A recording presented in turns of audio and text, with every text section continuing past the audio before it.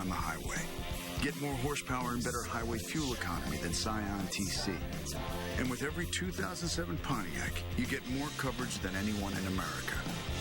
During the Pontiac Summer Sell Down, choose 0 APR or $3,000 total customer cash on any 2007 Torrent. Hurry, inventory limited. For more information, visit PontiacDrive.com.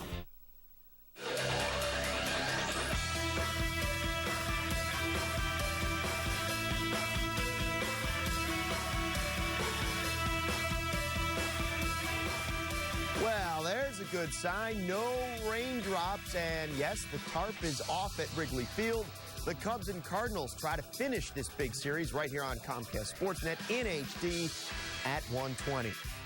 Welcome to Dodge Cubs Pregame Live alongside former Cubs reliever Dan Plesac. I'm Luke Stuckmeyer, and despite the rain out last night, the Cubs will now try and sweep this series today, weather permitting. Dan, the Cardinals had won 5 in a row. You would love to have seen that game get played last night. Well, especially with Carlos Zambrano, when he really looked like he brought his A game. The last couple of starts were a little bit iffy, kind of pitched like he did in April and May, but I really think getting that contract signed, some security, and in his defense, it's awfully difficult to go out and do what you want to do when you have the kind of dollars and years being talked about and you're so antsy to try to get that signed. I'm sure that was, he may not admit it, but I'm sure it did weigh in a little bit, but he looked like last night he brought the stuff that he had in June and July.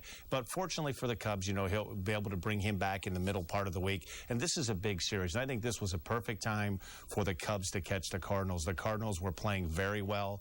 And it also catches the Cubs' attention. You know, you have a team right on your back creeping in. And I think they caught the Cardinals at the right time where their attention was on the Cardinals.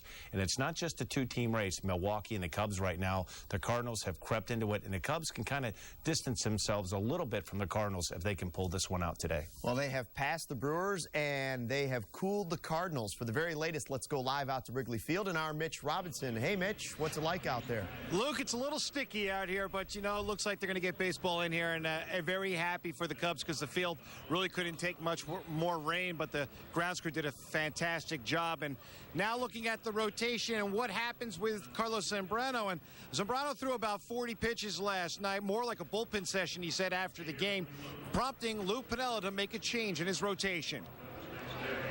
We expected him to throw good. I mean, it was reported that he had some problems physically. No problems. I mean, yesterday really was cutting it loose. Had really good stuff. It's a shame that the weather came, but you know, he wasn't going to be able to continue after a 2-hour wait.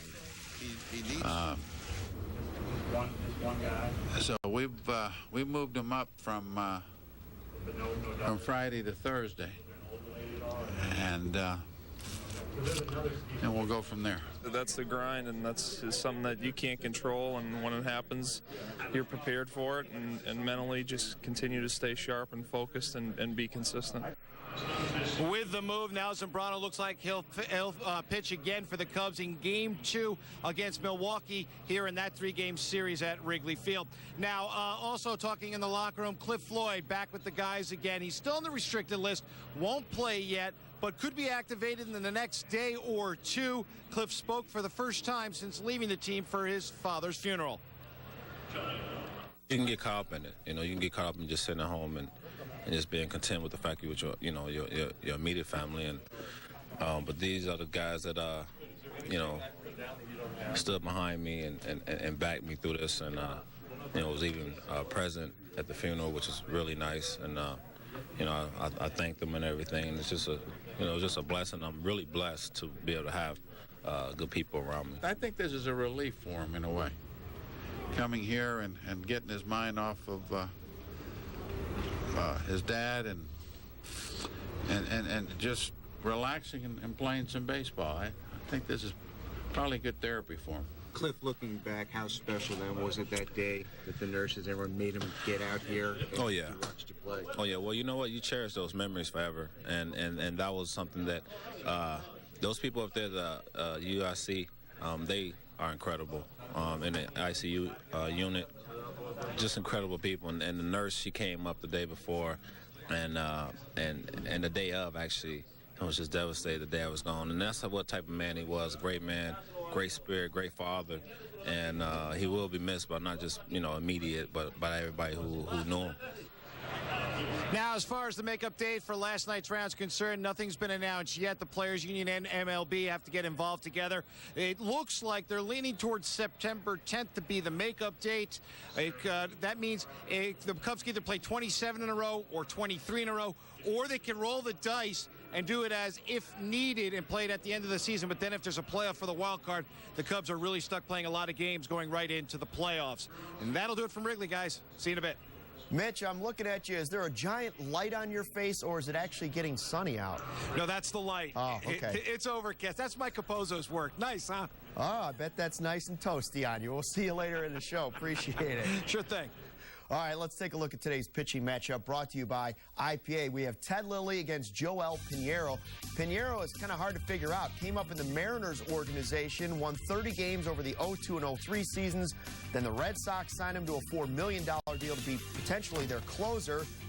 Didn't work out. They designated him for assignment. Here he is with the Cardinals. On the other side, you have Lilly enjoying an outstanding season, but he has struggled, especially in his last start against the Reds. Dan, what's going on with Ted Lilly that last time out? Well, really, the Cincinnati Reds came into Wrigley Field, and they're a very good offensive team. They have a lot of pop. They have some power from the right-hand side, obviously the left-hand side with Adam Dunn and Ken Griffey Jr., and they're a team that you really have to outslug. Their pitching is a little bit down, more than a little bit down. They're towards the bottom. You see Jeff Conine getting a fastball in the inner half of the plate. A very good offensive team, but I think the Reds fit the bill of a lot of teams that are sub-500 teams. They can score runs, but they have a problem holding opponents down. And really, you get into a series with the Reds, which the Brewers found out this weekend, they're going to score some runs. They're a tough team to shut down. When you look back all the way to spring training, we're there in Arizona, and Lou Piniella is telling Ted Lilly no walks this year because he walked so many guys in Toronto. He's really turned that around this season, and that's been maybe the key to his success. You know, when push comes to shove, he has really been the Cubs' most consistent starter from opening day to this point in the middle to late part of August. He's kept them in just about every game. He's throwing strikes, and when he brings his good stuff, which he has done most of the time, he can get you into that 6th and 7th inning. He's taken a big workload off of that bullpen that has been really used a lot and a little bit overworked. I expect him to pitch very well this afternoon. Alfonso Soriano was the big free agent. Ted Lilly may have been the most important free agent the Cubs picked up. Here's a look at the National League Central standings, and boy, have the Brewers fallen from the top. They've lost 6 of 7 and 10 of 13. The Cubs now with a 1-game lead after the Brewers lose last night. The Cardinals, who are climbing and climbing and climbing, now separated by 4 games by the Cubs. And Dan, what has gone wrong with the Milwaukee Brewers? Obviously, pitching's been part of the problem. I think one of the big problems for the Brewers, and it would be a problem that most teams would have, and it's a problem that the St. Louis Cardinals are having right now. When you have a guy like Ben Sheets, who is a big-time #1 starting pitcher, you can't replace those guys. Temporarily, you might be able to slide somebody in, and hopefully one of your 3, 4, 5 guys starts to get hot as far as the starting pitching goes. But it's awfully tough when your ace, in their case, Ben Sheets, is out for an extended period. And that's what the Cardinals are going through without former Cy Young Award winner Chris Carpenter. You can patch it together for a while, but you really miss that big horse that can start some winning streaks and, more importantly, stop those 3 or 4 game skids. They've had some devastating losses, blew a 5-run lead yesterday. Well, we have to take a quick timeout. We'll check out the lineups for both the Cubs and the Cards when we come back.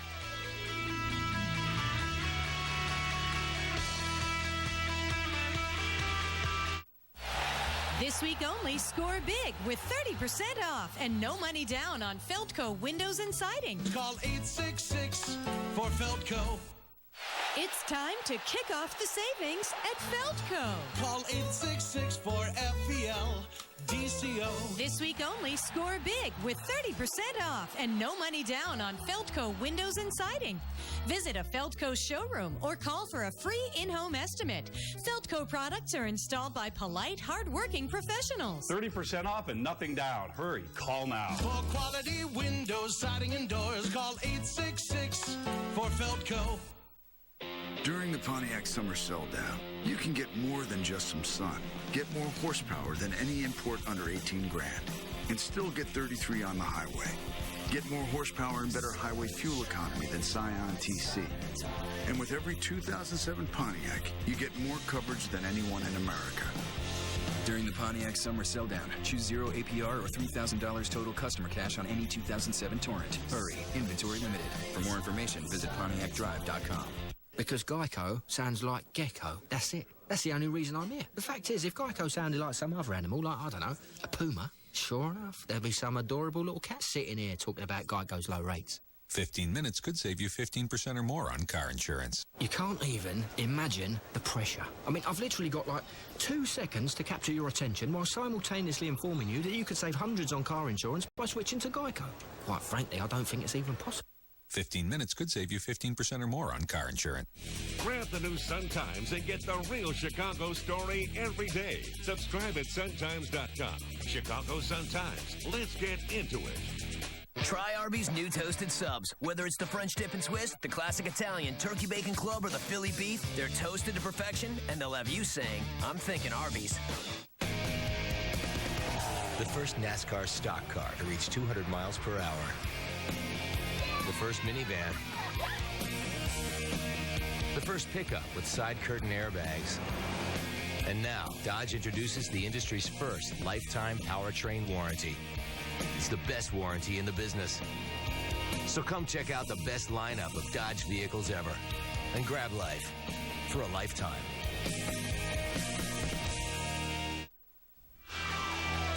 Welcome back to Dodge Cubs pregame live. The fans are piling into the bleachers. The rooftops slowly filling in. We're getting ready for baseball at 1:20 right here on Comcast Sportsnet. Looks like we're going to have this game start on time, which is good to hear after last night's rainout and the Cubs playing good baseball. Let's take a look at Lou Pinella's lineup for today.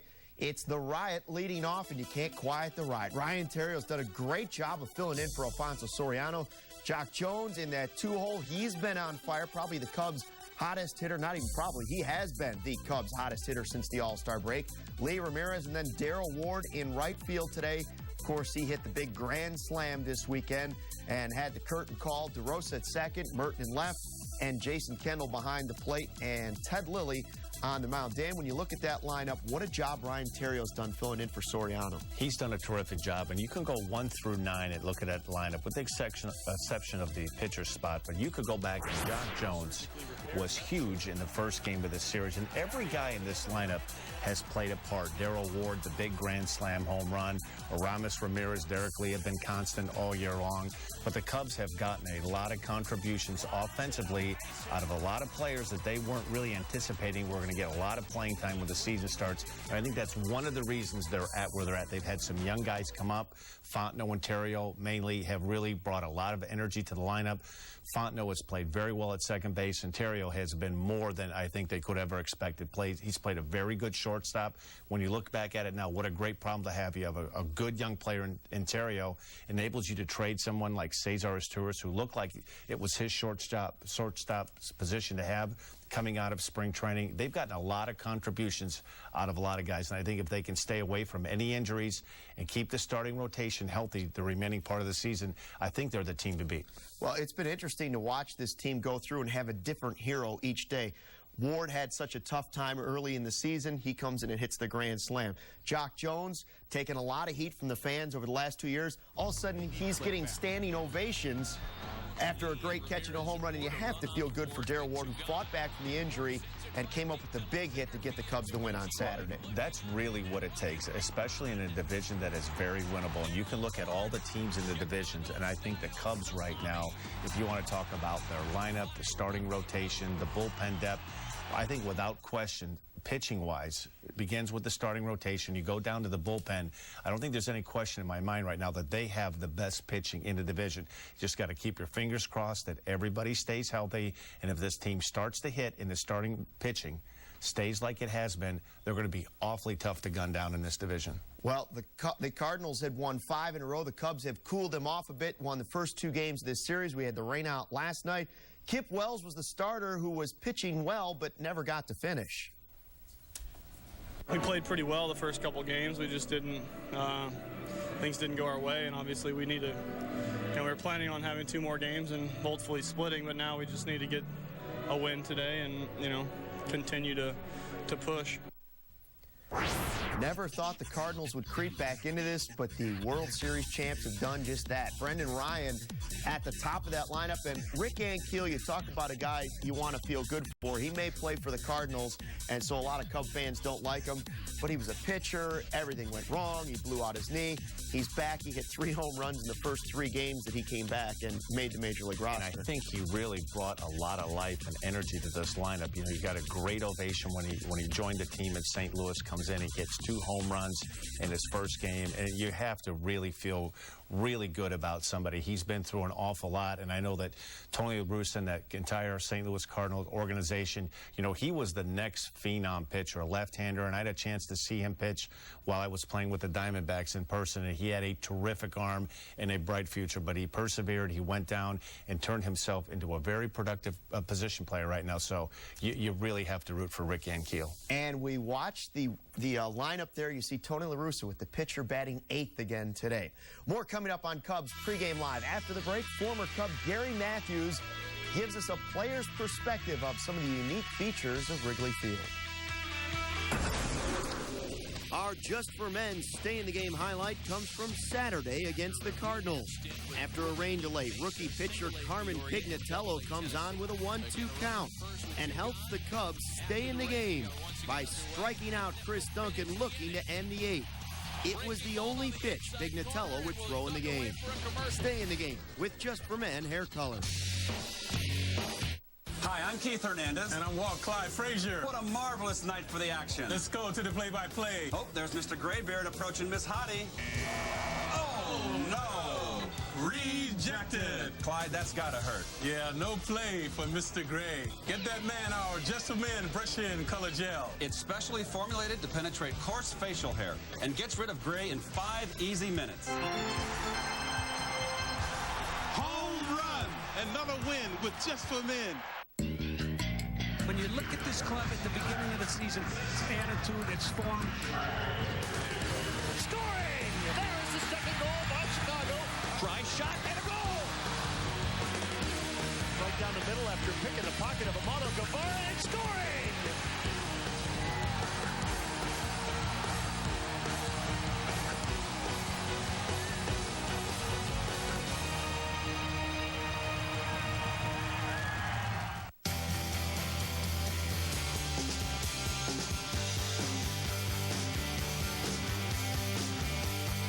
Introducing the Cadillac Summer Event. Right now at your Cadillac dealer, you can experience the best Cadillac has to offer and 0% APR financing across all models. The best part about summer? It's here. Visit your Chicagoland area Cadillac dealer for this attractive offer. That ought to do it, folks. You're all connected and ready to watch on demand. Which I can't get on the dish, right? Right. And it's really easy. Say you want to watch a movie right now. Just go to Stars on Demand, push play, no extra cost. Anytime? Anytime. Upgrade today to Mediacom Digital with Stars and Stars on Demand. Choose from hundreds of movies to start whenever you want. Just $5.95 a month for 12 months. Call 1-800-CABLE-TV today. DC, Daytona. With 2 great friends, 3 great bikes. Awesome. I started on the C90. Can't wait to get it out on the open road. S83. Fantastic. The M109R is as bad as you want it to be. Power's incredible. This bike brings cruising to a whole new level. Hi, I'm John Brenny. Come check out all the new Suzukis at Brenny Cycle Works in East Moline. Bulls, Blackhawks, Cubs, and White Sox. Comcast Sportsnet. Cubs and Cardinals coming up on Comcast Sportsnet in high definition. We're on time to start at 1:20 at Wrigley Field. Welcome back to Cubs Pregame Live. Gary Sarge Matthews, no stranger to Cub fans. He was a key member of that 1984 playoff team. And then, of course, he spent 4 years as a coach with the Northsiders. Sarge now works in the Phillies broadcast booth. Recently returned to Clark and Addison, took our camera along for a tour of the friendly confines.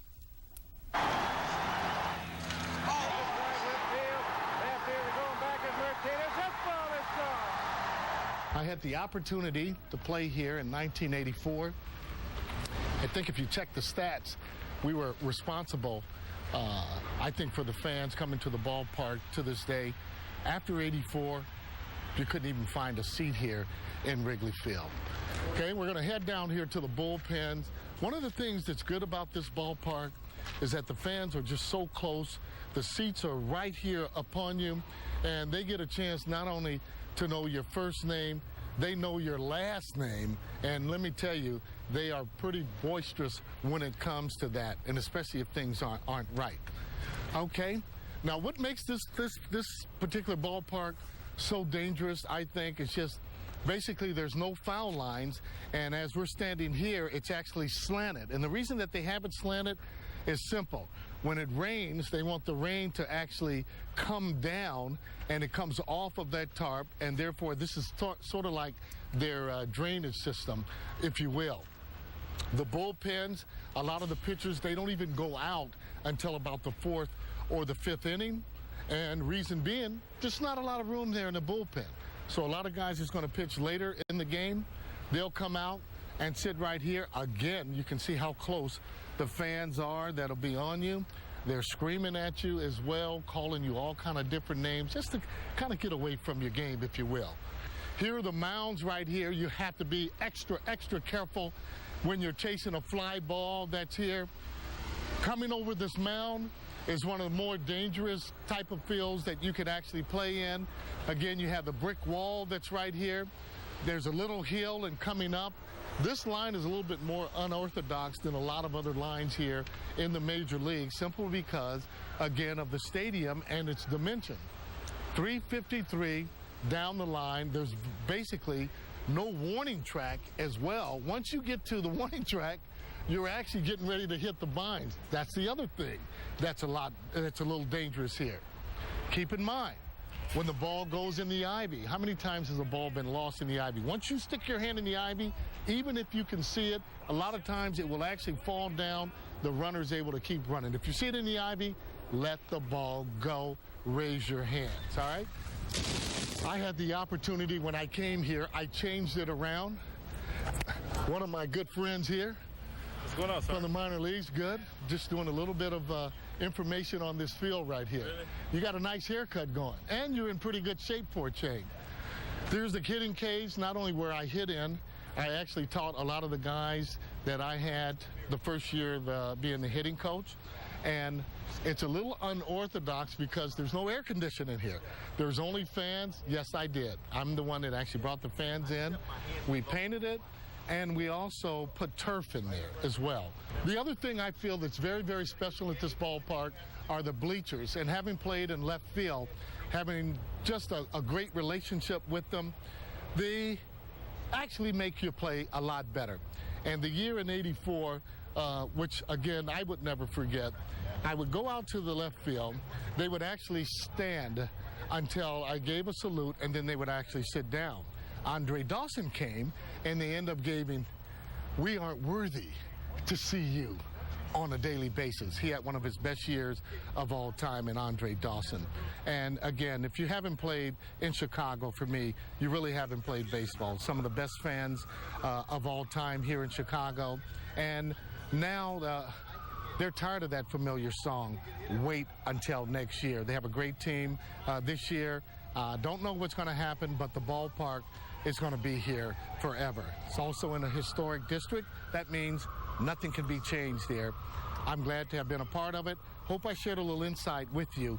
My name's Gary Matthews with the Philadelphia Phillies. Sarge looking good with the head on there. You've seen that bullpen from both sides. It's one of the strangest things that it's even on the field in the first place because it's an old ballpark. What's it like as a visiting pitcher being right there with the fans? I mean, they're next to you when you're throwing. It's a very difficult place to warm up in as an opposing pitcher, particularly if you're left-handed like I was. If you're up with a right-handed pitcher, the left-hander and the right-hander are throwing on different mounds. You want the right-hander throwing to the right side and the left-hander throwing to the left side of the rubber. And so when I was throwing, it was always along that wall, and people would try to reach out and try to catch the ball or catch the ball coming back from the catcher as he was throwing the ball back to you. A very difficult place to warm up, and what makes it really strange range is you're afraid to really work on your breaking pitches because you don't want the ball to get loose. If it does, it rolls on behind home plate, and you're the umpire, and they have to call time. I bet they had a few nicknames for you, too. We'll be right back with Dan's keys to the game after a final timeout on Cubs Pregame Live.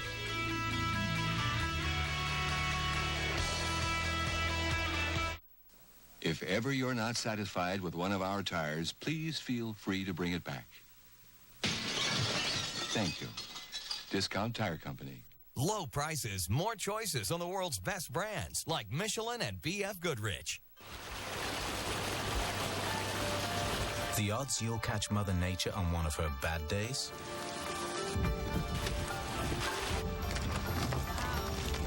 Nine to 1. The LR3, created for the one.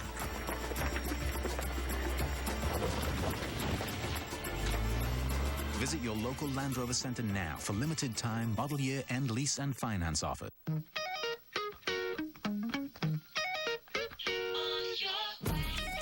You don't have to change what you're about to change your future. If you want to take your passion for everything wired and make it really pay, jump on an associate degree program from DeVry University. You'll get the individual attention, flexible schedules, and hands-on experience you need to step out of school in under 2 years. Straight into a serious career in technology. You'll even get your own laptop to use while you're in school. And here's where you get started. Go to DeVryWired14.com and check out this free guide to the kind of careers you could really get into. Don't change how you see the world, just how the world sees you. Call or log on now to DeVryWired14.com. But hurry, classes start soon. DeVry University.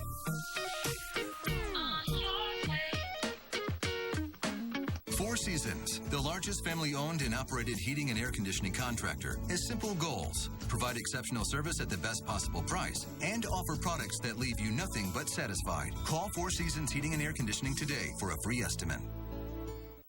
During the Pontiac Summer Sell-Down, you can get more than just some sun. Get more horsepower than any import under 18 grand and still get 33 on the highway. Get more horsepower and better highway fuel economy than Scion TC. And with every 2007 Pontiac, you get more coverage than anyone in America. During the Pontiac Summer Sell-Down, get into a 2007 G6 sedan starting at $16,895. Hurry, inventory limited. For more information, visit PontiacDrive.com. Welcome back. We're getting ready for baseball at 1:20 right here on Comcast Sportsnet. And if you think this pennant race is fun as a Cubs fan, imagine being Carmen Pignatello, a Cubs fan growing up. He went to high school at Providence Catholic in New Lenox, and all of a sudden, he's not just watching, he's pitching in this playoff race. Mitch Robinson is one-on-one with the Cubs rookie pitcher. All right, thanks a lot, guys. And Carmen, talk about it. I mean, you come on with a splasher when obviously you come into one of the greatest rivalries in baseball after a rain delay. And are you still kind of living high in that, or you moved past it? Yeah, I moved on. I mean, it was a good day, you know, that day. Now you got to move on to the next game, and hopefully I get another opportunity to help the team win. What's it like to get this kind of experience? Are you basically watching everyone and trying to pick up as much as you can the time that you're helping the club? Yeah, you know, I talk with the relievers, you know, how they prepare and, you know, what they do, go about their business, you know, on a daily basis. And, you know, I mean, it's a great feeling to be up here. And obviously, like you said, the experience of being in a playoff race, you know, playing against the Cardinals. And it's just a great atmosphere up here. And I think it'll help my career down the road. You know, the Cubs have had a lot of guys like you come up this year and help out, and for some reason every time Lou calls on somebody they pay off and it helps. When you see how many opportunities are in the minors and then you come into a clubhouse that is in the middle of a playoff chase, what's that like? You know, it's a great feeling. You know, I've played with a lot of these guys that are in the clubhouse, and, you know, it makes you feel comfortable up here, that you know a lot of the guys, you feel part of the team. And, you know, down in the minor leagues, seeing my buddies come up here and pitch well, it motivates you to do well, and now I'm getting my opportunity. How tough is it as a pitcher? I talked to Rich Hill about it. Rain delays for pitchers. Starters, obviously, it might be a little tougher on, but for, because reliever, your role is to sit around for 3 hours. Right.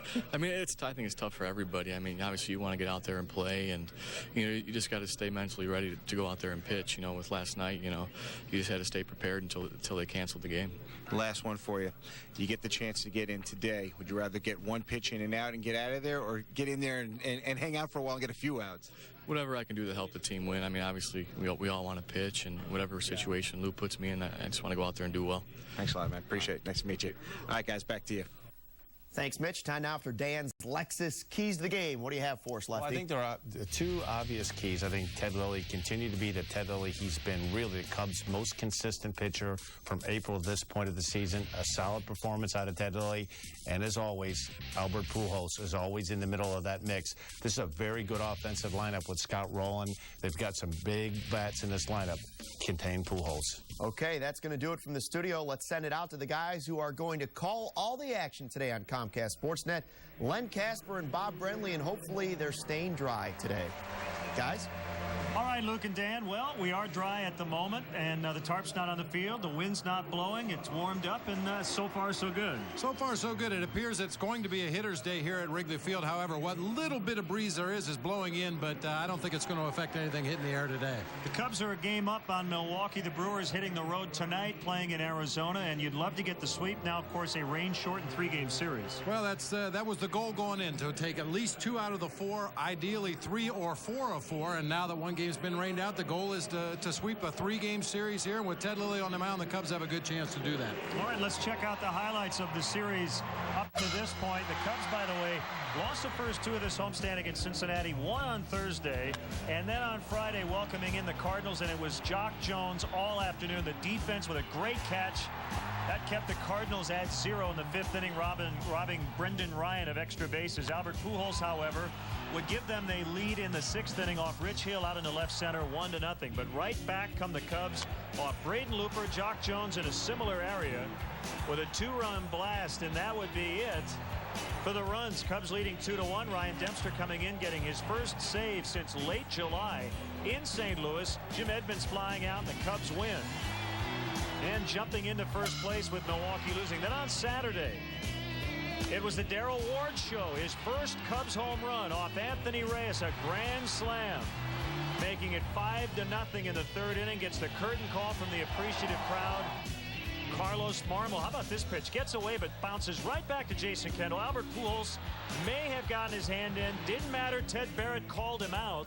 Looked like the tag was a little late. The ball, however, did beat Pujols. That was a huge play in that ball game. And then later in that inning, Carlos Marmol hits Chris Duncan with a pitch, but he swung at it. Cubs win 5-3. Then Carlos Zambrano taking the mound last night, his first start after signing a huge 5-year contract extension, and he was on his game after a couple of starts in which he had struggled. Retired the first 9 he faced, but in the bottom of the 3rd, the rains came, a long rain delay of almost an hour and 50 minutes. So they ended up postponing the game. So the Matt Merton hit didn't count, and they're going to make up this game at some point. Sounds like September 10th. The Cubs also with an off day next week, but I think they'll wait till the rosters expand. I think that's a real good idea, to wait until September, when each team will have a lot more bodies available to deal with what's going to be an altered schedule at that point. Let's send it down to the field now. Mitch Robinson, a conversation earlier with Daryl Ward, who was the big hero on Saturday. All right, Len, thanks a lot. And for yourself, man, I mean, the highest of highs the other day, a couple days removed after a rain delay. As a veteran, do you just kind of now put that in behind you and start moving on? Yeah, because that's 2 days ago now. So yesterday I was still feeling it a little bit, and the game has started, and I had to, tell myself, come back down, let's go back to the basics. Let's get some base hits. Let's, do something different. I found myself swinging a little bit too hard on my first at-bat. So today, just go out, relax, and let this game come to me naturally. Being in the game and around the game, you hear about Cubs Cardinals, and you hear about especially a rivalry like this when there's a playoff implications. Until you're in it, can you know what it feels like? Yeah, Right now, we don't really know. We just know that we want to go out and win games consistently, so that way we know for sure that we're going to be playing in the playoffs, But we can't tell you how it feels right now because it's not here yet, So right now it's just the whole fun of just the race, getting to get to first place, to get to the playoffs, and it's a whole lot of fun in that process. So we're having fun playing right now and watching the other teams play to see what happens with them and make sure that we do our job. As a guy who's been around, has it been kind of amazing to see how many young guys get called up even like for 10 days, 12 days, and still manage to do something? I mean, Pignatello on one pitch gets out of the inning. You've seen it over and over again this season. Yeah, it's crazy. Sometimes baseball's like that. We're bringing guys up for certain matchups and sending them back down, bringing some other guys up to match up against this other team. I personally haven't seen that too often, but it's working here. What can you say? You guys are playing so well at home. Double-edged sword. I mean, it's probably nice to get away for a little while, get on the road, but as you also said, you covet these games at home at Wrigley and really want to win these ones. Yeah, our home crowd is unbelievable, and we would definitely like to play more games here, especially right now while we're playing good in front of them because, like everyone says at first it was kind of shaky, but we seem to got the engine rolling pretty good. So you do want to play them in front of your home crowd because they get loud and rowdy, man, and it's a lot of fun. It sounds like we're playing in the playoffs now if you listen to the fans outside.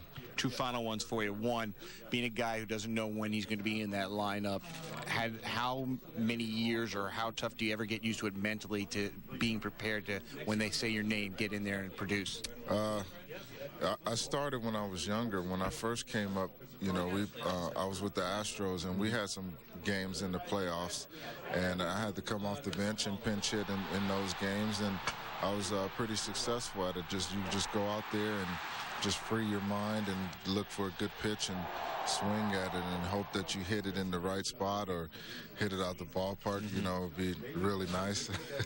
So, yeah, that's it. I mean, you can't put any kind of pressure on yourself, and that happened probably my second year in the big leagues. It was like, I pinched hit in the playoffs and hit a home run against the Braves, and I was like, that's what it takes. Just go up there and get a good pitch and swing hard, and that's it. Last one. How much luck is left in that jersey? A lot.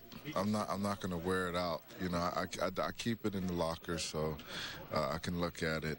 But I'm not going to wear it all the time because I'm a little bit superstitious, but I don't like to let my well run dry. Yeah, I think you got a lot of mileage left. He's Daryl Ward. Back to you, Len. Thanks. All right, Mitch, thank you very much. A couple of superstars maybe chatting about their swings. Albert Pujols and Aramis Ramirez will do battle coming up. Cardinals and Cubs, Game 3. We'll be back.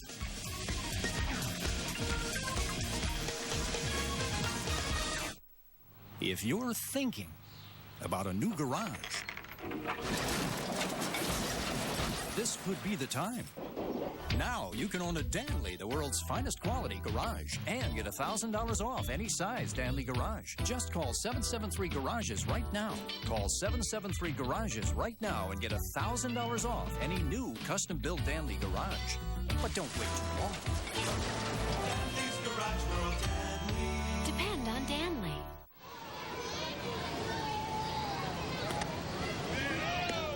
Are your kids dreaming of playing in the big leagues?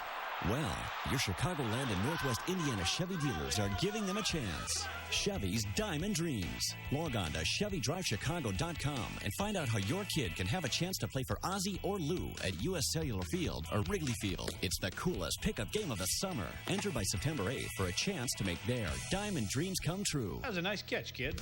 Hey, Chicagoland, looking for a career change? International Profit Associates is the nation's leader in management consulting for small and medium-sized companies. IPA had another winning year and is now hiring appointment setters and inside sales representatives. IPA employees are building careers. The 600 employees at the Northwest Suburban office love working at IPA because of unlimited income potential. Create your own promotion. Call IPA at 800-531-2542, weekdays between 7 and 5. Tell them you're looking for a change. Imagine a movie theater in your home. Introducing Universal HD. Blockbusters and award-winning films, all 100% HD 24/7. Uncut and commercial-free. It's the coolest! Universal HD, the best movies on television. To learn more, log on to universalhd.com.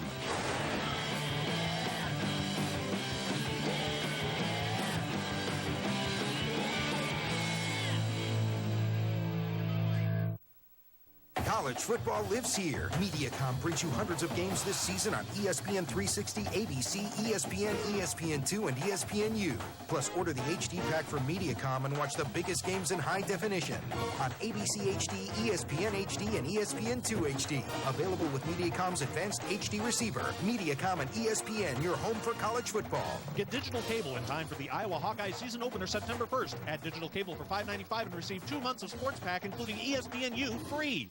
Damn Sports Show, period. Tonight on Comcast Sportsnet. Now the pitchers today, left-hander Ted Lilly coming off a no decision. He struggled, but he did exit with a lead. And Bob, Joel Pinheiro, recently acquired from Boston, has been pretty good his last 2 starts. He's been real good his last 2 starts. The last time he pitched against the Cubs was as a member of the Seattle Mariners, managed by Lou Piniella. So Lilly for the Cubs, Pinheiro for the Cardinals. A rain-shortened 3-game series. The Cubs shoot for the sweep, the first-place Cubs. And we'll have all the action coming up next.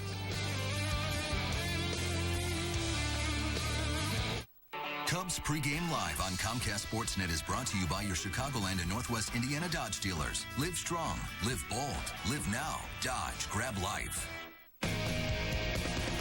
The first NASCAR stock car to reach 200 miles per hour. The first minivan. The first pickup with side curtain airbags. And now, Dodge introduces the industry's first lifetime powertrain warranty. It's the best warranty in the business. So come check out the best lineup of Dodge vehicles ever and grab life for a lifetime.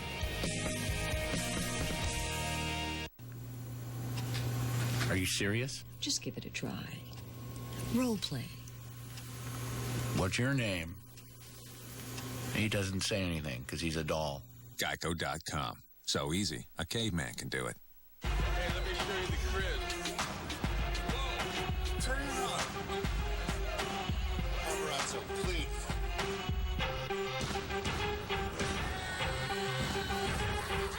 Better not be on the internet, man. Lots has changed over 4 generations, but one thing that's remained the same is the great taste of Rosati's pizza. For 40 years, the Rosati family secret recipes have kept people coming back for more.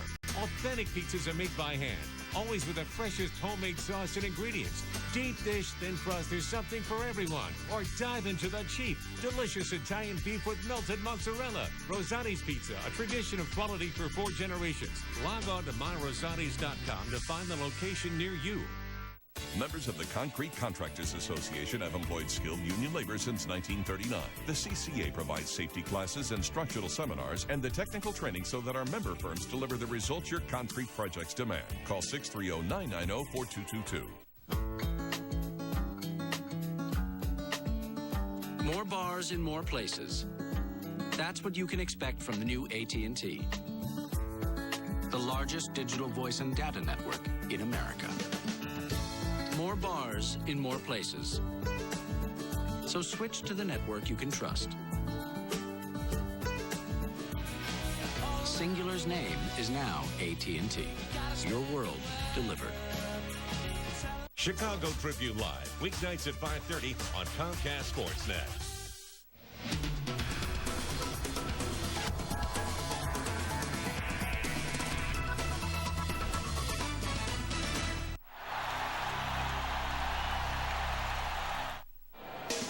As the Cubs close out the series, it's been a new hero every day. First it was Jock Jones.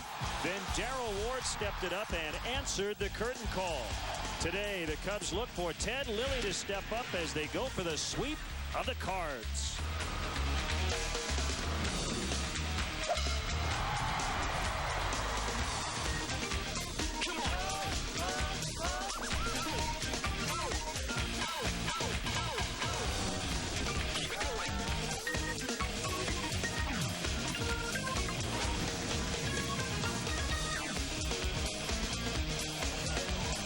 Cubs are hoping to push the Cardinals a little farther down in the standings. Right now, the Cubs are 4 up on St. Louis, 1 up on Milwaukee in the National League Central, and we are inside the friendly confines for Cubs baseball on Comcast Sportsnet. A rain-shortened 3-game series, and the Cubs go for the sweep. Hi again, everyone. Bob Brenly and Len Casper with you. A washout last night. Cubs won Friday, and again on Saturday. Just 4 hits offensively in the first 2 games for the Cubs, but it didn't matter, and they played very well against Tony La Russa's club. They played really good against the Cardinals all season long. In the 10 matchups, the Cubs have won 7 of the 10. You can see the offense is marginally better. The real difference is in the team ERA. The Cubs pitching and defense has held the Cardinals to 3 or fewer runs in 8 of the 10 ball games. On the mound today, it'll be Ted Lilly for the Cubs, Joel Pinheiro, a right-hander for St. Louis, and a couple of the Cubs have had previous at-bats. Jock Jones in particular, those American League matchups, and he had the upper hand. 31 previous at-bats against Joel Pinheiro, 11 base hits, and Jock Jones has been red hot the entire month of August, hitting .400 for the month. Overcast skies, the wind not doing a whole lot, but we are set for baseball. Before that, let's go down to the field. Wayne Messmer has our national anthem today. And now, ladies and gentlemen, to honor America, we ask that you all please rise and kindly remove your caps and join along with me, Chicago Cubs public address announcer Wayne Messmer, accompanied by Gary Pressey at the Wrigley Field Lowry organ, and a singing and playing of our national anthem.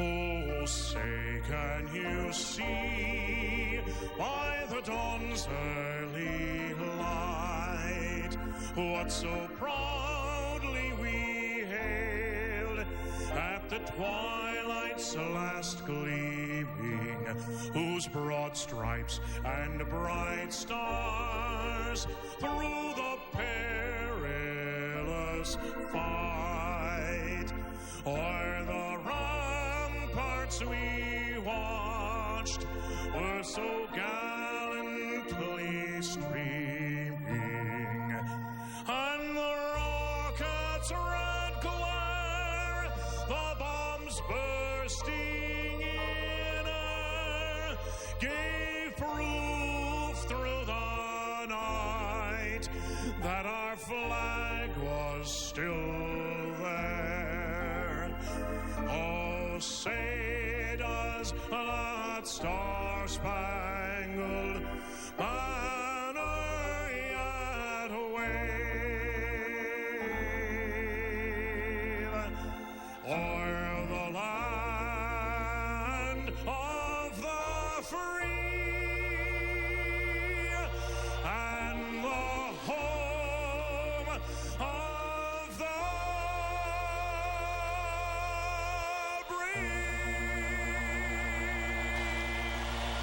Wayne Messmer with our anthem today. Coming up, 13-game winner Ted Lilly will try to have the Cubs sweep the Cardinals. We'll have Cubs baseball coming up next. Plan your next corporate or social function in one of Wrigley Field's private party accommodations. Wrigley Field offers a variety of private catered opportunities to host and impress your group. The Mezzanine Suites, presented by Nuveen Investments, has 4 convenient rental plans to fit all budgets and needs. For larger parties of 75 to 100, the Batter's Eye Lounge, located in the center field Bud Light bleachers, provides a unique view of the game. All private party accommodations provide generous food and beverage packages as well as VIP parking. Call 773-404-CUBS or visit Cubs.com. If you need to tow it, Quad City Spring has it. Quad City Spring is the area's suspension, spring, truck accessory, and towing experts. From goosenecks and fifth wheels to every kind of hitch imaginable, including Blue Ox base plates and tow bars, strong as an ox. And Quad City Spring installs and services everything they sell. So tow it right. Get your ride to Quad City Spring. Quad City Spring, 34th Street at River Drive in Moline.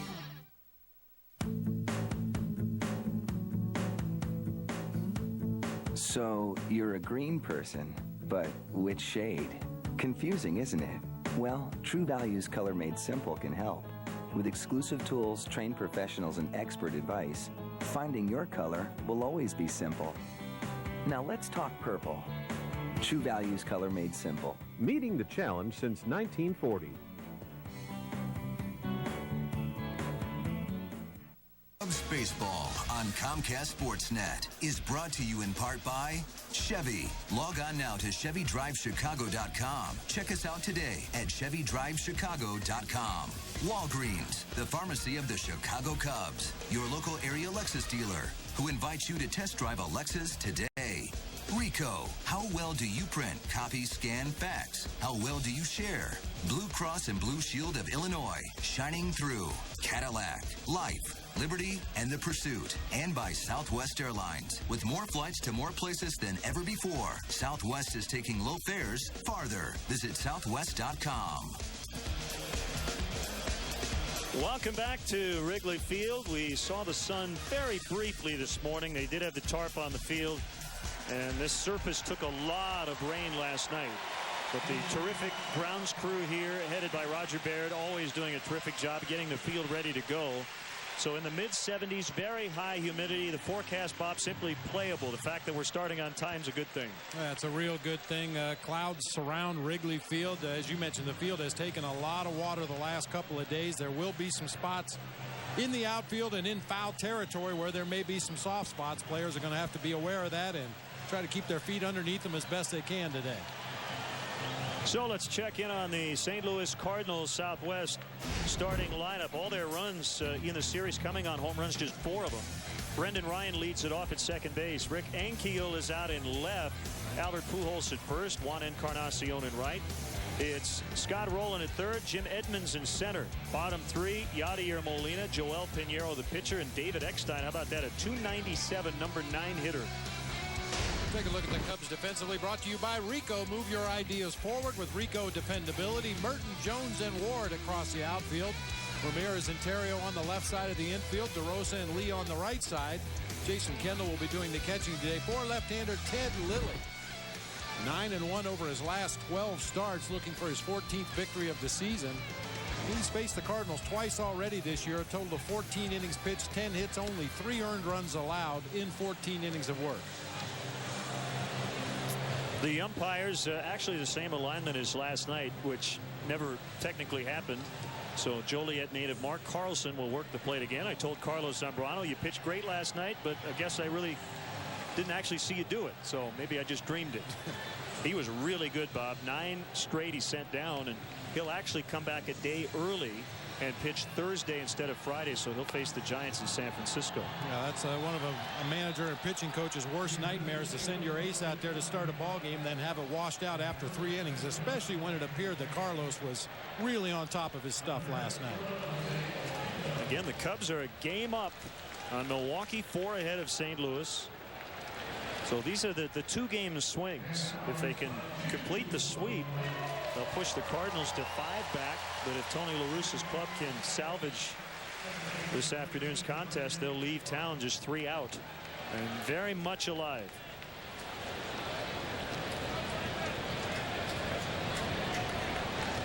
So we're ready to go. Ted Lilly against Brendan Ryan, who's 2 for 2 with a walk against the Cubs lefty. And a first pitch strike. And we're underway.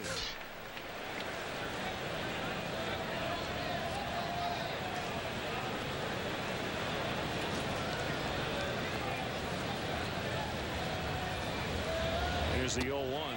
Good slow curve for a strike. Kind of an odd look to Tony La Russa's lineup today. As you mentioned, David Eckstein hitting in the 9 spot. Ryan finds himself leading off today. Basically, based on his numbers against left-handed pitching this season, a .422 hitter against southpaws. Popped it up, back out of play. And into the seats. Well, you would always expect a huge crowd when the Cardinals are in town, with the Cubs up a game in the division. But it's a Monday afternoon, this place with a lot of excitement. So no weekend hangover. Pulled past Ramirez and into left. So Brendan Ryan with a leadoff single. He's 3 for 3 against Lilly. Well, we talked about the wet grass and the soft spots in the outfield. Another factor is that ball is going to die in the outfield grass quickly. That was a hard ground ball that just got underneath the glove of Aramis Ramirez at third and didn't even make it out to Matt Merton in left field. That thick grass in the outfield really slowing the ball down today with the additional wetness in the outfield.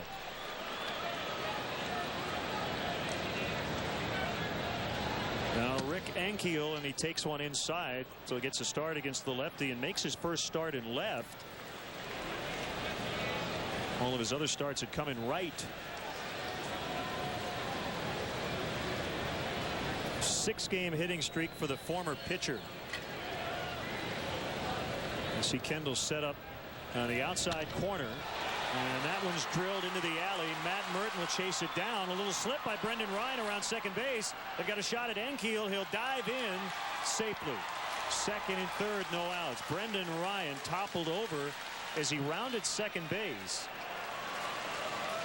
Now you can clearly see that fresh, quote, dry dirt has been placed on the infield, but a little slippage out there by the base runner.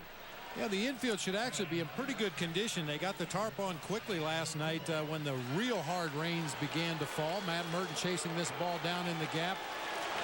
And you'll see Ryan as he rounds second base just kind of broke stride right there, went down to a knee, but able to get back up and advance easily onto third base. A much closer play at second, however, with Rick Ankiel coming in there. Well, a lot of trouble here. Pujols batting, and he pops it up. This will be a huge first out of the ball game for Ted Lilly as DeRosa squeezes.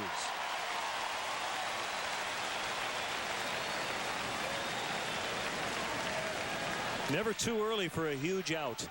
Boy, and that is a huge out. Make no mistake about it. Albert Pujols chasing the first pitch he sees with a couple runners in scoring position. I mean, that was an at-bat where I fully expected Ted Lilly to kind of work around Albert Pujols with a base open, but he chases a belt-high fastball off the plate inside. Pops it harmlessly to the middle of the infield for the first out. Albert now 4 for 8 in the series with 2 home runs. There's Encarnacion. The Cubs are still going to play back on the infield and give up a run if they can get the second out. You know, Len, there's no question Albert Pujols is a guy you have to keep your eye on at all times when his spot is due to hit. But the guy at the plate right now is 5 for his last 5 against Ted Lilly. 5 straight singles. Good block by Jason Kendall. And it's 1-1. The official weather report has the wind variable right now, which means it's not doing much of anything. We usually find out it's blowing in or out or across from left to right or vice versa. But right now, variable, gusting up to 2 miles an hour. Yeah, barely enough to make the flag move. What little bit of wind there is appears to be blowing in, but as we mentioned earlier, should not really affect fly balls too much in the game today.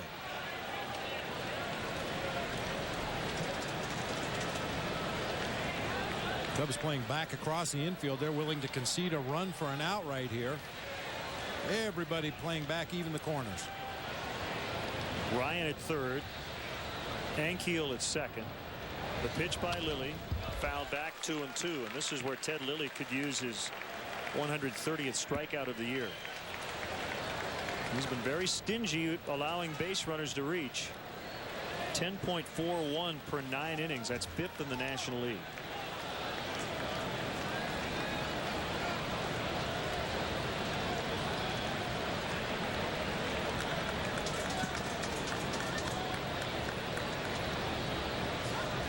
Kick and the 2-2 popped up by Encarnacion. And this will be Jason Kendall for the second out. A little bit of a trip by Jason as he made the catch and fouled ground near that fungo circle.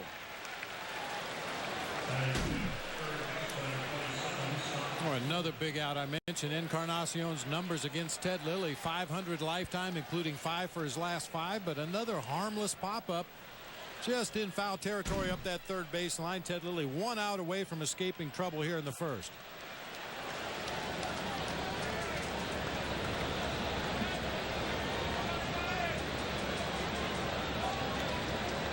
Scott Rowland 0 for 8 in the series, 0 for his last 10 overall. He takes that pitch inside. 1 ball, no strikes.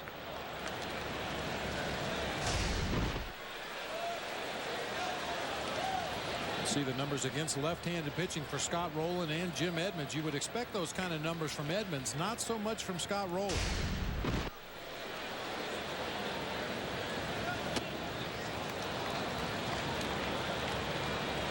With Edmonds on deck, Lilly might be a little extra careful here with Rowland, particularly now with a 2-0 count on him.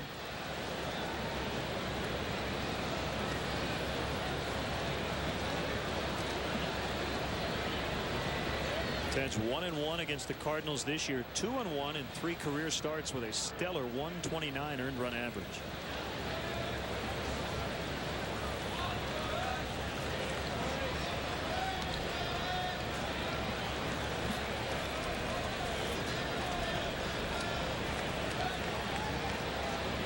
As a sign from Kendall,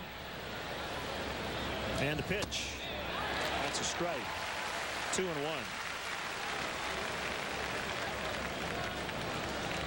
Well, he can jump into a tie for first in the National League and wins if he can grab this one today. Right now with 13, tied with 6 others. But there are 4 pitchers in the National League, including Carlos Zambrano with 14 wins. Another strike, 2-2.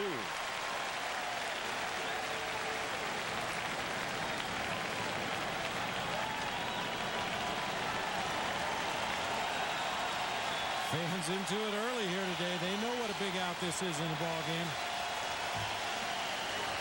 And they also understand how important this game is. Cubs going for the jugular today after taking the first 2 in this series.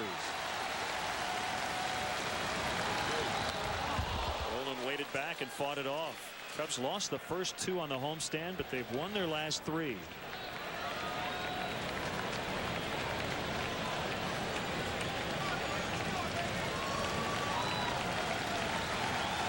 Keep the Cardinals with that low average in this spot.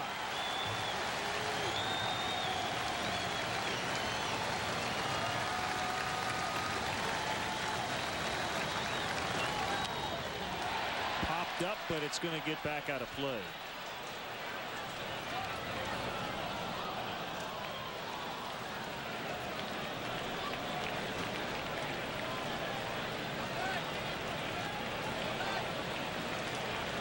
Lou Piniella understands there's still a long way to go, but right now his team a game ahead of the Brewers. An important road trip starting tomorrow night. 3 in San Francisco and then 3 against red-hot Arizona this weekend.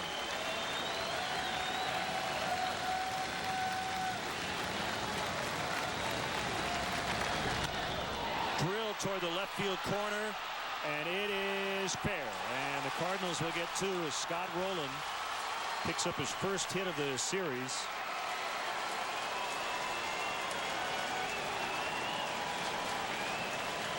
From our broadcast position, the only spots in the park we cannot see are right directly in the corners. And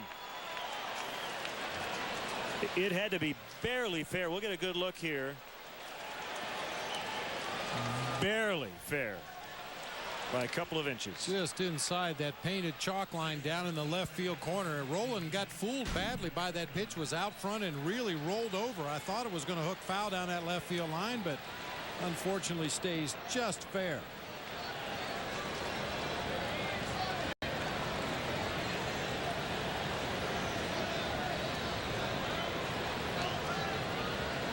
And Jim Edmonds takes ball 1.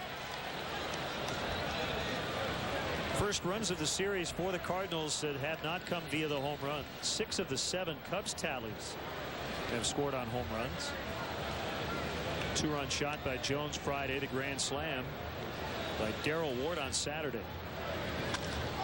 That one hit well. Matt Merton, however, is there, slicing right into his glove for the 3rd out.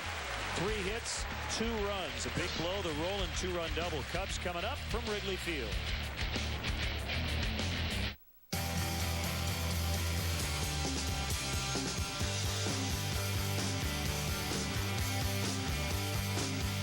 Introducing the Cadillac Summer Event. Right now, at your Cadillac dealer, you can experience the best Cadillac has to offer and 0% APR financing across all models. The best part about summer? It's here. Visit your Chicagoland area Cadillac dealer for this attractive offer.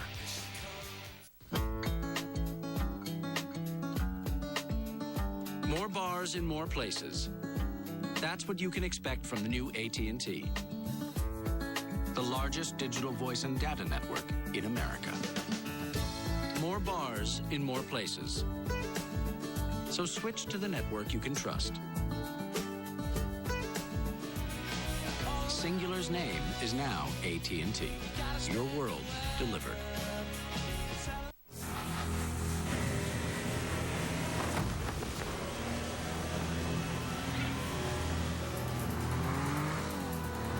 Agility captured by the world's most advanced four-wheel active steering system. Now cornering is more precise, handling more responsive. The all-new 330 horsepower Infiniti G Coupe. Intensity captured. Well, it's MetLife Day here at the ballpark. The first 10,000 adults getting a Snoopy doll and a Cubs keychain.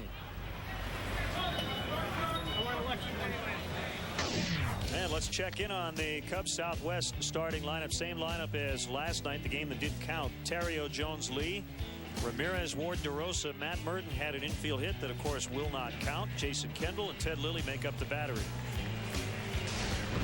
Take a look at the Cardinals defensively. Ankiel, Edmonds, and Encarnacion across the outfield today. Scott Rowland at third, David Eckstein at short, Brandon Ryan at second base, Albert Pujols over at first. Yadier Molina doing the catching today for right-hander Joel Pinheiro. 6'1", 200-pounder. Ryan Terrio goes deep to left. Ankiel is back. He's going to leap, and it's out of the vines, right below the basket. Terrio toward third. He is out.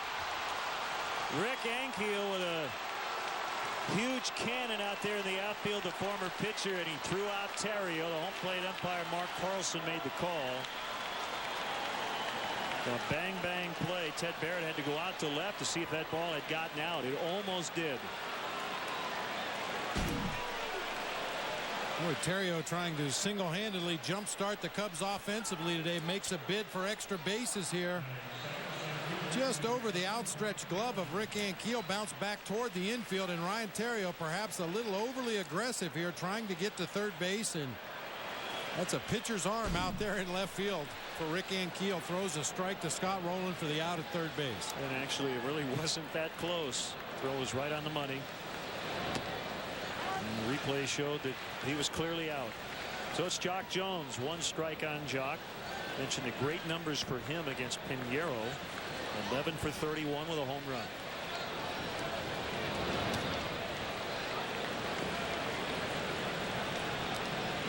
Well, what a play by Ankiel. I mean, a guy who has never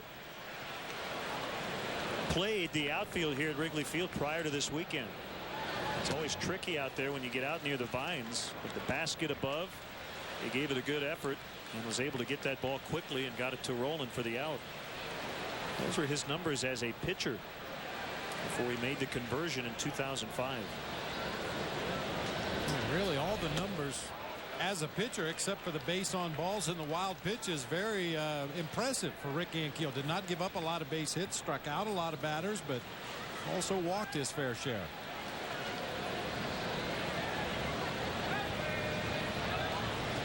Long look by Pinheiro. The 2-2 pitch is inside on a fastball, registering at 90 miles per hour. 3-2 on Jones. Lee on deck.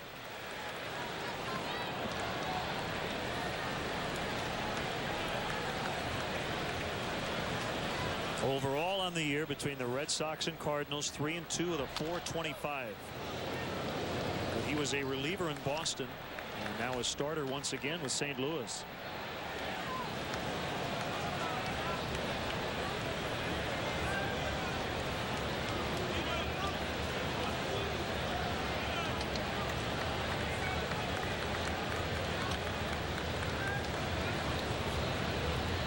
Leadoff pitch. Rolled over to second.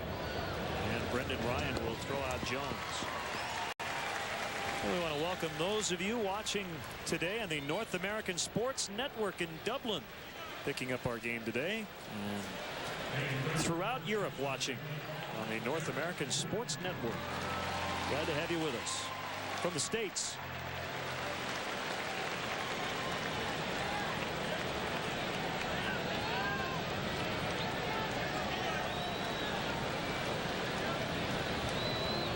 Derek Lee had 3 hits on Saturday. Comes in at .314.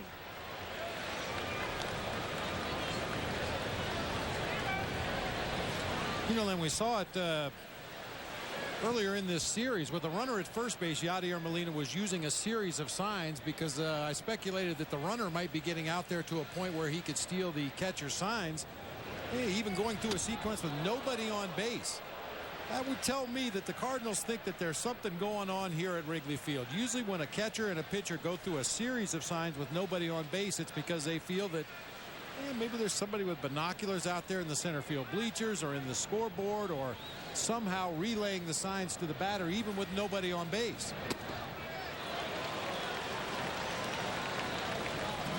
Spies, perhaps? Well, baseball managers and coaches are a paranoid bunch. Comes with a job, though, doesn't it? It really does. I mean, any slight edge you can garner, you try to use to your advantage. And sometimes you go to these visiting ballparks and there's a lot of people out there in the scoreboard, a lot of people sitting in the bleachers. And usually you keep a close eye to make sure there's not anything funny going on out there in center field that could be relaying something to the hitter. Well, I know one thing the Cardinals noted when Joel Pinheiro was acquired from Boston is that he was tipping his pitches. And he was able to tweak something mechanically, and he's won his last 2 starts, 7 innings each time out with no walks.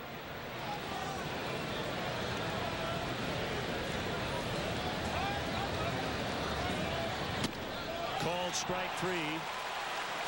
And Derek Lee will head back out and play defense. The Cardinals leading the Cubs after 1, 2-0.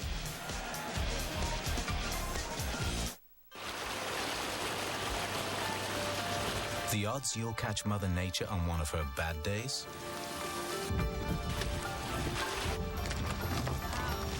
Nine to 1.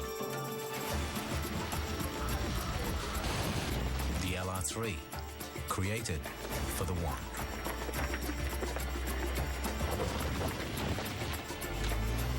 Visit your local Land Rover Center now for limited time, model year, and lease and finance offers. Make a smooth approach. Make smooth contact with Electric Shave Pre-Shave Lotion. Stands up whiskers for up to a 52% closer shave.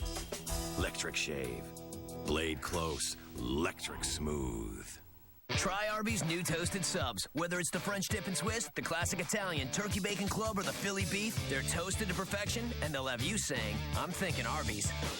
Summer means time for camping out, cooling off, and time for the GMC Summer Sell Down. The best time for the best selection of 07 models, like an 07 Sierra with best-in-class fuel economy and the best coverage in America. The GMC Summer Sell Down. Get $2,000 cash back when you purchase any 07 Yukon XL, plus an additional $4,000 on select Yukon XL models in inventory since 11/11/06. Visit GMCDrive.com. But these are the guys that, stood behind me and backed me through this, and, was even present at the funeral, which is really nice. And, I thank them and everything. And it's just a blessing. I'm really blessed to be able to have good people around me. Well, it's so great to have Cliff Floyd back at the ballpark. It's been a very difficult time for Cliff and his family after the death of his father, Cornelius. But as he mentioned, funeral services on Saturday, and many of his teammates and coaches were there. Cliff technically right now on the restricted list. His time on the bereavement list ran out yesterday, but it sounds like he's going to be activated tomorrow before the Cubs-Giants game tomorrow night. We'll have it for you right here on Comcast Sportsnet.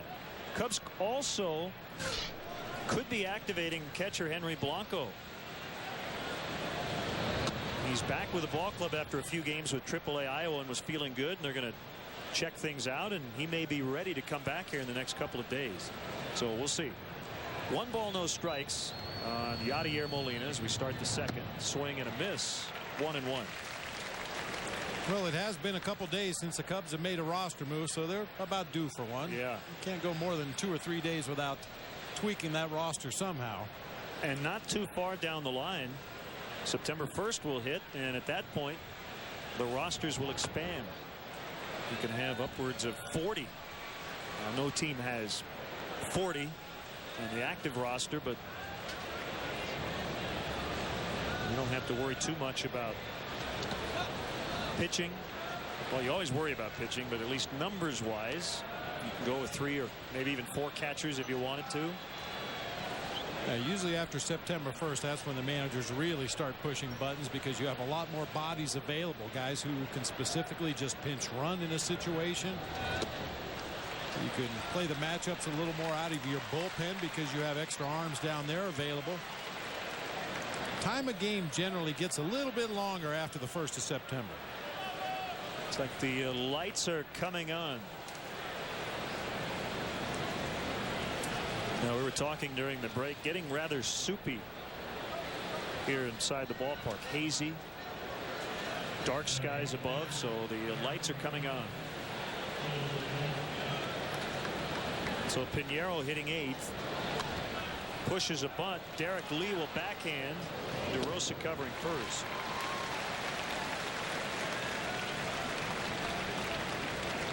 Today's Celebrity Bat Kids are brought to you by Walgreens, the official pharmacy of the Chicago Cubs. 11-year-old Sarah Hill of Oak Forest and 8-year-old Nicholas Crow of Manteno, Illinois. Today's Walgreens Celebrity Bat Kids. If you want to be a Walgreens Celebrity Bat Kid and have the opportunity to meet your favorite Cub players, get autographs, and sit in the Cubs dugout, visit WGNradio.com for more information.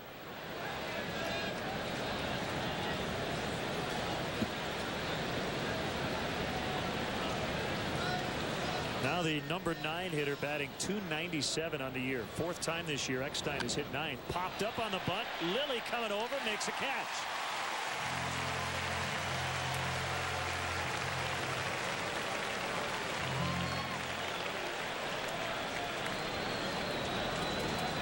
I'm sure that's just David Eckstein freelancing on his own up there, trying to bunt for a base hit, but he does the Cubs a huge favor here, popping that ball up in the air. Ted Lilly, as we've talked about throughout the season, really prides himself on being a complete pitcher, and that includes coming off that bump and fielding your position.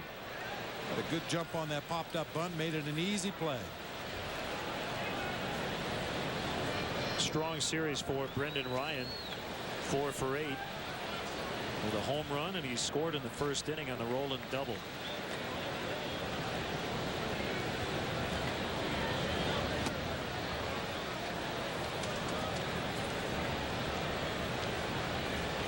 We know this inning set up perfectly for Tony La Russa in his new alignment with the pitcher hitting in the 8th spot. He had the leadoff walk to the 7th hitter Molina, which set it up perfectly to have your pitcher put down a sac bunt, and then David Eckstein, as I mentioned, freelancing, trying to bunt for a base hit. Sure, Tony La Russa would have preferred David Eckstein go up there and swing away and try to drive that run in from second base, but still an opportunity here for Ryan with 2 outs in the inning and a runner in scoring position. Hey, you realign your lineup with the idea that whoever it is that's hitting in that 9 spot other than the pitcher not only may set the table for the middle of your lineup, but he also may have some RBI opportunities because that pitcher's in the 8 hole, as we saw in this inning. David Eckstein does not take advantage, chooses to bunt for a base hit instead of swinging away. Well, an opportunity here for Brendan Ryan. Aaron Miles can play second base, but Adam Kennedy, who's made the most starts at second for the Cardinals, might be done for the year. He just had right knee surgery. Outside, 3-1. But a rough year for Kennedy, hitting just .219.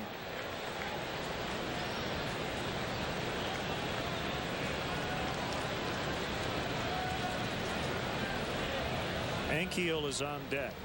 He doubled in the 1st. Made a big defensive play in the bottom of the inning.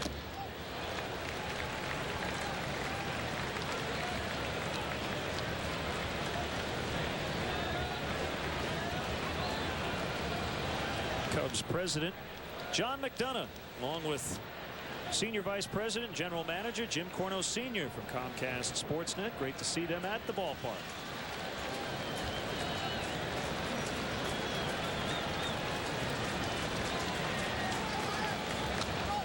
Off the hands as Ryan fouled it back.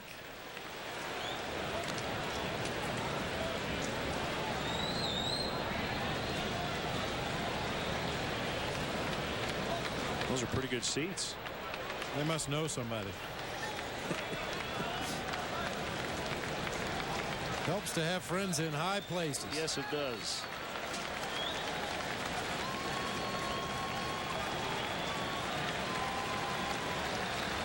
Another 3-2 from Lilly. Got him looking.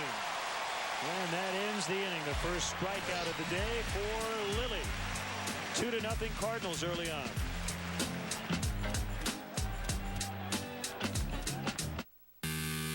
It's the Chevy Model Year-End event, and now we're making it easy for you to choose your new Chevy.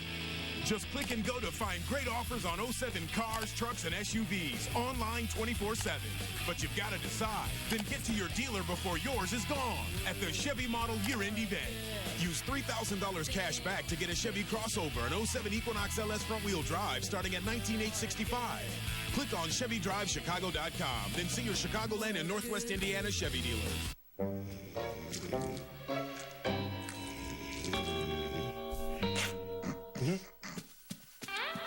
Wake up to rivalry and wake up to McDonald's. Get any 2 biscuit sandwiches for just $3. Hey, Cubs fans, tune into Comcast Sportsnet all year to watch your team and the LoJack caught stealing play. Then visit Cubs.com/LoJack to enter to win a 2008 spring training trip.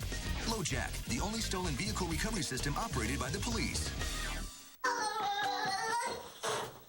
What are you doing? I'm sending pictures of the amazing Jack to Grandma. You're sending me to Grandma's? But I have to save the world today. Well, the world's gonna have to wait, because once I press this button, you're on your way to Florida. Back already? I have superpowers, remember? If only everyone knew you can share memories by uploading photos to Walgreens.com and sending them to any Walgreens nationwide. Cubs baseball is brought to you in part by Aflac, ask about it at work, and by Nissan, who invites you to shift the way you move through the world. Honor your loved ones with an engraved brick on the sidewalks beneath the historic Wrigley Field marquee. Join thousands of others in the commemorative paver program and make your mark on the grounds of Wrigley Field. All orders come with a replica brick for your home or office. Space is limited, so order today. For complete details, visit Cubs.com or call 1-800-851-6846. Home half of the second, Aramis Ramirez swinging away at the first pitch, just like Ryan Theriot did in the bottom of the first, but Ramirez flies out to center.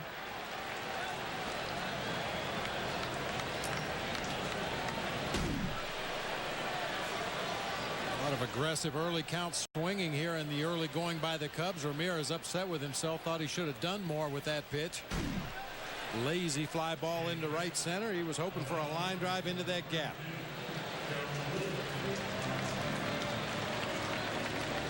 Here's Daryl Ward playing right. Our pregame guest with Mitch Robinson.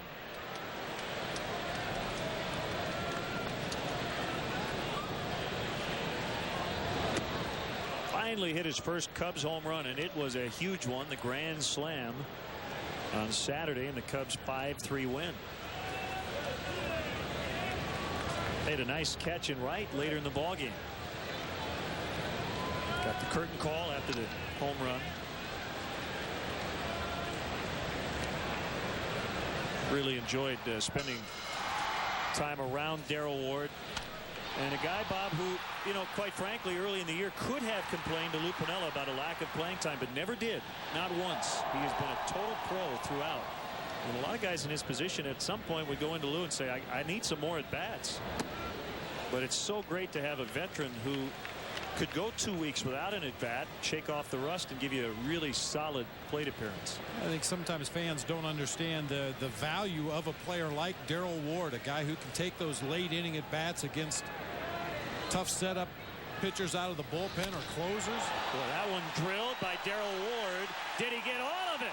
Yes, he did. That's 2 in 3 days. 2-1. Whoa, man.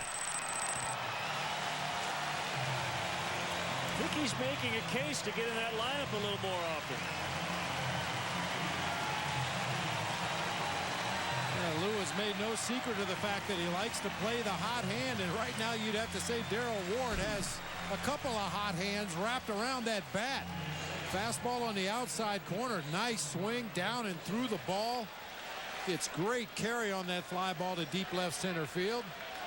Yeah, a nice catch out there by a fan in the second row.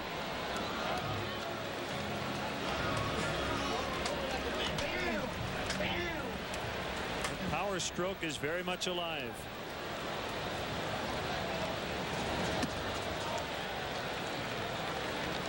Well, I don't know what Daryl wants to do when he retires. I'm sure it'll be way down the road, but he wants to be a hitting coach. I think there'll be a lot of teams fighting over him. His father, Gary, of course, a hitting coach. Well, his teammates in Houston used to marvel at his fluid swing. Guys like Jeff Bagwell.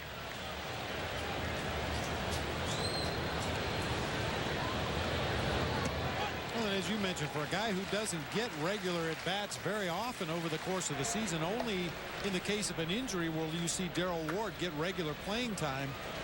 He's made the most of every at-bat he's had this season. I started to talk about those tough ones late in the ball game against the setup guy and the closer from the other team's bullpen. Those are huge at-bats over the course of a ball game. And to have a guy who can come off the bench cold and put together a good at-bat against those tough pitchers, that is invaluable to a manager. Meanwhile, 3-2 on DeRosa. I heard a loud noise right off that shin guard. Mark had a little hip problem after the 5-for-5 game against Cincinnati. Had a cortisone shot and did not play Friday. But was back in the lineup Saturday. So the 5-for-5 was on Thursday.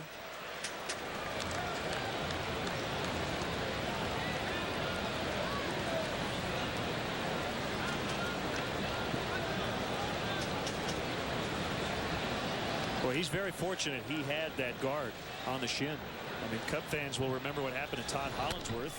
That one cracked by Mark DeRosa. And gone. 2-2.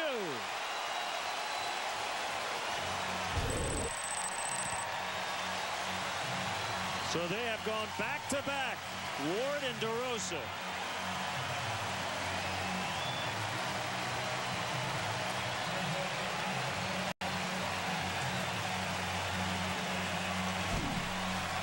Boy, that has to feel great for Mark DeRosa. That's a spinning breaking ball right up in his eyes, about letter high.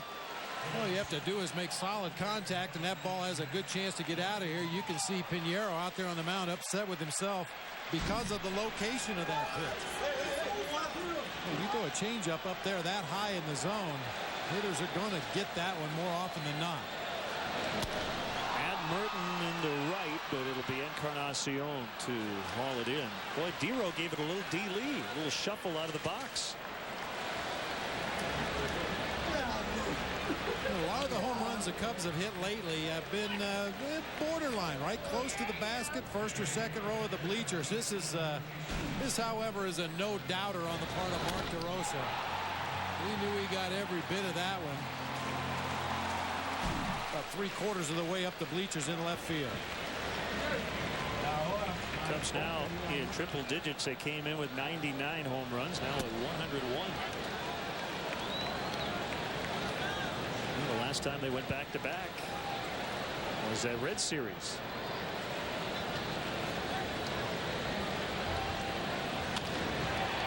And a base hit by Jason Kendall.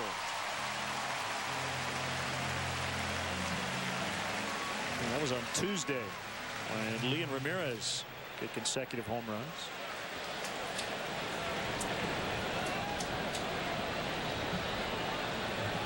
So just like that, back to even 2-2.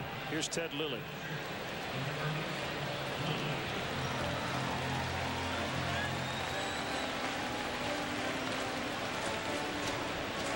Nice offensive approaches against off-speed pitches already in the early going today by the Cubs hitters. The home run from DeRosa came on a changeup up and over the heart of the plate. Jason Kendall's base hit to the left side came on a breaking ball that hung over the inside part of the plate.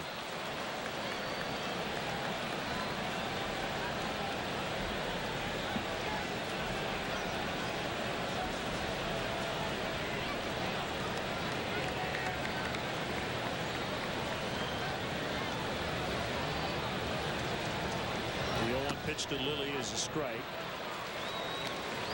One other game going on, Giants and the Marlins, also with a wraparound series. Giants playing maybe their best baseball of the year, looking for the 4-game sweep.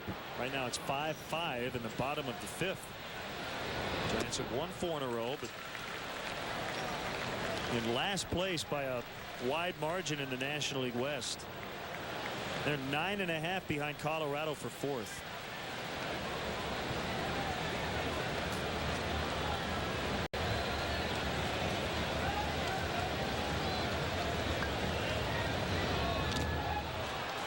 Lilly got a piece. The postponement yesterday will be made up most likely with the you have to combine the schedules, find out when the Cardinals and the Cubs are both off. Well, next Monday and then on September 10th, and based on what we heard in the pregame, sounds like September 10th is more likely than next Monday would be for that makeup date. But when we hear something official, we will let you know. Called strike 3. And that ends the inning. The Cubs tie it up. The red-hot Daryl Ward with his second home run of the series, making it 2-1. And then Mark DeRosa after him, and we're tied 2-2.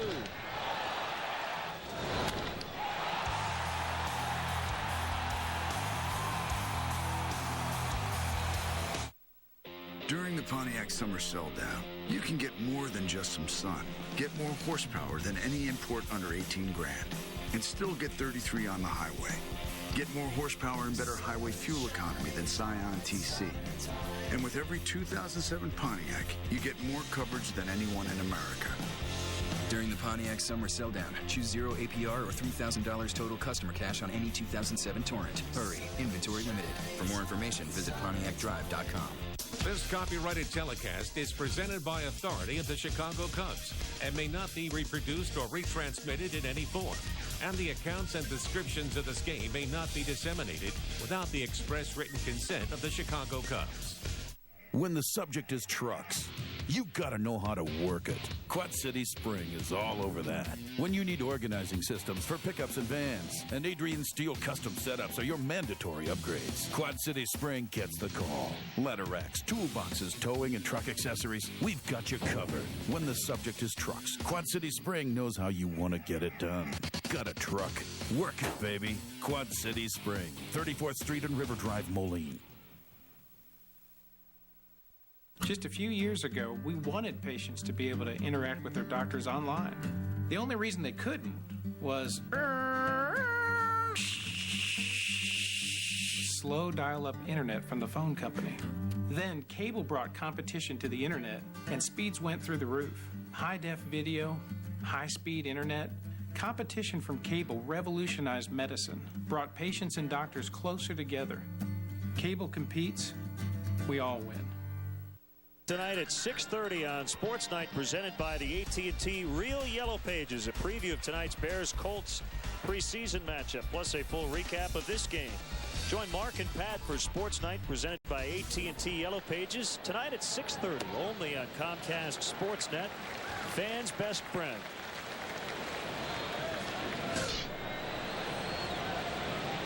Two our score. We're in the third inning. The home run, by the way, for Mark DeRosa, his first since June 27th against the Rockies. So he went 144 at-bats between home runs. 2-1 on Ankiel.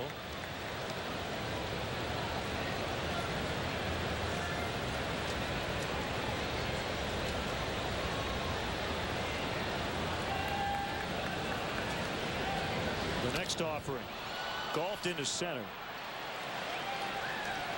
for Jock Jones. Wind now coming in a little bit from right center, so it pushed that fly ball towards left center.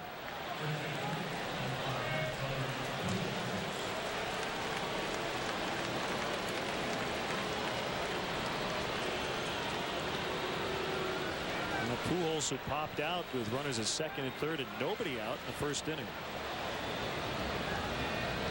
Came in hitting .352 on the road, second best road average in the National League.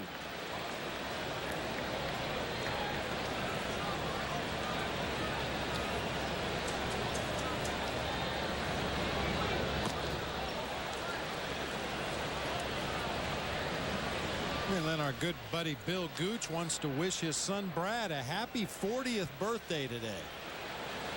That's a big one, Brad. It's all downhill from there, buddy. 3-0. A lot of birthday wishes today. Loretta Dankert, happy 90th. Happy belated birthday to Jim Blackman. Pops out of the mid of Kendall on ball 4. For Pujols, a 1-out base runner for the Cardinals. Happy birthday to Dave Avello. Dean Spiker turning 70 today.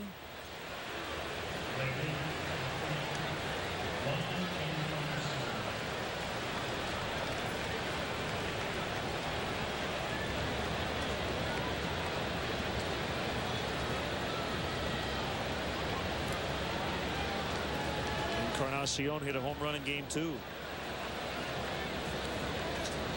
Lily's going to check out Pujols, who has really good speed. He's only 2 for 8, however, in stolen base opportunities. Well, there's no doubt this is the part of the Cardinals lineup that can jump up and bite you if you're not careful. However, it's also the part of the lineup you can get that double play ball if you make your good pitches in those lanes where you're likely to get ground balls at one of your middle infielders. Encarnacion's grounded into 10 on the season, even with his speed. Scott Rowland, the on-deck hitter's grounded into 13 this season. The runner at first base, Albert Pujols, 20 times on the season has grounded into double plays.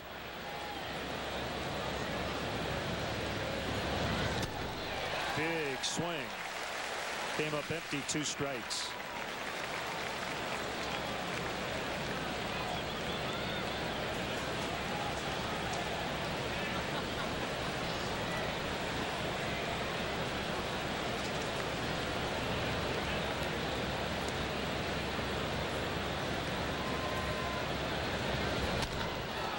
Shot, base hit.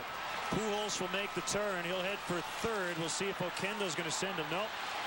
Jose's going to put on the stop sign. Pujols wanted to keep going, but Jose Oquendo said no. Second and third with 1 out. It's a double for Encarnacion. I think what you saw right here, Len, is going to the well once too often. He had thrown back-to-back sliders to get ahead in the count 0-2. Tried to come back with a third one. The third one, however, stayed over the inside part of the plate, allowing Encarnacion to keep it fair down into the left field corner. And I think you're right. I think Pujols was hoping to score on that play. He really came around third base hard before Oquendo threw up the stop sign. So Lou Pinella's coming out, going to chat with Lily and the entire Cubs infield. You have Scott Rowland coming up. He drilled the 2-run double in the first. Edmonds after him. First base open. A similar situation that the Cubs had in that first inning. They could have chosen to pitch around Rowland or even walk him intentionally and go after Jim Edmonds, a left-handed hitter, but they went at Rowland. He made him pay with a 2 RBI double, and then Edmonds lined out to left field to end that top half of the first. Keep an eye on Jason Kendall. If he goes down into a crouch, it means they're going to pitch to Rowland, and I'm sure pitch very carefully to him. If he stays up on his feet, extends that right arm, they're going to walk him intentionally. Looks like they're going to go after him. The last time around, the count started 2-0, but then Lily got back in it. Could not finish him off inside. 1-0 on Rowland, who was 0 for 6 against Lily before that double. And this may be one of those at bats, Len, where if they happen to fall behind 2-0, they may go ahead and just put him on first base rather than try to pitch back into the count. Now 1-1, you continue to go after him with good pitches.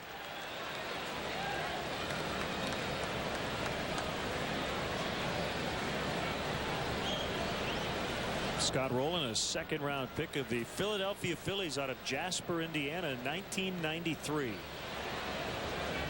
Acquired from the Phillies by the Cardinals in late July of '02. Bouncer, Pujols is going to try to score. That ball gets by Ramirez.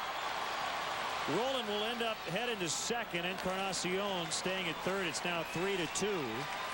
That ball ate up Aramis Ramirez and got by him. It'll be a hit. And Rowland has all 3 RBIs for the Cardinals.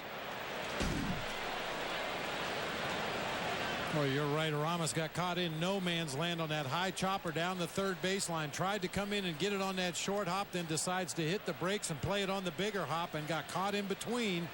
And then to compound it, he loses his footing, not even able to knock that ball down. Fortunately, Theriot, as usual, right there backing up the play, keeps the second runner from scoring.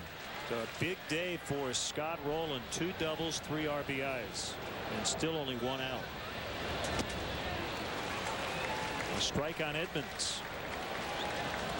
I would venture to guess if that same situation comes up again, the Cubs are just going to go ahead and walk Scott Rowland next time. He's beaten him twice with a base open and a left-hander on deck today already.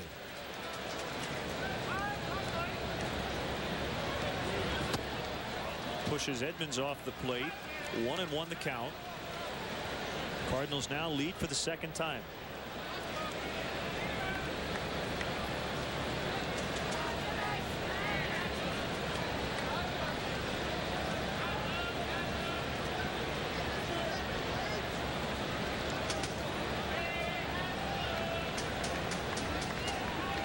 Encarnacion at third. Rowland at second. The pitch. Slicing down the left field line, out of play. I'll pass along our condolences to the family of Tommy Bujnowski, the K guy. He started the K signs after Kerry Wood's 20 strikeout game, and Tommy was killed in a train accident in Fox River Grove on Friday, and we send out our sympathies to his family. 1-2 from Lilly. Good block by Kendall. Get well wishes to Bob Crouch-Strunk, a member of the Cubs grounds crew. Bob, get well soon. We hope to see you back out here very soon.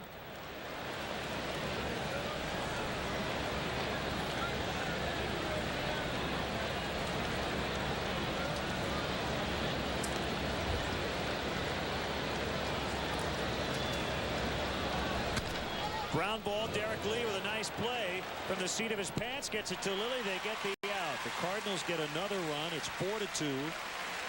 Give Edmonds an RBI. Nice play by Derek Lee.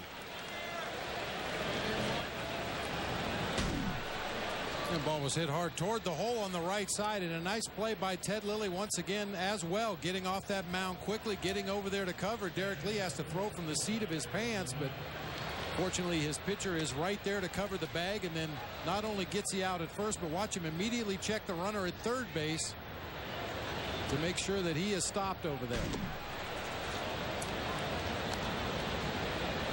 And now they'll walk the 7-hitter Molina, with the pitcher hitting 8th.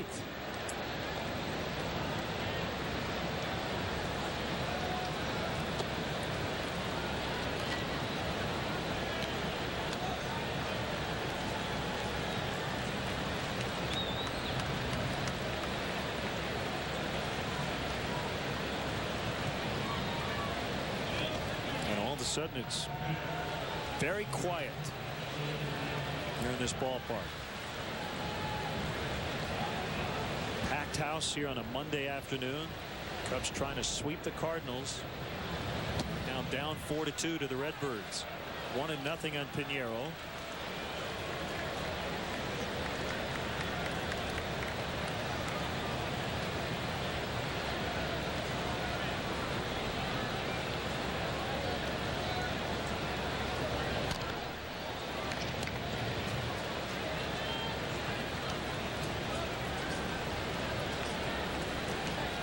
know you were able to catch some of the Air and Water show this weekend with a little time off.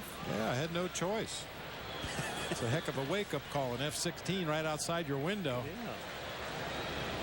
Yeah. More water than air yesterday, unfortunately.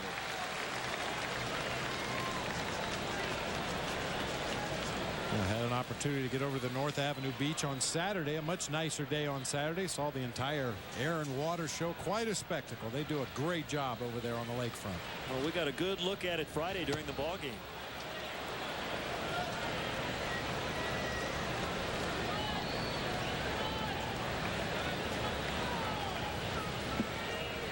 And we'll get a good taste of the air show heading to San Francisco after the ball game. Big series starting tomorrow night at AT&T Park. Pinheiro out in the left center, but Merton positioned well, able to get over and cut it off. Cardinals retake the lead. It's 4-2 midway in the third. Check this out. With this controller, your character will mimic your exact motions. See? Sweet. Now throw me a pitch, just like we're outside. You're out. That ends the inning. Next up, shortstop. Want to get away? Now you can. Fly Southwest Airlines nonstop from Chicago Midway to Long Island for just $49 one way. You are now free to move about the country.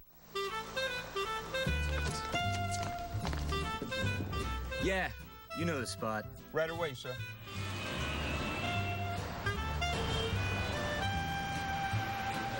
Welcome to Giordano's. Your table's ready. Thank you.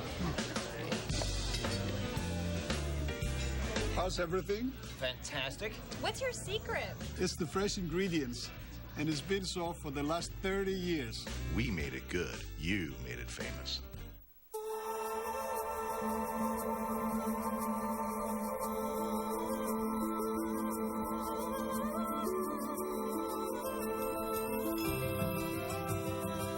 You are cordially invited to the event from Lexus. The summer sales event where you'll find unexpected values on the Lexus you've always wanted. But like summer, it won't last forever. The event, now through September 4th. See your Chicago area and Northwest Indiana Lexus dealer. Tomorrow, it's a big-time matchup in San Fran as Aramis Ramirez and the Cubs square off with Barry Bonds and the Giants. Coverage starts with Dodge Cubs pregame live. Cubs-Giants available in widescreen format tomorrow night at 8:30 on Comcast Sportsnet. Fans' best friend. Watch the Cubs battle the Astros Saturday, September 1st. Game time 12:05, but be sure to arrive early. The first 20,000 fans will get a scratch and win card. 100 random winners will receive an exclusive Cubs branded Apple iPod Nano, compliments of Comcast Sportsnet. Fans are encouraged to hold on to their cards for second chance drawings throughout the game. For complete rules, visit Cubs.com. It'll have to be one of the first 20,000 that day. Yeah, we got shut out of that one last year. Yes, we did. Ryan Terrio's seen 2 pitches, and he has 2 hits. First time he doubled and was thrown out by Rick Ankiel trying to stretch it to a triple. This time singling to right center. Cubs down by 2.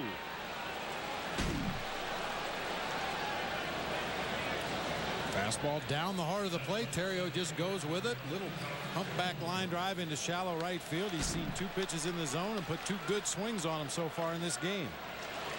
Yeah, that is so out of character for Ryan Terrio also. We've talked a lot about him in that leadoff spot and how patient he's been working deep counts, and decides to turn the table today figuring he's going to get some first pitch fastballs to hit, and in his first 2 at bats that's come true. You have no problem with it when you go 2 for 2. You know, Lou has said throughout Chuck Jones having a big month of August that whenever Alfonso Soriano is ready, he's going to hit leadoff, no matter what Ryan Terrio does. So Ryan will just move down to that 2 spot, although Jock's been hot.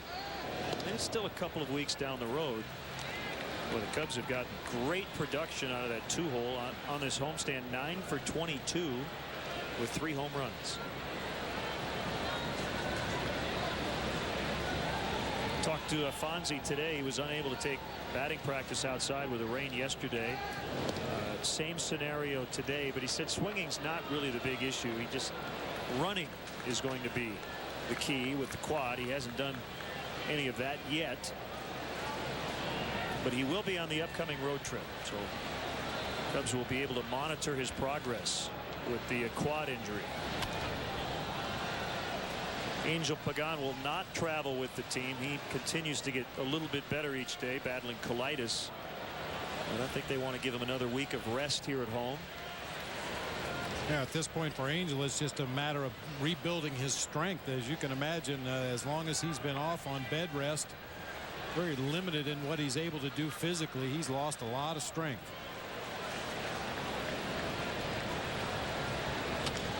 Jones went down and pulled it foul.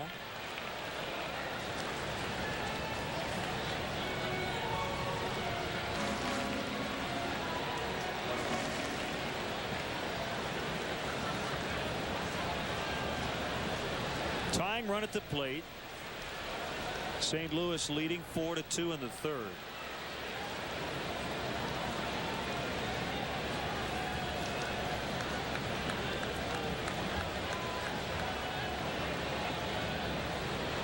Pinheiro acquired from Boston along with Cash. Swing and a miss and a strikeout for a minor league player to be named later on July 31st, making his 4th start with the Cardinals. It's time for our LoJack caught stealing report. You see stolen bases by opposing base runner. The St. Louis Cardinals, a National League team low, 44 stolen bases. Molina has thrown out 46% on the season. If Terrio has any thoughts about trying to nab a base out there at first, LoJack, the only stolen vehicle recovery system operated by the police. And they don't run much either. They're last in the league in stolen bases offensively. So kind of tough to get that LoJack in there when you're facing the Cardinals. They don't give them up. They don't do it on their own.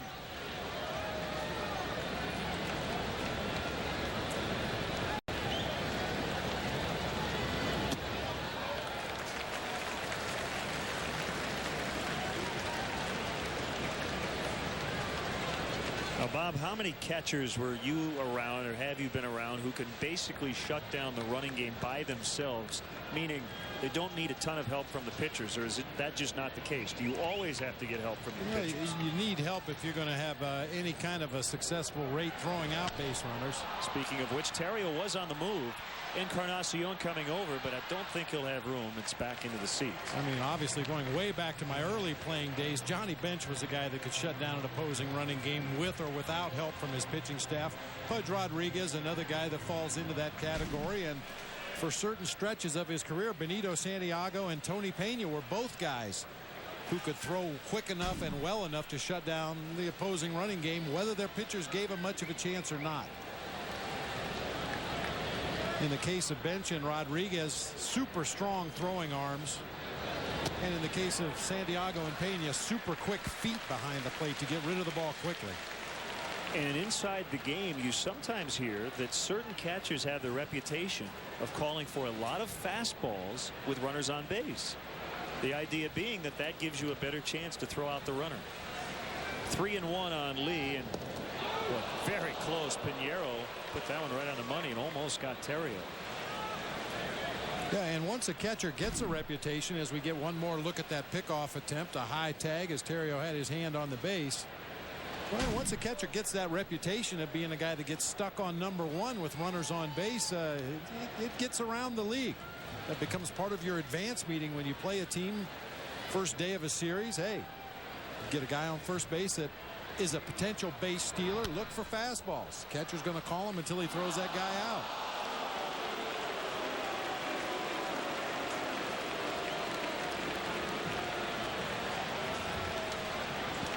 So did somebody whiff down there? No, I think a Cardinal fan actually made a pretty nice play and got mixed reaction from the crowd here. Cheers initially for the nice play, and then they realized he had on a Cardinal shirt, and the boos immediately followed.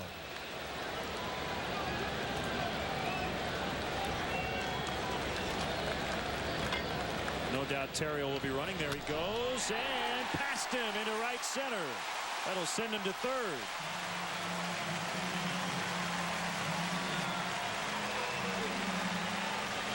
Now, I'm not not sure Ryan Theriot ever saw that ball come off the bat of Derek Lee. It was certainly near him. Let's see if he got a look at it. Now, one quick peek. All right, he did see the ball go by him. Good job by Theriot. Great camera work as well. And just a quick peek back into the hitting area to see what was going on at home plate. Some runners don't take that peek and end up running into some double play outs that they shouldn't. I don't think it really slows a runner down at all to take that quick peek. And certainly it can save you from getting doubled off on fly balls to the outfield when you're on the move. Take that quick peek. So an opportunity here for the Cubs. First and third. Liner over Eckstein. 4-3. Theriot in.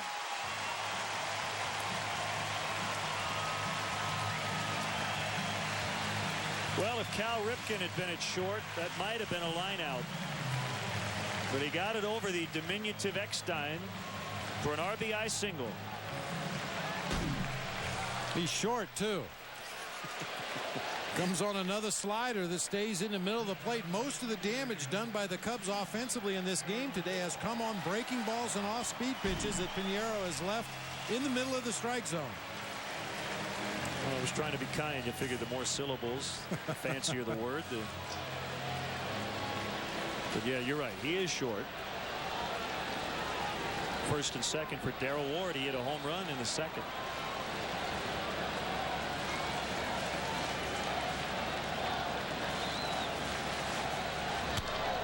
Ground ball. Brendan Ryan will get an out at second base. Eckstein turns the double play as he was able to get over the sliding Aramis Ramirez. Cubs settle for one. It's now 4-3 St. Louis.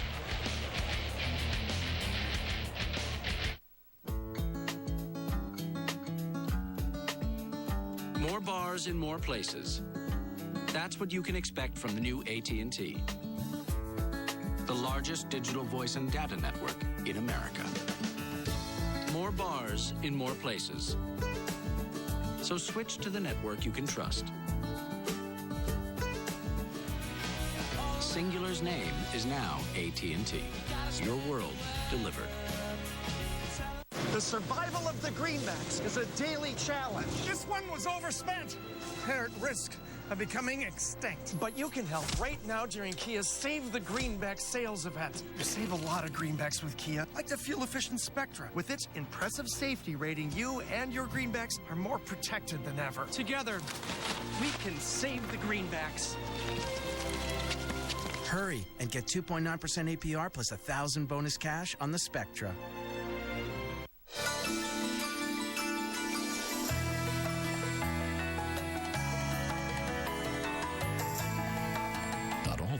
For our fuel comes from oil on the ground.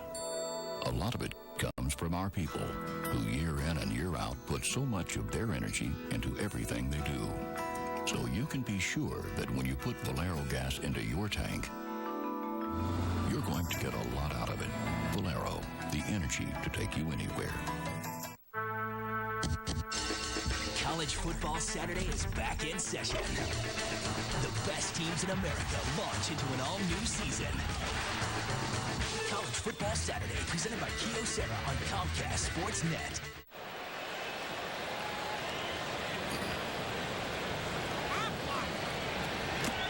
Let's check out today's Aflac trivia question. Who was the first player born in the decade of the 80s to play for the Cubs?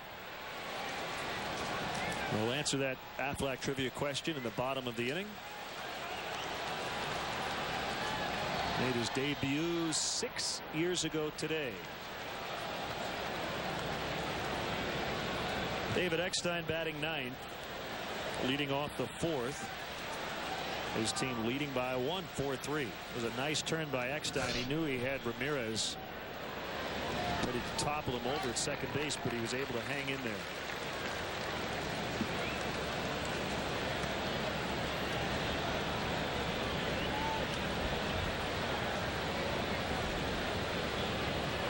Here's the 0-1 pitch from Lilly and bounced foul. Well, with today's game, assuming that it becomes official, Tony La Russa moving into a tie with Bucky Harris for third on the all-time games managed list, 4,408.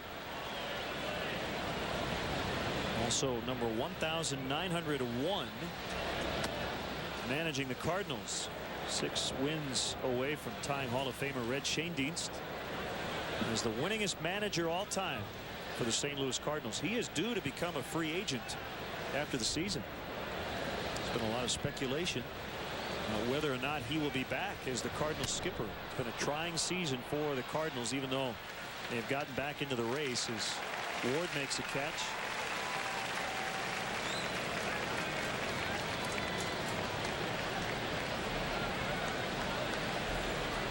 Longevity and excellence, and I don't think there's any doubt, Bob, he's going to be a Hall of Famer. And has defined that. 29 major league seasons. And just the consistency of approach by Tony La Russa and his coaching staff. Of course, he's had most of his staff with him since the beginning. Some of the hitting coaches have come and gone from time to time, but the core group of coaches, Dave McKay and Jose Oquendo and Joe Patini, they've been together for a long time. Dave Duncan. Yeah, the other thing about Tony, not only the World Championships, the number of years, but I think the other thing you look for in a manager is a pioneer, and he really has been the pioneer of the computer age for modern major league managers. Now, a lot of managers, most use all those reports now, but he's been doing it for a long, long time. Going back to his White Sox days, Dan Evans, who was Danny back then, helping him out.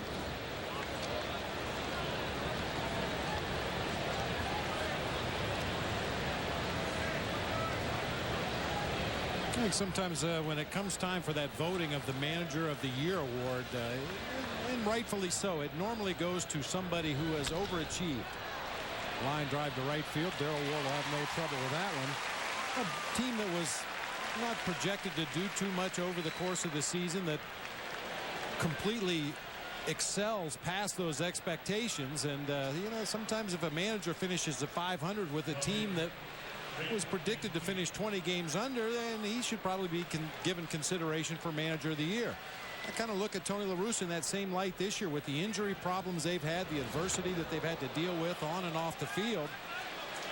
You know, this probably isn't the best year the Cardinals have had under Tony La Russa, but as far as doing a good job as a manager, this may be one of his best jobs.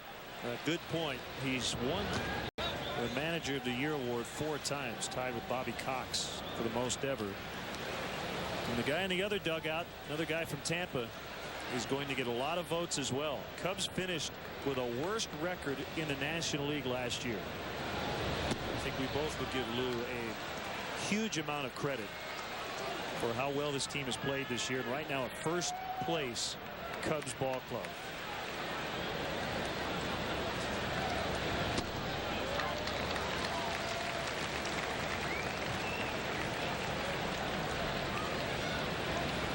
Lou, a 2-time American League Manager of the Year, 95 and 01 with Seattle. Fair ball, nice play by Derek Lee, and again sitting down on the dirt, makes the throw to Ted Lilly. Ho hum. He makes it look so easy. Still 4-3.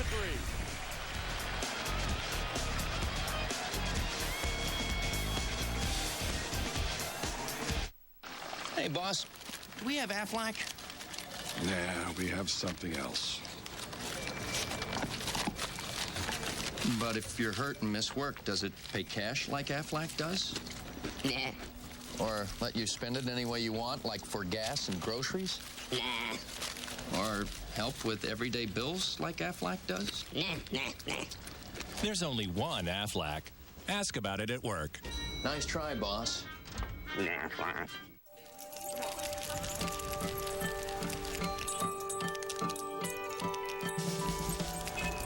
It's Toyota's Lots on the Lot event. With so many great models to choose from, it's the right time to buy. Right now, lease a Toyota Camry for just $199 a month.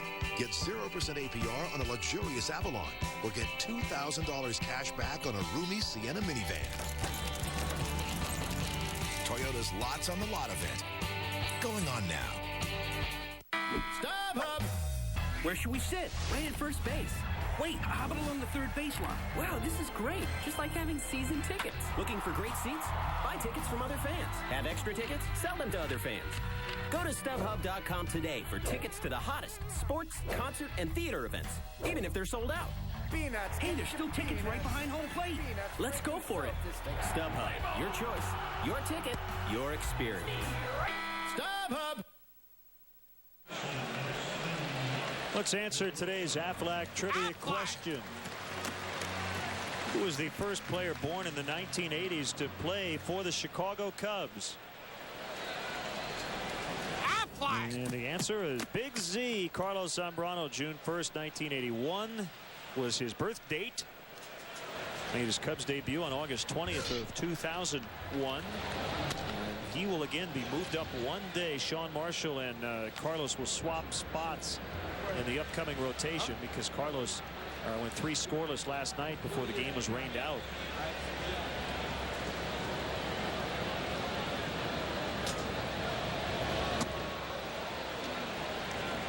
That's always a tough call for a manager, whether to jerk a guy out of his scheduled start because of the weather conditions. The problem is the Cubs didn't have a logical replacement for Carlos Zambrano last night.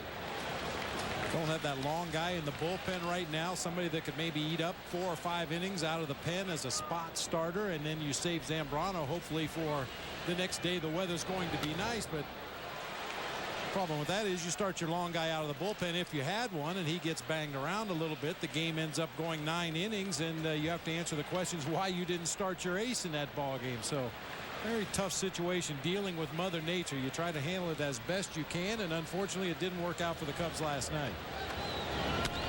DeRosa lines to left, and Keel will make the catch. Ball hit right at him. And those are usually the toughest plays for an outfielder.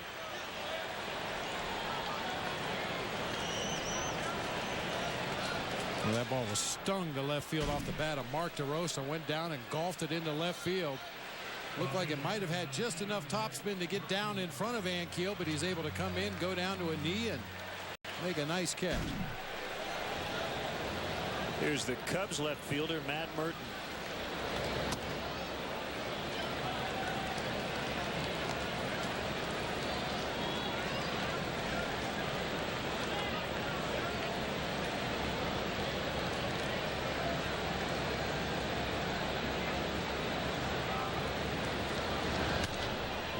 Very large black cloud over the ballpark, but looking out over the lake, it's a lot brighter. But with the wind not doing much right now, doesn't look like that cloud's going to move very quickly, but we're still dry for now. Jim Edmonds on the move. He's going to call off Encarnacion and gather it in.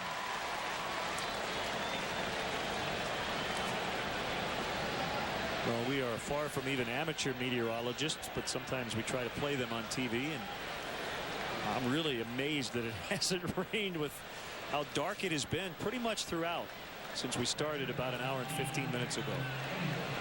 Well, we will keep our fingers crossed the rest of the afternoon. I mean, we've seen days like this here at Wrigley where it's threatening all afternoon, but the rain fortunately holds off until after the ball game.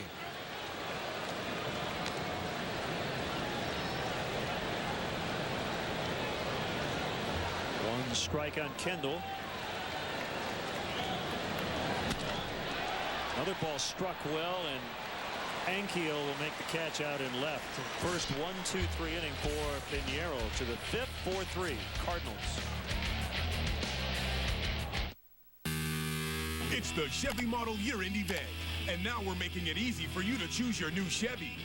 Just click and go to find great offers on 07 cars, trucks, and SUVs online 24/7.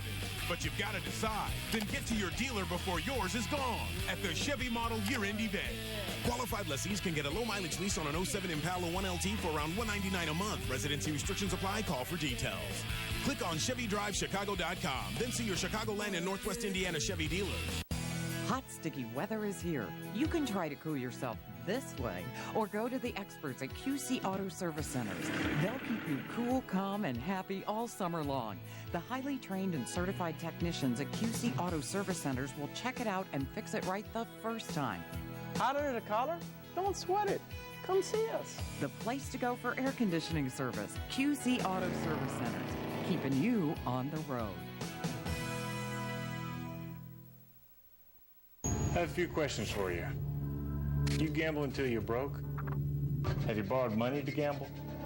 Have you ever stolen to gamble? I did. My gambling cost me my job, my house, almost my marriage. But listen, you don't need to lose like I did. You can get help. Call 1-800-BETS-OFF. I did, and I got my life back. Rise every morning only on Comcast Sportsnet, fans' best friend. Cubs Baseball is brought to you in part by Midas. Visit Midas for brakes, expert auto maintenance, and tires.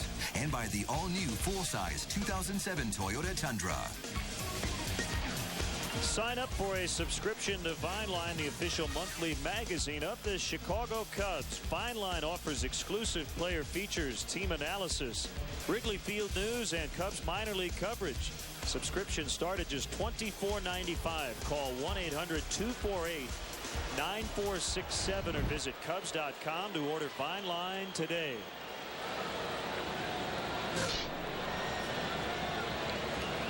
Albert Pujols leading off the Cardinal fifth.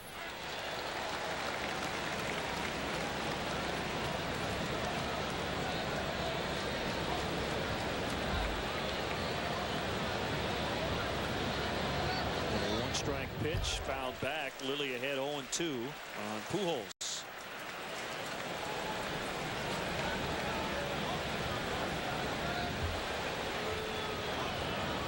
Most of his damage hitting the ball out of the park lately has come with nobody on,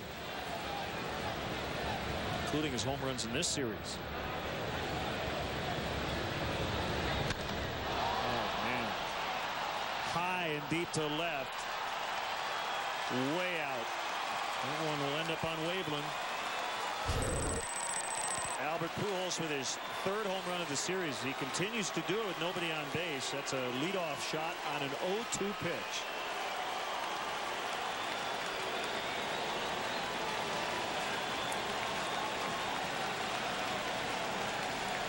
Can you say no doubter? Ooh. 32nd home run in his career against the Chicago Cubs. I'll tell you, it's one thing to make a mistake with a pitch early in the count, but with a 2-strike count, when you make a mistake and that ball is center cut right down the middle of the plate, middle of the thighs, a hitter is naturally on a little bit more of a defensive approach with 2 strikes. They're going to just wait to see the ball and react to what they see, and when you make those mistakes over the heart of the plate on 2-strike counts to good hitters, that's the end result.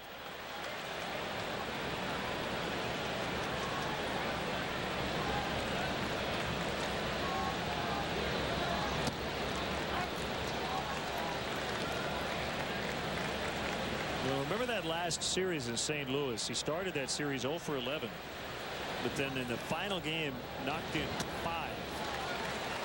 And he has continued to do well in this series. A home run in every game.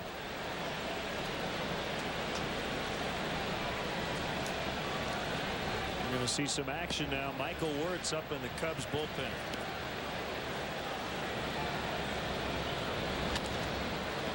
To DeRosa. That'll be routine. We were commenting earlier about the threat of rain, and a day like yesterday when it rained all day, really the only window was when the first pitch happened, and then just before 8 o'clock rains came down, and that was it. When you're in the middle of a game and you look out and you see the dark skies above, you're near the 5th inning, do you think about that at all as a manager in a tight ball game? Do you play for one run if you're just trying to tie it here with possible showers down the road? I think you have to, although you're not going to go away from the strengths of your ball club. You're not going to ask your 3, 4, or 5 hitter to put down a sacrifice bunt just to score a run before the rains come. You're still going to play the game basically the way you normally would.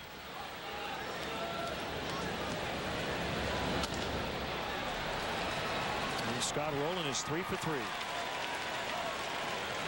But that being said, if you have the right combination of base runners and hitters at the plate to play for one run at a time to try to get back into it and at least get a tie before the rains come, then I think that's something you have to think about as a manager.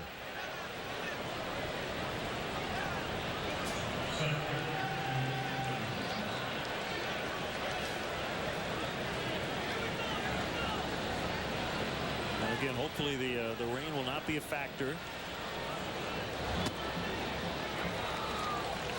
0-1 on Edmonds.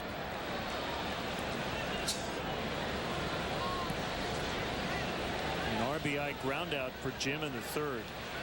34th RBI of the year.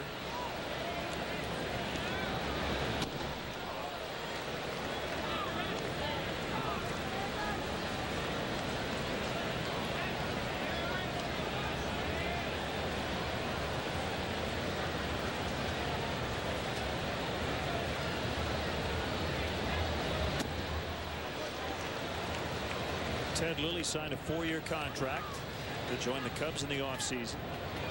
He's locked in through 2010. Grew up in Northern California. He will not pitch in Northern California in this next series against the Giants. DeRosa had the ball get out of his glove. You saw he tried to swipe and tag Rowland while fielding the ball all at the same time, and he couldn't do it. It'll be an error on DeRosa.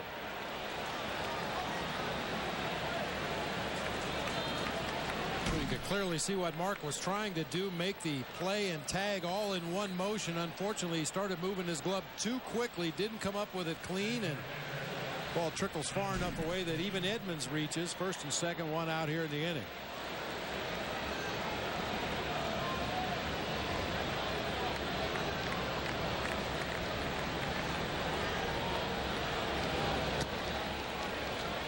Wide for ball one on Molina, who has walked twice, once intentionally.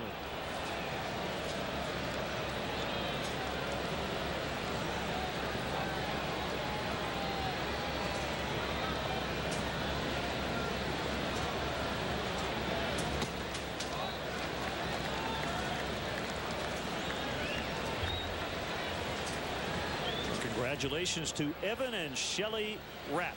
Just got married in Niagara Falls over the weekend. Evan from BricksandIvyRadio.com. Do a great podcast over there. Evan and Jeff. Of course, we've all once dated a girl from Niagara Falls, right? That's the old joke. Where is she from? Niagara Falls. You don't know her. Niagara Falls. Slowly I turn. Step by step. Yep. Inch by inch.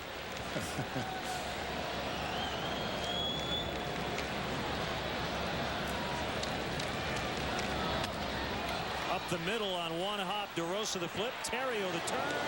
And the inning is over. So the damage done by Pujols, the leadoff shot, and the Cardinal lead is back to 2.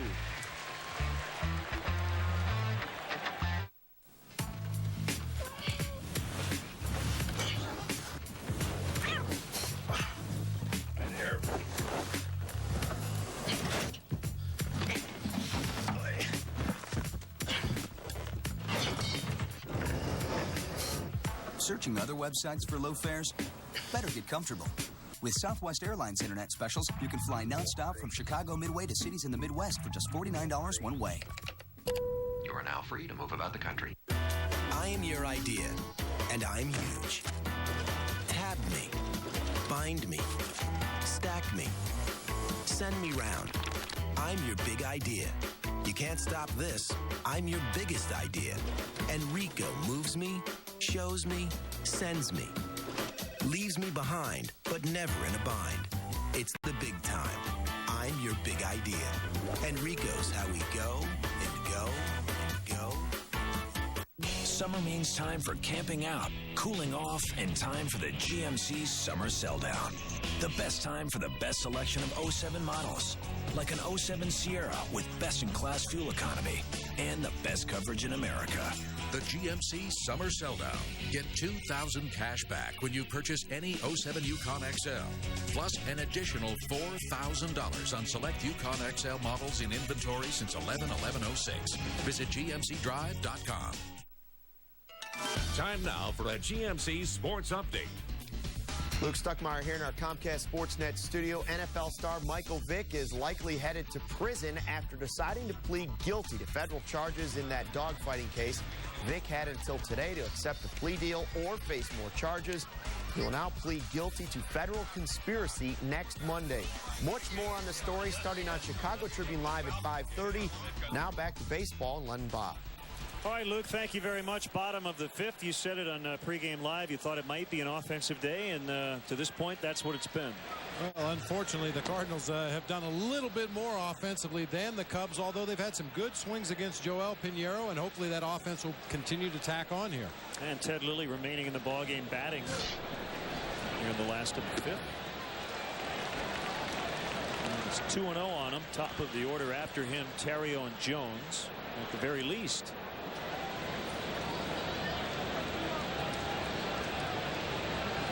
Cardinals have hit 15 home runs in 11 games against the Cubs.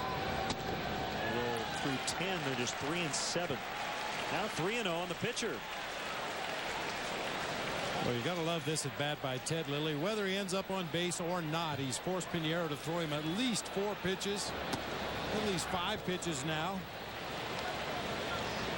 Yeah, so many pitchers go up there leading off an inning and swing at the first thing they see, make a quick out, which forces the next hitter then to take at least a couple of pitches. In this case, Ryan Terrio.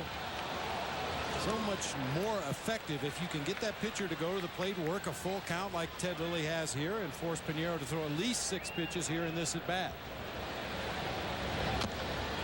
Off the plate, foul. I mean, sometimes you have to be realistic. A lot of times the best pitch to hit is going to be the first one you see, but how many pitchers are going to do anything with that first pitch they see? So in my humble opinion, leading off an inning, a pitcher should try to work a deep count. Lilly grounds to short. He did work that deep count. Made an out. Let's get into our Comcast Sportsnet poll question today. Which team concerns you the most? Talking about the National League Central race. The Cubs now a game up on Milwaukee, 4 ahead of St. Louis. But B for Brewers, C for Cardinals today. I know what Lou Piniella would answer to that question. Either one of those teams. He's most concerned about the Cubs. Take care of our own business. So A took the day off. The answers are B or C.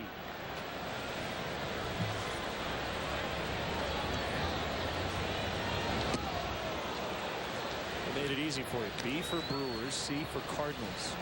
Boy, Milwaukee blew 2 leads yesterday, 5-0, and then later 6-5, and a 7-6 loss to the Reds.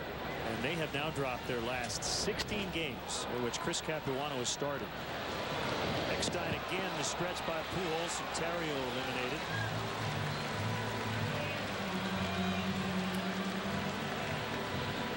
And it doesn't get any easier for Ned Yost's crew. They start their trip in Arizona.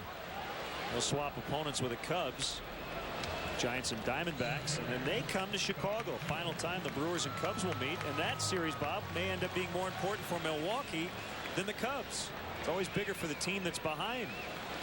How things have changed in a hurry.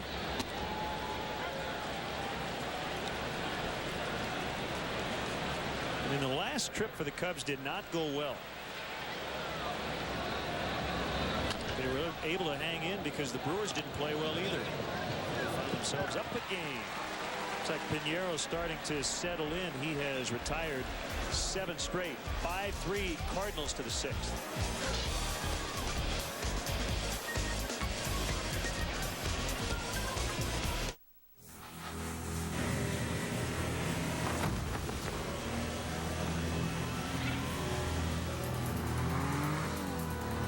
Agility captured by the world's most advanced 4-wheel active steering system. Now cornering is more precise, handling more responsive. The all-new 330 horsepower Infiniti G Coupe. Intensity. Captured. Try Arby's new toasted subs. Whether it's the French dip and twist, the classic Italian turkey bacon club, or the Philly beef, they're toasted to perfection, and they'll have you saying, I'm thinking Arby's. I'm Ryan Sandberg, asking you to help cheer up kids in hospitals. When children suffer from serious medical conditions, Rhino Kid Care, supported by Ryan Sandberg and National City, helps them and their families cope. Join the cause. During the Pontiac Summer Sell-Down, you can get more than just some sun. Get more horsepower than any import under 18 grand, and still get 33 on the highway. Get more horsepower and better highway fuel economy than Scion TC. And with every 2007 Pontiac, you get more coverage than anyone in America.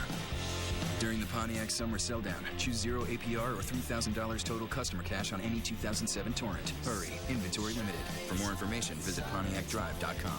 You never know who's going to drop by on Chicago Tribune Live.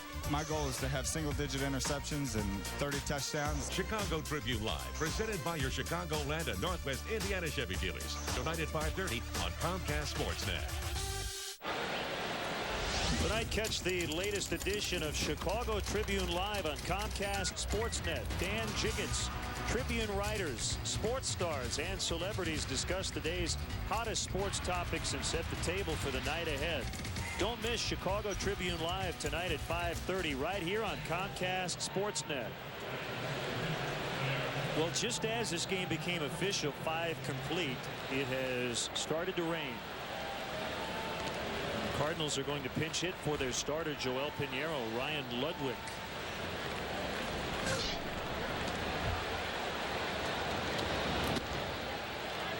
Not raining hard right now.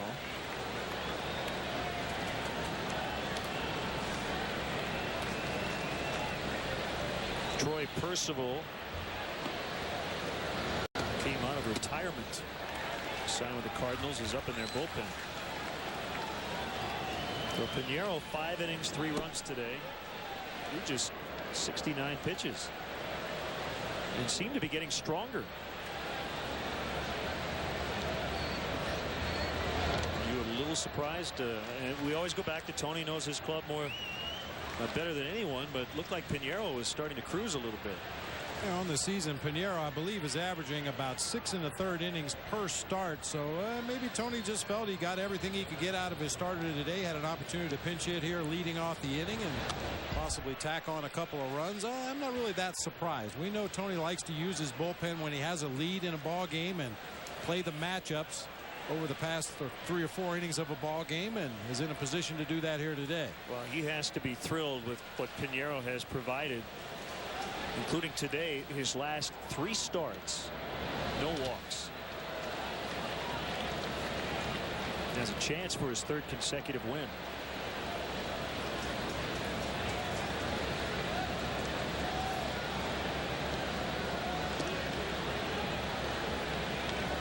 Pinheiro, by the way, was pitching here at Wrigley Field for the first time in his career. And we mentioned earlier the last time he faced the Cubs was as a member of the Seattle Mariners back in 2002. He won 14 games for Lou Piniella that season. Followed that up in 2003 with a 16-win season. He lost to the Cubs in Seattle in that start in 2002. Swing and a miss and a strikeout. He allowed 2 solo home runs to Sammy Sosa and Fred McGriff.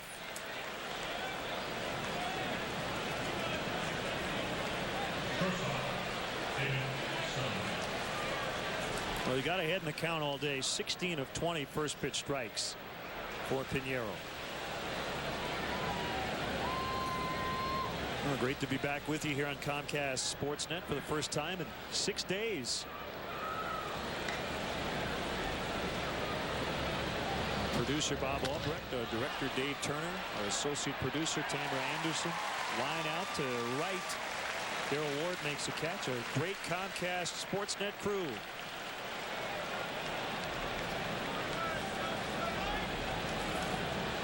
See our home crew again next week. Big homestand starting against Milwaukee.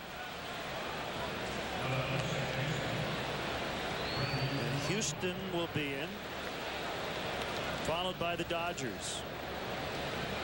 You know, after today, Bob, the Cubs have 2 homestands left. That's it.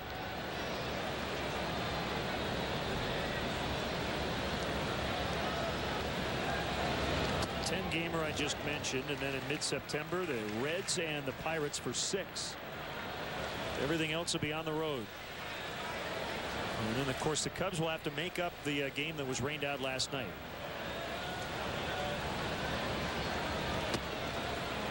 And if it is on September 10th, as has been speculated, Cubs will go to Pittsburgh for 3, come home, play the Cardinals for 1, go to Houston, and then St. Louis. So it would be a 4-city trip that would include Chicago. And again, that is not official. And if indeed it is the 10th of September when they make up that ball game, if my math is correct, that would be a stretch of 23 consecutive games in 23 days. Which means the Players Association has to approve it. Although I don't know how it works in September when you have to make up a game. I know there are special circumstances where you waive the how many days you can play in a row. What is it, 20 in a row without an off day, without getting approval? I think it's 20.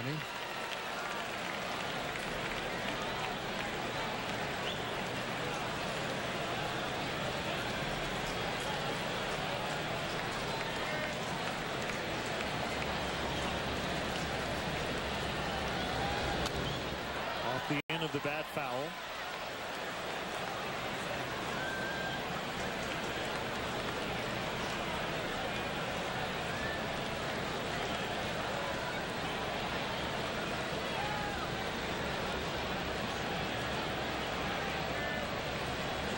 One and 2 on Brendan Ryan. The next pitch, another foul. Time now for our Coors Light Cold Blast to the booth. Ray Kerubin from Hoffman Estates, Illinois, said since baseball players get moved up and down between the majors and AAA, when a team wins a World Series, are rings given to all the players who played during the year? Or do they only go to the people who make the shortened playoff roster?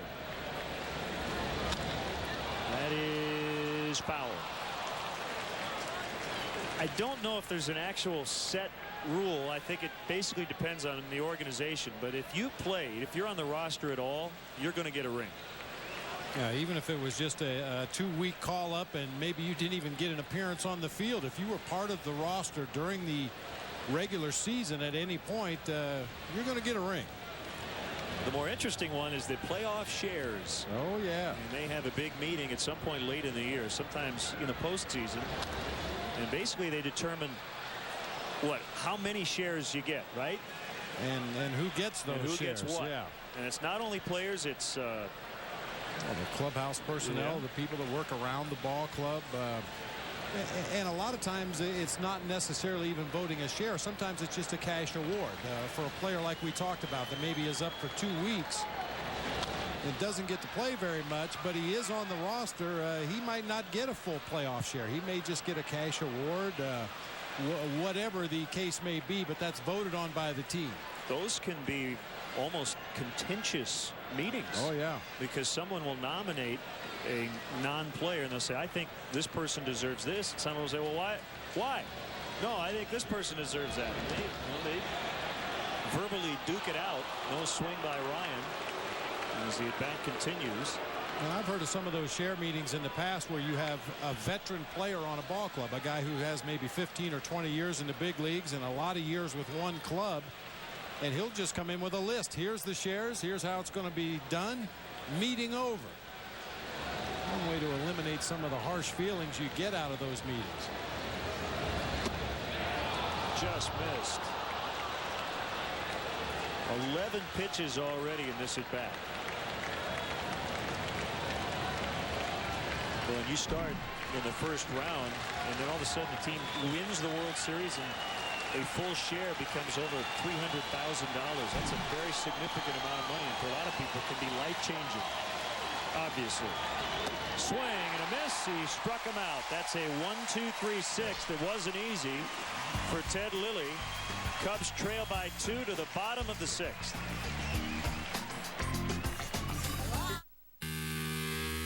It's the Chevy Model Year-End event. And now, getting the Cobalt you want is easy. Just click and go online 24/7 to check out great offers. Pick your model, pick your color, but you better do it now. Then get to your dealer before yours is gone. The Chevy Model Year-End Event. Get a 2007 Chevy Cobalt LS sedan starting at $13,640 after $1,000 cash back. Click on ChevyDriveChicago.com, then see your Chicagoland and Northwest Indiana Chevy dealers. Every night, only one show brings you closer to the teams that matter most. Sports Night on Comcast Sportsnet. Highlights, breaking news, interviews, and more time to tell in-depth stories. Sports Night presented by AT&T Real Yellow Pages. Tonight on Comcast Sportsnet, fans' best friend. Hot, sticky weather is here. You can try to cool yourself this way or go to the experts at QC Auto Service Centers. They'll keep you cool, calm, and happy all summer long. The highly trained and certified technicians at QC Auto Service Centers will check it out and fix it right the first time. Hotter than a collar? Don't sweat it. Come see us. The place to go for air conditioning service. QC Auto Service Centers, keeping you on the road.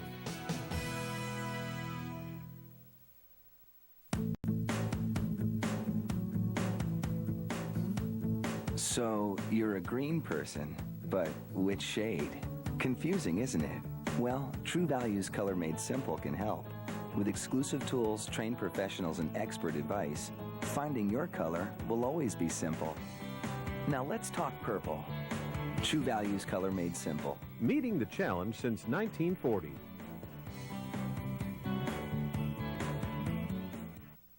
Weeknights at 5:30 on Comcast Sportsnet. Whether you've never been to Wrigley Field or been 1,000 times, a guided tour of the friendly confines has something for everyone. Each 90-minute tour includes a visit to the press box, locker rooms, dugouts, and much more. Tours are sponsored by Bank of America and are available on select dates throughout the season. Tickets are $25 and proceeds benefit Cubs Care.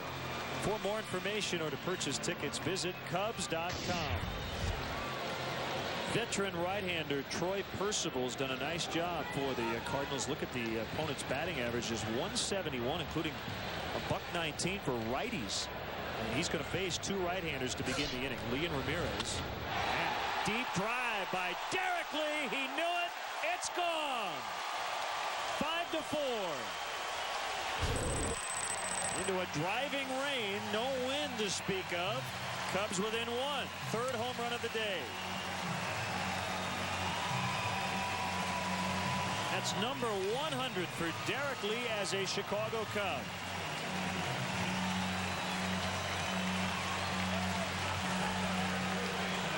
Boy, a lot of early hacking today by the Cubs offensively, and why not? You get a pitch on a tee right there in the middle of the plate, mid-thighs. Derek Lee with good extension drove that ball deep into the bleachers in left center field.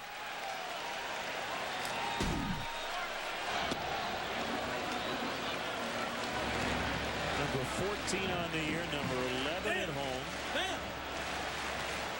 He's the 19th Cub ever to reach 100 home runs. That is in a Cubs uniform. Number 229 overall in his career. So it's a one-run game. And the rain now dissipating. You see Roger Baird in the background. The groundskeeper here taking a very close look at the field and the weather conditions. Always keeping the umpires up to date. The crew chief is Daryl Cousins.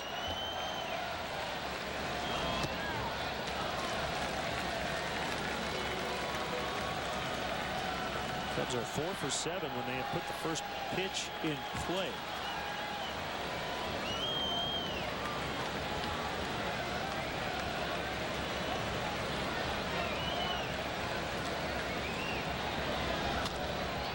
On the ground on the left side.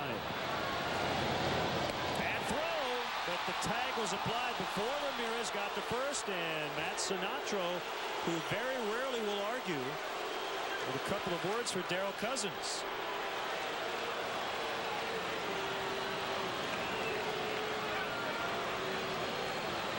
There's no question the throw was high to Pujols, pulling him off the bag. The question is, was his Ramirez foot on the base when the tag was applied?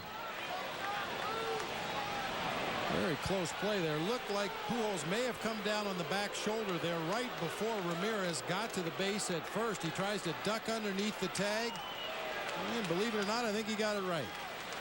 Tough angle for Daryl Cousins there. He's actually kind of behind the play, but you could clearly see there the contact was made on the shoulder as Ramirez ran by and before he made contact with the base. Randy Flores will come in with Daryl Ward due up. So we'll be back 5-4 St. Louis in the 6th.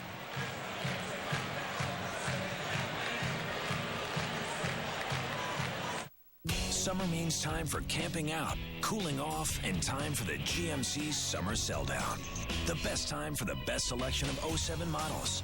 Like an 07 Sierra with best-in-class fuel economy and the best coverage in America. The GMC Summer Selldown. Get $2,000 cash back when you purchase any 07 Yukon XL.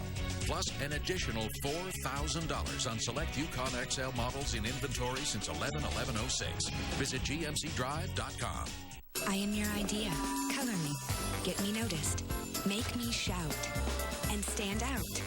Give me Rico color that always works. I am your idea. Make me brighter. Make me shine. I am your idea. Get me in there. Make it happen. In flying colors. It's you and me, and here we go. With Rico. The survival of the greenbacks is a daily challenge. This one was overspent. They're at risk of becoming extinct. But you can help right now during Kia's Save the Greenback sales event. You save a lot of greenbacks with Kia, like the fuel-efficient Spectra. With its impressive safety rating, you and your greenbacks are more protected than ever. Together, we can save the greenbacks. Hurry and get 2.9% APR plus 1,000 bonus cash on the Spectra. This week only, score big with 30% off and no money down on Feldco windows and siding. Call 866 for Feldco. Southpaw Randy Flores is now on. He worked a scoreless 7th on Friday. Nobody on, 1 out. A Derek Lee leadoff blast, making it a 1-run game. It was off Troy Percival.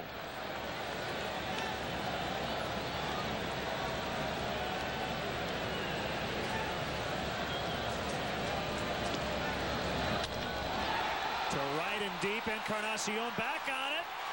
Just missed. Ward hustling to second. He'll slide in safely. Man, he almost tied it.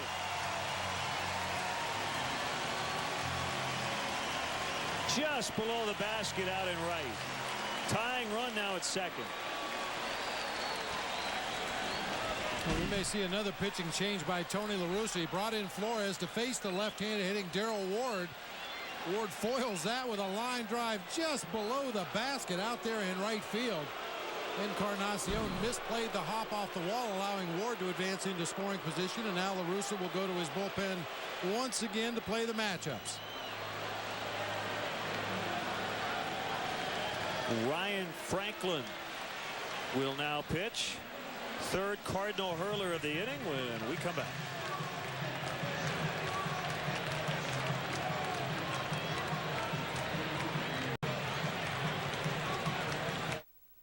During the Pontiac Summer Selldown, you can get more than just some sun. Get more horsepower than any import under 18 grand. And still get 33 on the highway. Get more horsepower and better highway fuel economy than Scion TC. And with every 2007 Pontiac, you get more coverage than anyone in America. During the Pontiac Summer Selldown, choose 0 APR or $3,000 total customer cash on any 2007 Torrent. Hurry, inventory limited. For more information, visit PontiacDrive.com. Hi, I'm Keith Hernandez. And I'm Walt Clyde Frazier. What a marvelous night for the action. Let's go to the play-by-play. Oh, there's Mr. Graybeard approaching Miss Hottie. Oh, no. Rejected. Clyde, that's gotta hurt. Yeah, no play for Mr. Gray. Get that man our Just for Men Brush-In Color Gel. It's specially formulated to penetrate coarse facial hair and gets rid of gray in 5 easy minutes. Home run. Another win with Just for Men. What are you waiting for? Bottom line model year-end sales event on all Nissans, including Altimas. Bob Royman. Arlington Nissan in Buffalo Grove. 1 mile east of Route 53 on Dundee Road. He who hesitates. The bottom line sales event, 0.9 APR plus $500 to $5,000 in rebates from Nissan. Bob Royman. Arlington Nissan in Buffalo Grove. 1 mile east of Route 53 on Dundee Road. Big moment here. Mark DeRosa. It's a ground ball to second. Ryan throws him out. Daryl Ward advances to third base with 2 outs in the inning. Ryan Franklin now pitching. Franklin with the sparkling ERA 1.80. He's surrendered only 47 base hits in 60 innings work coming into play today. You see 28 strikeouts against 7 walks. Rarely walks anybody, always around the plate. Kerry Wood was up when this half inning started. He then sat down, now up again. Rookie left-hander Carmen Pignatello. He has been getting loose as well. Rick Ankiel will lead off the 7th. Inside on Merton. Tying run at third base.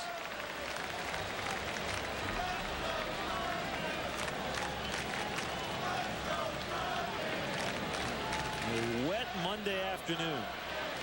Cubs trying to complete a 3-game sweep.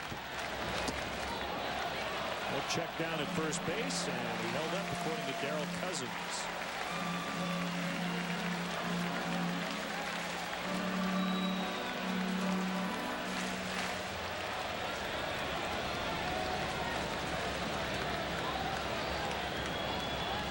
Kick and the pitch. Now 3-0. Kendall awaits on deck.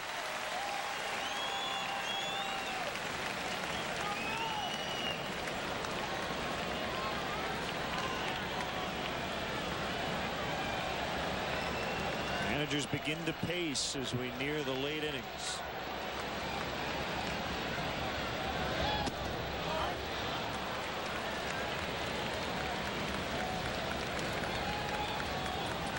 Tony La Russa using 3 guys here in the 6th inning. Percival for 1 out, Flores for 1 batter, and now Ryan Franklin. He walked him. First walk issued by Cardinals pitching.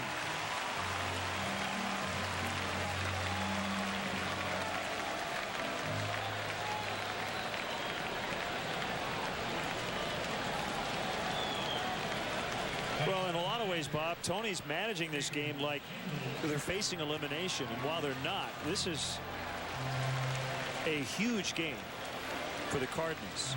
I mean, if they don't win, we mentioned they'll be 5 out. Not quite a must-win, but it's pretty close. So he's going to pull out all the stops to try to maintain this small lead.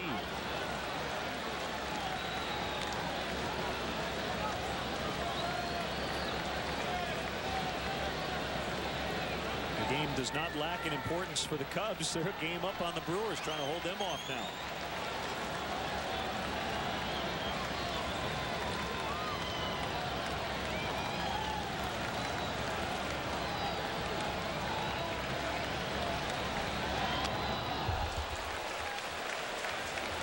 You know, the concern you run into using this many relief pitchers in the middle of a ball game is if the game ends up tied and going into extra innings, you may find yourself short down there in the bullpen. But we say it all the time, Tony La Russa knows his team and his pitching staff a lot better than we do, and he knows what his guys are capable of doing, who's able to eat up some innings in the event of a tie ball game.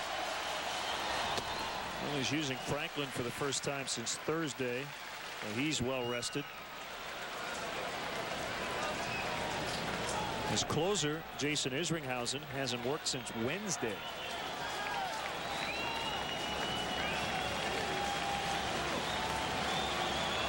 One and 2 on Kendall. Here's the pitch. Inside. Well, Franklin trying to walk off there by a call from home plate umpire Mark Carlson. Carlson has not called that inside corner for either team today. You have to throw it on the white part of the plate to get a call on the inside corner.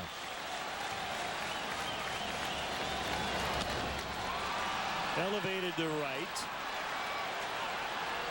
Ball fell out of the low clouds on this rainy, hazy afternoon. Lee's leadoff homer draws the Cubs within one, 5-4 to the 7th.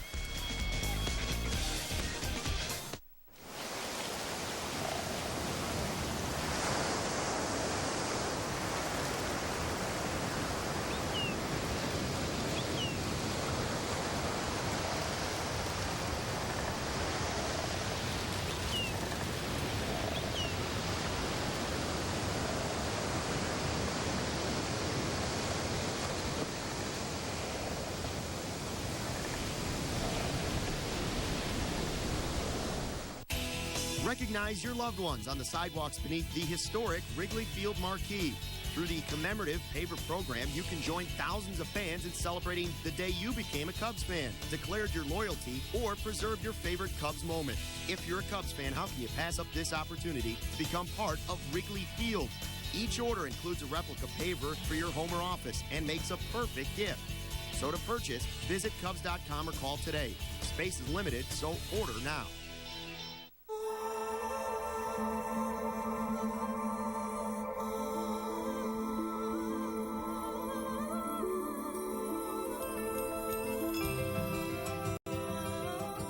Cordially invited to the event from Lexus. The summer sales event where you'll find unexpected values on the Lexus you've always wanted. But like summer, it won't last forever. The event, now through September 4th. See your Chicago area and Northwest Indiana Lexus dealer. Tomorrow, it's a big-time matchup in San Fran as Aramis Ramirez and the Cubs square off with Barry Bonds and the Giants. Coverage starts with Dodge Cubs Pregame Live. Cubs-Giants available in widescreen format tomorrow night at 8:30 on Comcast Sportsnet. Fans' best friend. When the Cubs game is over, stay tuned for Cubs Postgame Live on Comcast Sportsnet. All the interviews and press conferences, in-depth game highlights, and Dan Precek breaks down all the action. Cubs Postgame Live after the game on Comcast Sportsnet. Fans' best friend. Back to our Comcast Sportsnet poll question. We'd like you to know what you think. Which team concerns you the most in the division right now? B for Brewers, C for Cardinals. So text your message to 65295. Carmen Pignatello to Rick Ankiel. That is deep to left, and it is out. Ankiel with his 4th home run. And just like that, it's back to a 2-run deficit for the Cubs. Pignatello came on Saturday after a rain delay, threw one pitch and was credited with a strikeout. But his first pitch today ends up in the seats. And that's going to be his only pitch of the ball game. Rick Ankiel, his 4th home run in 31 at-bats since being called up here to the majors by the Cardinals. Yeah, that was going to be his only batter either way. Kerry Wood will come in. 6-4 St. Louis in the 7th.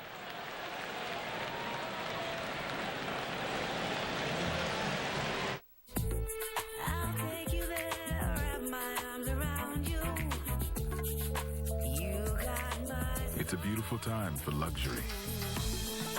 It's a beautiful time for quiet. It's a beautiful time for a new car. It's the Buick Summer Selldown. Use your $1,000 bonus cash to get an 07 Lucerne CX with an EPA estimated 28 miles per gallon highway for under $24,000. Visit BuickDrive.com. If ever you're not satisfied with one of our tires, please feel free to bring it back. Thank you. Discount Tire Company. Low prices, more choices on the world's best brands like Michelin and B.F. Goodrich. Make a smooth approach. Make smooth contact with Electric Shave Pre-Shave Lotion. Stands up whiskers for up to a 52% closer shave. Electric Shave. Blade close. Electric smooth. It's time to kick off the savings at Feldco. Call 866-4FEL. DCO. This week only, score big with 30% off and no money down on Feldco windows and siding. Visit a Feldco showroom or call for a free in-home estimate. Feldco products are installed by polite, hard-working professionals. 30% off and nothing down. Hurry, call now. For quality windows, siding, and doors, call 866-4Feldco. Here's Kerry Wood. 6th appearance out of the bullpen. And a strike on Albert Pujols. Anchio with a home run off Pignatello, the only pitch Carmen would throw today. So back-to-back appearances throwing one pitch. 6-4 Cardinals. Ron Santo will handle our 7th inning stretch from the radio booth today on a soggy afternoon. So Woody's just one away from tying Greg Maddux for 4th on the Cubs career strikeout list. Daryl Ward twisting and turning. That ball still carrying, and he has it.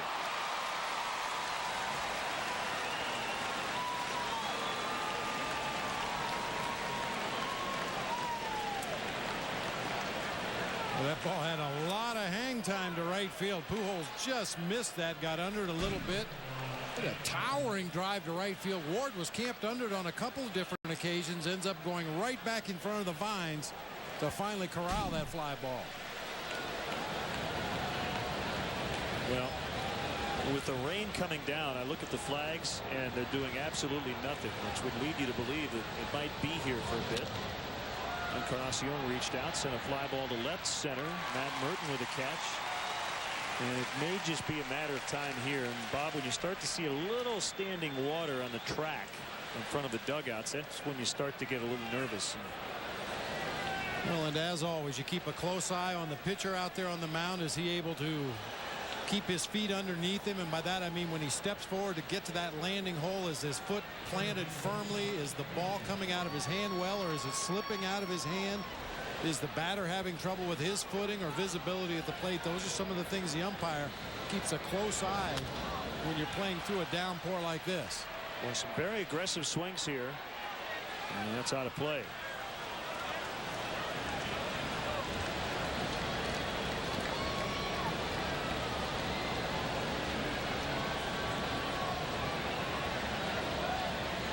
I mean, once again, the infield has been in pretty good shape, all things considered, how much rain this field has taken the last couple of days. But now with no tarp on it and the rain falling freely, it won't take long for that infield to turn into soup out there. Roland went too far, 2 strikes.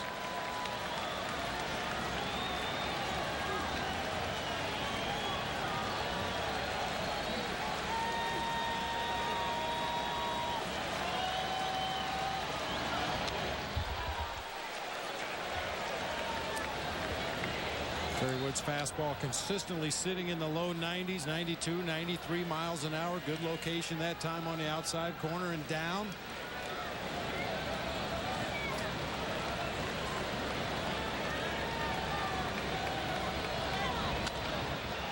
Popped up, shallow right.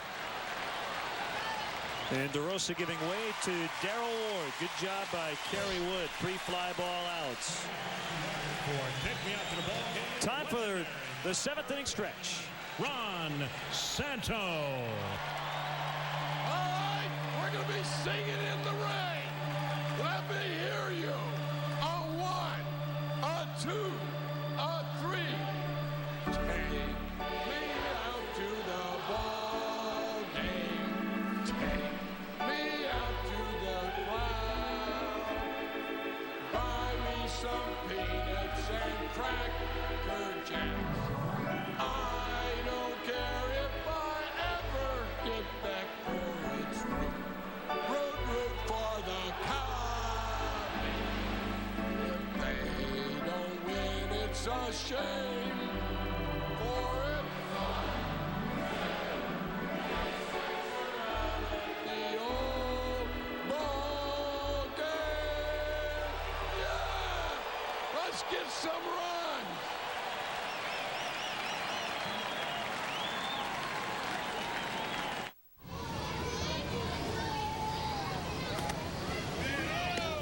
Are your kids dreaming of playing in the big leagues? Well, your Chicagoland and Northwest Indiana Chevy dealers are giving them a chance. Chevy's Diamond Dreams. Log on to ChevyDriveChicago.com and find out how your kid can have a chance to play for Ozzie or Lou at U.S. Cellular Field or Wrigley Field. It's the coolest pickup game of the summer. Enter by September 8th for a chance to make their Diamond Dreams come true. That was a nice catch, kid. Not too close. What do you think? I got that insurance? What insurance is that, Yogi? The one you really need to have. If you don't have it, That's why you need it. Need what? Aflac. Well, if you get hurt and miss work, it won't hurt to miss work. Uh-huh. And they give you cash, which is just as good as money. Aflac. Ask about it at work.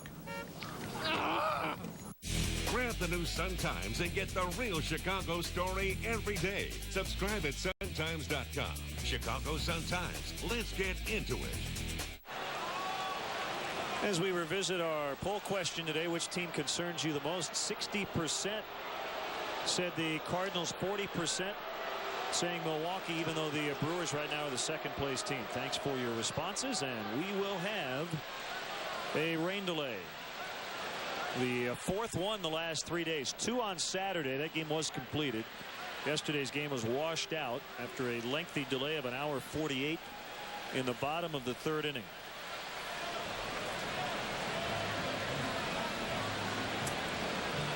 And the question for the Cardinals, Bob, will be, depending on how long this is, will Ryan Franklin be able to continue, or will Tony La Russa have to go to somebody else in his bullpen? They do have 7 relievers out there, and I mentioned Isringhausen hasn't pitched in a while, so he could maybe give you more than an inning. But if you're the Cubs, you want to have some time to come back today. Down a couple here in the 7th.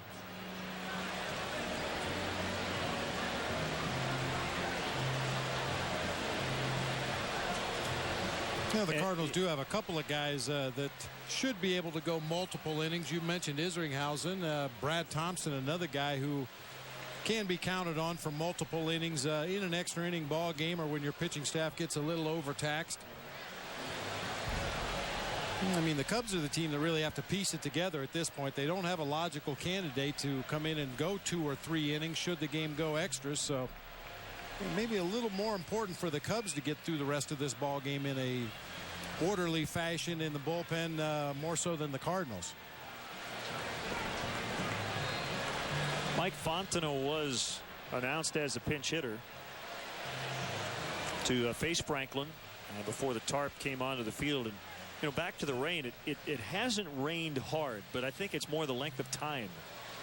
And as you said, the longer we went without the tarp being on the field, it just was a matter of time today. And with the wind doing nothing, again, I'm not a meteorologist, but I do know that you kind of need the wind to push this rain out of here, and we don't have any. Get out the big fans. Yeah, we need everybody on the third base side to take a deep breath and exhale. Blow this storm out of here. Yeah, just a persistent rain, not exceptionally hard, but just steady, and has not let up since it started raining. Crew Chief Daryl Cousins finally decided that if we are going to be able to finish this game at some point this afternoon, the field needs to be covered right now. Well, let's check in on the standings with Milwaukee playing tonight in Arizona.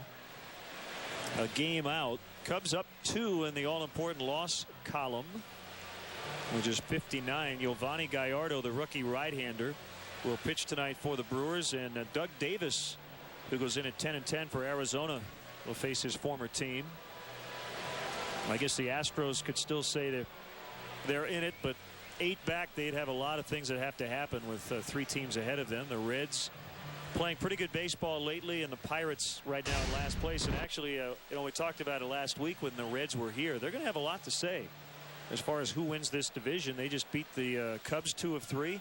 And then did the same thing to Milwaukee over the weekend. Yeah, and those are the kind of ball clubs, and we talked about it when the Reds were in town, that can be very dangerous down the stretch. They really have nothing to lose at this point. They have a lot of players that are playing for next year's contract, or perhaps a big free agent contract in the offseason. And yeah, nobody expects the Reds to do anything. They're playing loosey-goosey and relaxed and really letting it fly. We know what a dangerous offensive ball club they can be when they're swinging the bats well.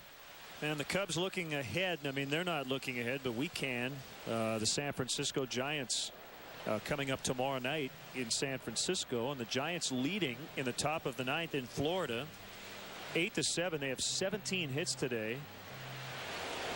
And Barry Bonds not in their lineup and has not made an appearance as they try to close out what would be a 4-game sweep. The Giants have won 4 in a row. The pitching matchups for that series: Jason Marquis will pitch tomorrow night on what will be his 29th birthday.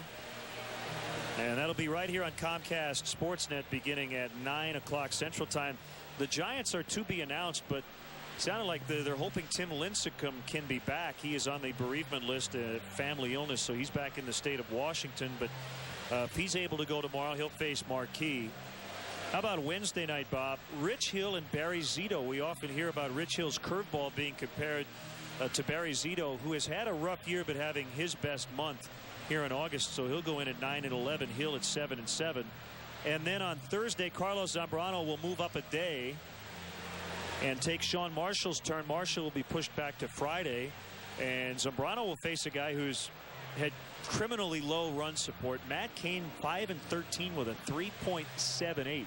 So very intriguing pitching matchups in that San Francisco series. Yeah, that Hill-Zito matchup, belly full of curveballs on that night, you have to believe, with both those lefties featuring the big over-the-top curveball, and then a matchup of power pitchers in that series finale with Zambrano against Matt Cain. Both guys throw extremely hard. Well, if you just joined us, we are in a rain delay before the bottom of the 7th inning, and let's catch you up on all the highlights as the Cubs trail right now 6-4. Scott Rowland with a good battle against Ted Lilly in the first inning, a 2-run double that made it 2-0 Cardinals. In the second inning, the Cubs would come back with 1 out. Daryl Ward with his second home run of the year, and in this series he had a grand slam on Saturday in a similar spot that made it 2-1. And then Mark DeRosa followed up on a hanging changeup out into left center. Cubs go back-to-back. It's 2-2. But Scott Rowland having a huge day with an RBI double. That ball got by Aramis Ramirez on a strange hop. Cardinals jumping ahead. Aramis Ramirez with an RBI single plating Ryan Theriot, making it 4-3. Cubs down by a run. Albert Pujols with his 3rd homer of the series. Way out, it'll end up on Waveland Avenue. 5-3 Cardinals. Derek Lee leading off the bottom of the 6th against Troy Percival. Up and out. Cubs within 1 again. And then Rick Ankiel with his 4th home run. Carmen Pignatello curveball out to left in the rain. Kerry Wood would then retire the next 3, and then a rain delay, and that's where we stand. So 6-4 St. Louis. 11 extra base hits in this one, and for Derek Lee, his 100th career home run as a Chicago Cub. So we are in a rain delay, and we will throw it to a commercial break. When we come back, we'll chat with Dave Van Dyke from the Chicago Tribune. Talk some Cubs baseball during a rain delay. 6-4 Cardinals. We'll be back.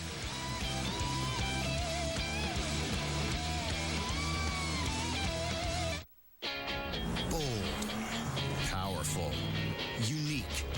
Of all Nissan's lines, this is the one you've been waiting for. The bottom line. The once-a-year sales event with great model year-end deals on every capable Nissan sport utility vehicle and minivan. Like a $249 per month lease on either the Nissan Murano or Pathfinder. Get to your Nissan dealer now.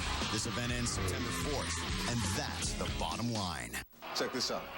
With this controller, your character will mimic your exact motions. See? Sweet.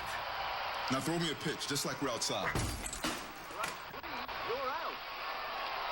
Ends the inning. Next up, shortstop. Want to get away? Now you can. Fly Southwest Airlines nonstop from Chicago Midway to Long Island for just $49 one way. You are now free to move about the country. It's the Chevy Model Year-End event, and now we're making it easy for you to choose your new Chevy. Just click and go to find great offers on 07 cars, trucks, and SUVs online 24/7. But you've got to decide. Then get to your dealer before yours is gone at the Chevy Model Year-End event. Use $3,000 cash back to get a Chevy crossover, an 07 Equinox LS front-wheel drive starting at $19,865. Click on ChevyDriveChicago.com. Then see your Chicagoland and Northwest Indiana Chevy dealers. Hi there, Mark and Pat along the way. Tonight at 6:30, we'll recap the Cubs series finale against the Cardinals. Plus, we're live in Indianapolis with a preview of the Bears Super Bowl rematch of sorts against the Colts. That's tonight at 6:30. When the Cubs game is over, stay tuned for Cubs Postgame Live on Comcast Sportsnet. All the interviews and press conferences, in-depth game highlights, and Dan Plecek breaks down all the action. Cubs Postgame Live after the game on Comcast Sportsnet. Fans' best friend. Well, we're in a rain delay before the bottom of the 7th. The Cardinals lead the Cubs 6-4, and joined by our good friend Dave Van Dyke from the Chicago Tribune, longtime baseball writer, and nominated for the J.G. Taylor Spink Award. So the next time we talk to you, Dave, you might be a Hall of Famer. First of all, congratulations on your nomination. Thank you very much. I fear you guys just brought me in here to make you guys look better looking. You know, stick me in the middle and then have the bookends on the side that look good. Thank you. Well, it's great to have you with us, and it's been kind of a weird day. The ball has been flying out of the ballpark, and as Bob and I talked about, it was just a matter of time. This rain has not stopped. Yeah, well, it's been a weird day. How about a weird weekend? Well, it's just never stopped. You know, I think we had, what, 2-hour rain delay on Saturday, 2 hours yesterday. It's a very long weekend. You know, it's funny today. I didn't think the ball would fly that well. I guess you know, with the rain-laden air, they always say the ball flies, and there wasn't any wind, so I guess that made the difference today. Well, it certainly looks like it. I have to ask you a question, Dave.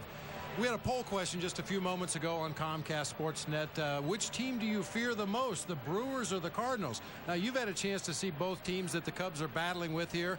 Which team do you fear the most at this point? That's a tough question. I would say the Cardinals. I think everybody would right now. But actually, the Brewers are probably a more talented team. Would you agree with that? I don't think I would argue with that. Yeah, I mean, if you just took player for player and what their potential is, I think you might want to pick the Brewers out of that. But the Cardinals are more experienced. Of course, they've been through this so many times before. They have a manager who's been through it before. They went to the World Series last year with pretty much the same team. So I think if you're just looking at a pennant stretch, a last month of a season when nerves play into the whole equation, that you would fear the Cardinals a little bit more.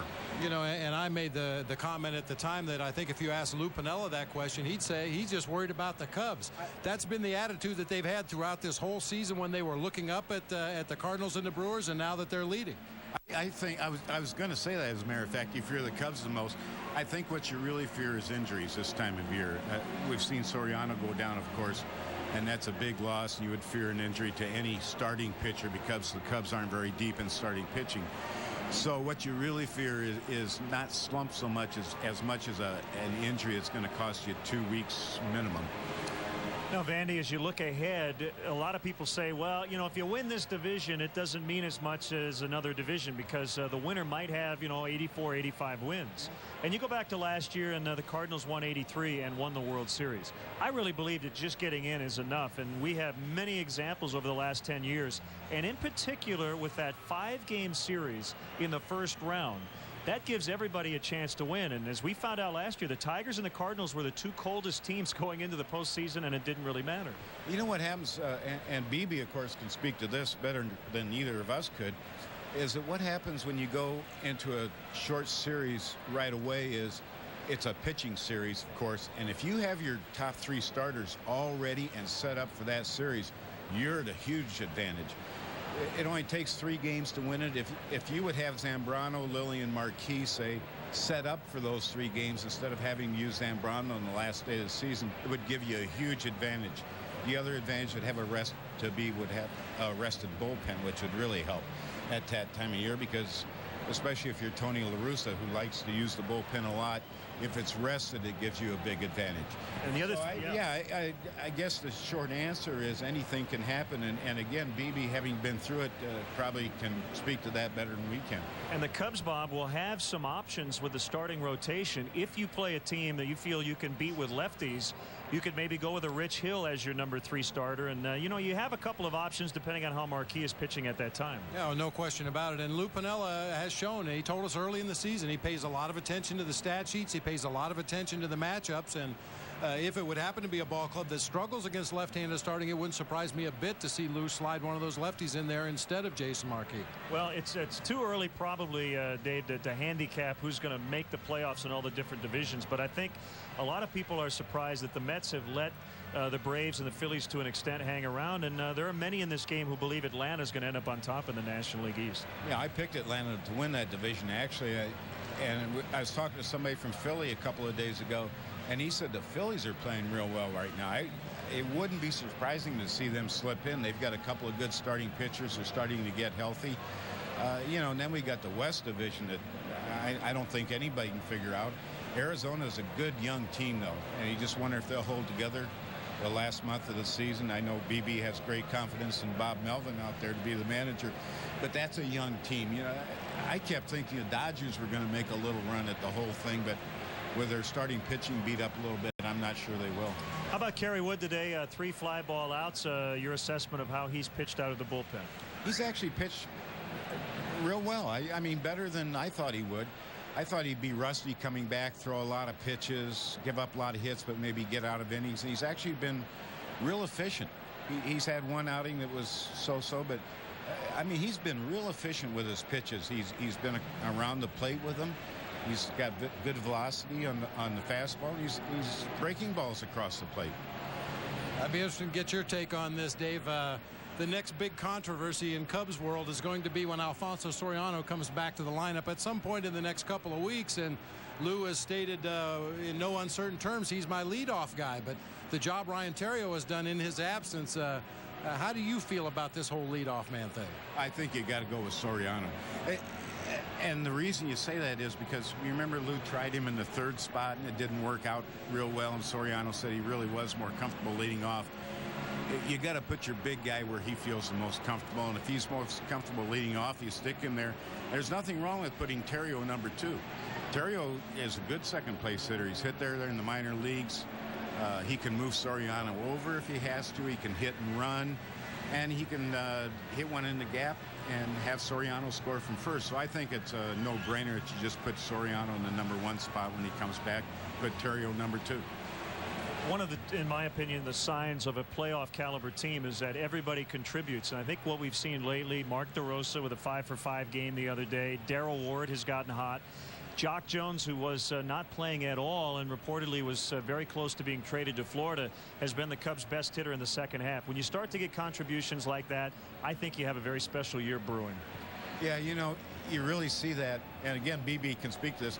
But when you make the playoffs, go to the World Series, and win the World Series, you look back on the season, you say, man, this guy was a lot better than we thought he was going to be. This guy carried our team for a week. That guy came out of the bullpen, and nobody hit him for a month.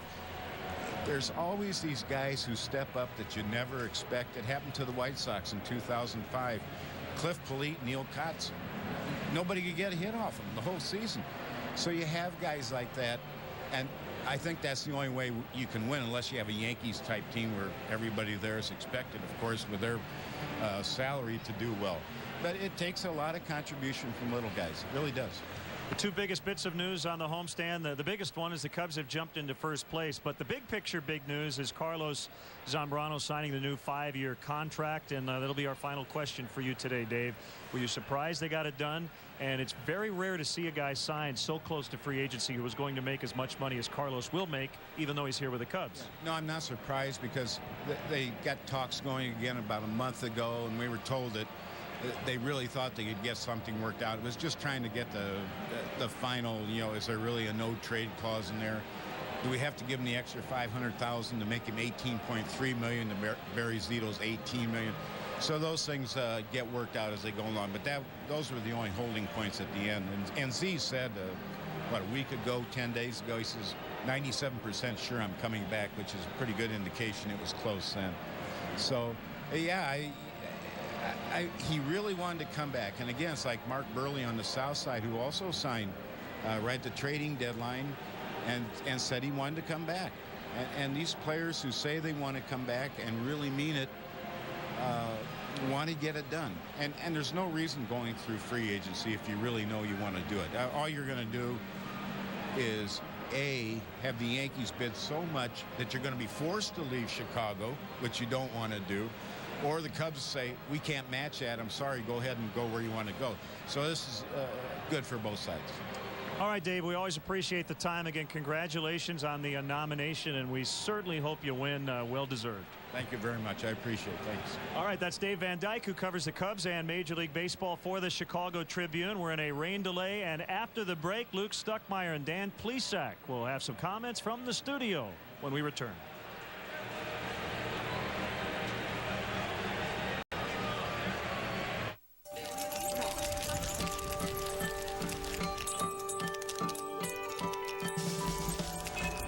It's Toyota's Lots on the Lot event. With so many great models to choose from, it's the right time to buy. Right now, lease a Toyota Camry for just $199 a month. Get 0% APR on a luxurious Avalon, or get $2,000 cash back on a roomy Sienna minivan. Toyota's Lots on the Lot event. Going on now. And that's a look at the extended forecast. That weather forecast looks great, Jane. Sure does. Not unlike you. Why, thank you, Jane. Now, let's go to Joe Stewart.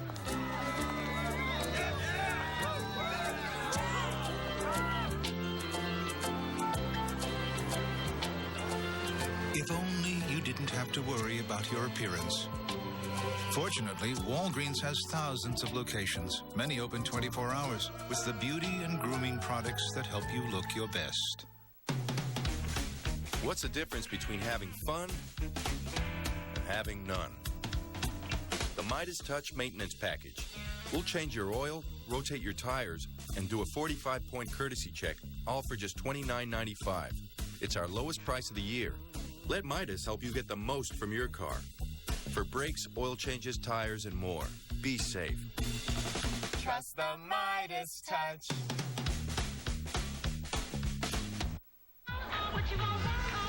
Every night, there's just one place to be. The best damn sports show, period. Come on in and be our guest for Sports Television's nightly party. The world's greatest late-night sports show is just getting started. The best damn sports show, period. Weeknights on Comcast Sportsnet.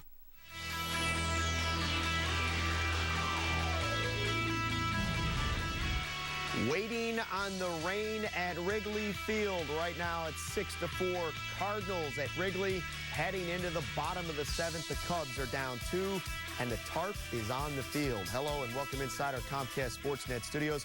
Luke Stuckmeyer and Dan Plesac. Dan, 18 years in the big leagues. How did you kill your time during the rain? Well, hopefully the best way to kill the time, if you were a card player, there could be some card games going on in both clubhouses right now. But it's really tough, especially when you're playing at a place like Wrigley, where it's a small clubhouse, the home side and the visitor side. There isn't a whole lot of room. There isn't really a room where you can go and watch TV or watch a movie, or guys can get around and watch other games, especially when you're playing the lone day game right now. So it's pretty boring. All right, let's take a look back at this game, at least to the point we're at right now with the Cubs down 2. We had Ted Lilly on the hill today, coming off kind of a rough outing his last time out, but had a chance to pick up another win today, and he just didn't seem to have his stuff. He wasn't as sharp as he had been, but he really made some really good pitches here in the first inning. The Cardinals had second and third, nobody out. He made 2 terrific pitches.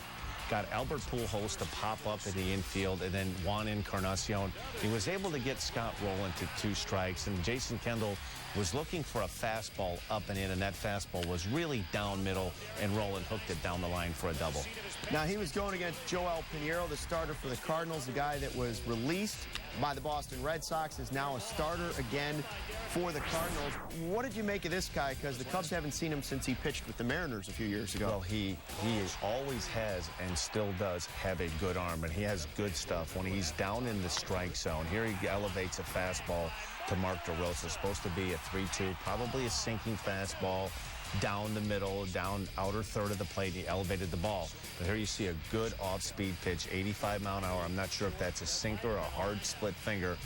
But listen, he has good stuff. And, you know, I don't think that he took to being a relief pitcher with the Boston Red Sox and getting with Dave Duncan and Tony La Russa. A lot of times when you get a pitcher or a player to a new situation, I think it really is, it's a big help for the player, because a new team that is acquiring the guy doesn't necessarily dwell on the things that they can't do. You have a need, you need a starting pitcher, you get that starting pitcher and you kind of see what he has, you try to tinker with things a little bit, and then you, on top of that, you have a Cardinal team that's starting to swing the bats a lot better. He's throwing the ball well. The Cardinals are starting to hit the ball well and get a little bit more healthy. He's been a very welcome addition to that starting rotation. At one time, he was a pretty hot prospect. You looked at him, but I watched him play in the minor leagues, and he was on a team with the J.J. Putz. And a lot of these guys that are in the major leagues now, Soriano with the Braves, he wasn't necessarily the best player on that team, but he was a highly thought-of prospect. Oh, and he has a good arm, and he has a good, lively fastball, and he keeps his ball down in the strike zone. And when he's throwing the ball effectively, he throws in the low to mid-90s at times. If he's down in the strike zone early and can elevate that fastball 93, 94 miles an hour, he can get some strikeouts. The Cubs did a pretty good job of waiting him out, getting some pitches to hit, but he has good stuff. Well, one of the guys that got a hold of one of his pitches, Daryl Ward, we talked about him in the pregame show, said he was going to be in right field today, and he had the big grand slam over the weekend, and today he broke out the big lumber again, this one in the second inning, and he really put some good wood on this one. Is a case, if you go back and you'll watch that replay again, Yadier Molina looking for a fastball on the inner third of the plate, looking for that Greg Maddux type fastball, that fastball that starts at the hip of a left-hander, comes back on the inner third of the plate. That ball started out middle of the plate, ended up outer third of the plate, you know, putting the ball out there where Daryl Ward could go out there and surround that pitch. Daryl Ward just missed hitting his second home run of this game, ended up getting a double just a little while ago. Another guy that hit one out today, Mark DeRosa. The baseball's kind of flying out of the ballpark in this soggy air, and DeRosa clobbed his too. Well, this is a case of a fastball, 3-ball, 2-strike count. I think the last thing that you want to do, particularly you have one out, is you're going to challenge somebody, and he got himself in a count that he was going to get a fastball, and this just happened to be one that Pinheiro threw that was elevated and ran back into the inner third of the plate, was probably up, would probably have been called a ball, but a good pitch to take a pass at, particularly on a 3-2 pitch. Cubs with one other homer today. It was Derek Lee. We've done a lot of talk over this season about Derek Lee's average being there, but the power numbers not being there. It seems like he's getting the home run stroke back a little bit. It's just a matter of time. When you have the resume and the track record that Derek Lee has had, he's a legitimate 35 to 40 home run guy. I'm sure that he's disappointed at the number of long balls that he's hit up to this point, but there's a lot of baseball left, and this is a very important stretch. You're talking right now, we've got about 40 days left in this season, just under 40 games. This is 40 very important games, and you can turn around what could be, as far as power numbers, a very disappointing season, or a season that is a little subpar as far as home run goes, but he's very capable. He's dangerous, and if he gets hot, he can hit a lot, and he can hit them in bunches. And the average is still there, and so is the glove. Made a couple nice plays over at first base today. On the other side, you always have to look out for Albert Pujols. Not sure why he wasn't hitting in the All-Star game this year, because we've seen he can hit the ball a long way, and whenever he faces the Cubs, seems like he does. Takes Ted Lilly out here. Well, this is one of the most dangerous hitters in baseball, and I don't care if he comes into a series 0 for 12, 5 for 25. He is a dangerous, dangerous hitter, and he hits about anything. When he's locked in, he handles the ball on the inner half of the plate very well. He's got good coverage on the outside part of the plate. You really have to concentrate and make good pitches. And when he's locked in one of those zones where he's seeing the ball very well, you just hope and keep your fingers crossed that when he comes up, it's not with men in scoring position, or if you don't have a place where you can't put him, he's awfully dangerous. And Pignatello comes in. The Cubs have kind of moved back into this. And another guy we talked about in the pregame show, Rick Ankiel, a former pitcher who's now an outfielder. He gets a hold of it. That's 4 home runs, I believe, since he's been called up from the minor leagues. We touched on a little bit in the pregame show, and it's very difficult. You're talking lefty on lefty. I'm not sure if he's ever faced Pignatello before, but he hits this slider like he was sitting on something off speed and did a terrific job. If he continues to take left-handed pitching and hit it the opposite way, or try to hit the ball up the middle, he's going to make himself a very, very dangerous hitter. I was quite surprised that he was in the lineup with Ted Lilly starting, but that has to show you the confidence that Tony La Russa has in Rick Ankiel and what he showed.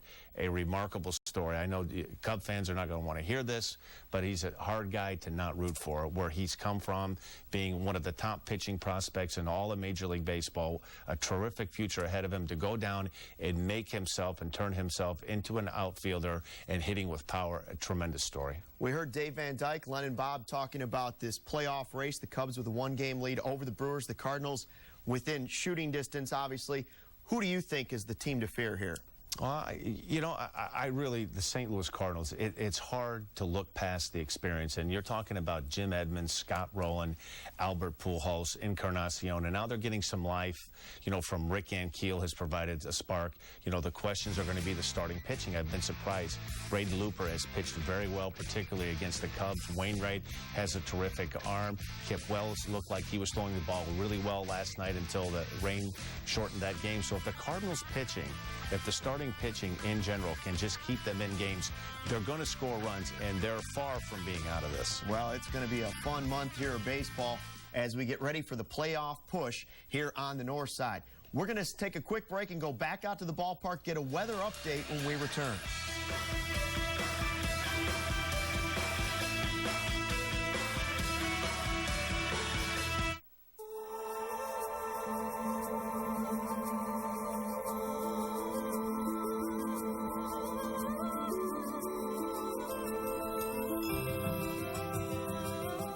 Cordially invited to the event from Lexus. The summer sales event where you'll find unexpected values on the Lexus you've always wanted. But like summer, it won't last forever. The event, now through September 4th. See your Chicago area and Northwest Indiana Lexus dealer. Stop, Hub! Where should we sit? Right at first base. Wait, how about along the third baseline? Wow, this is great. Just like having season tickets. Looking for great seats? Buy tickets from other fans. Have extra tickets? Sell them to other fans.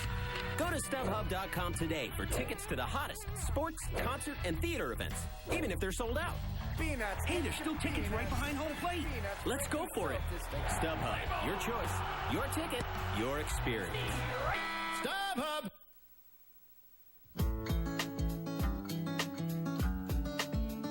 More bars in more places. That's what you can expect from the new AT&T. The largest digital voice and data network in America. More bars in more places. So switch to the network you can trust. Singular's name is now AT&T. Your world delivered. Want to win a special Cubs collectible? Well, here's your chance. Comcast Sportsnet and the Cubs want to give you this limited edition iPod. To enter, tune into Sports Night, and every Thursday at 6:30, watch for the weekly iPod Cubs trivia question. Then log on to ComcastSportsNet.com and correctly answer the question to be automatically entered to win this limited edition iPod Nano. It's that easy. Watch Sports Night and win only on Comcast Sportsnet, fans' best friend. Welcome back to Wrigley Field. It is drizzling right now, but we are not going to continue until it stops raining completely. That's usually the norm, and there's a lot of water on the warning tracks right now. Tarp on the field. I guess the good news is the wind is blowing a little bit, so hopefully it can push some of this rain out of the area. Very hazy, soupy kind of day today, and the Cubs trail the Cardinals 6-4 just before the bottom of the seventh. The crew chief Daryl Cousins called for the tarp, and we are in a rain delay. Well, as we continue now, Chuck Garfien takes a look back at a lesser known Cubs drought. Let's hear about the no-hitter. It's a no-hitter! A no-hitter! It's a phenomenon to pitch a no-hitter. Everything has got to go your way.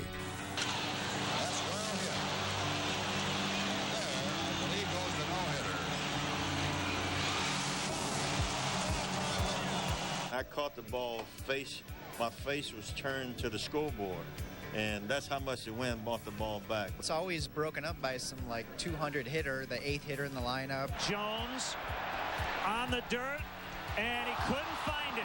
Looked like he lost it in the sun. There's no doubt about it. you got to be lucky to have a no-hitter. I almost say that it's 95% luck and 5% skill.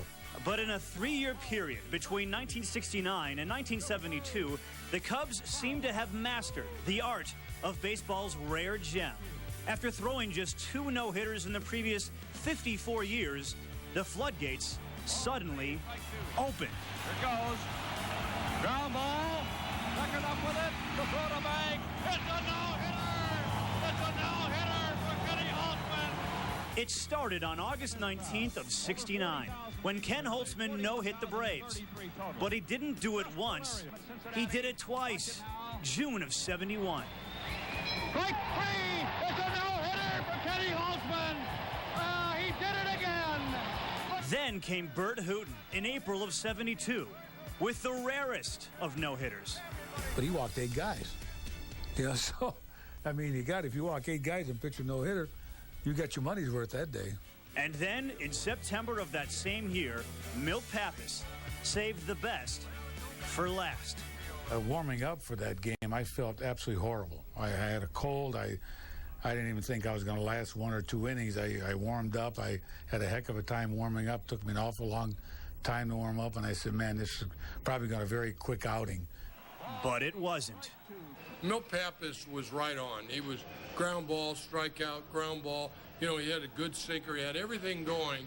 Pappas always had been a controlled slider ball pitcher, and he was throwing the ball real good.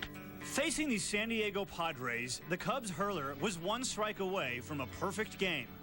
Most people don't remember the first 26 outs.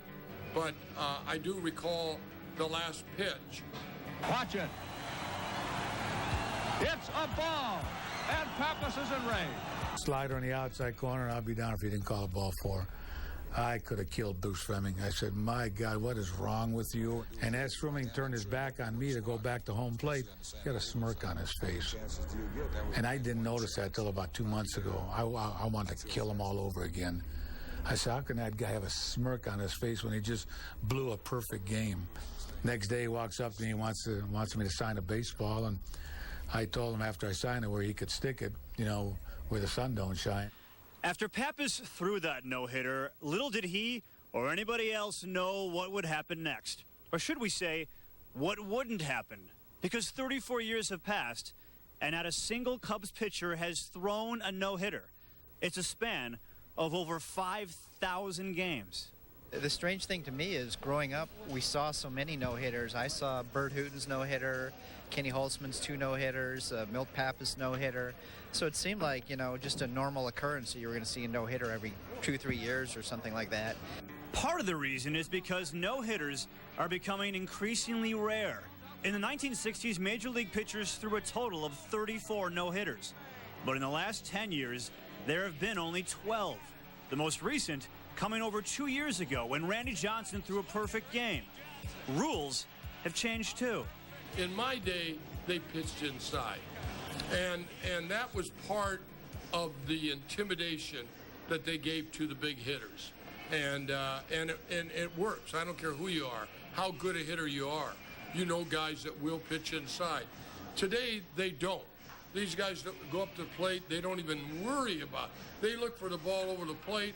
Sometimes you get a little bit too anxious. But I think that's a big reason that you're not going to see a lot of no-hitters.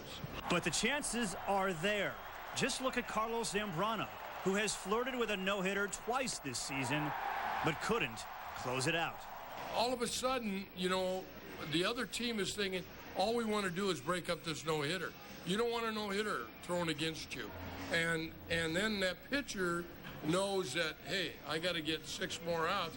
It's a little harder. And for a franchise known for its unique history, there is this ironic twist. Not only have the Cubs not thrown a no-hitter in 3 decades, they haven't surrendered one in 4. Not since Sandy Koufax threw a perfect game against them in 1965. I didn't realize that until you told me. You know, that's 41 years.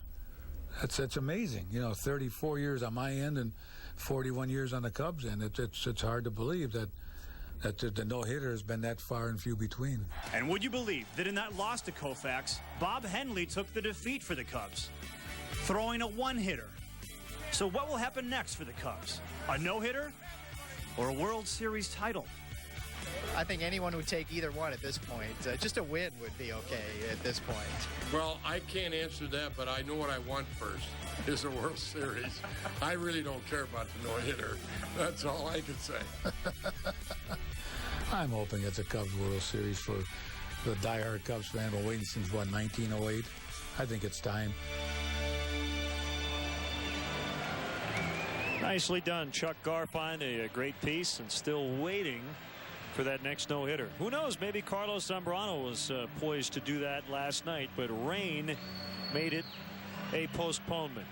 Rain delaying this one today. The Cubs needing a late inning comeback, trailing the St. Louis Cardinals 6-4. We're in the bottom of the 7th inning here at Wrigley Field. And while we continue to wait, we'll keep you up to date. Hopefully that tarp will come off shortly. It's still raining ever so slightly. Now enjoy the top 50 wildest sports bloopers ever here on Comcast Sportsnet.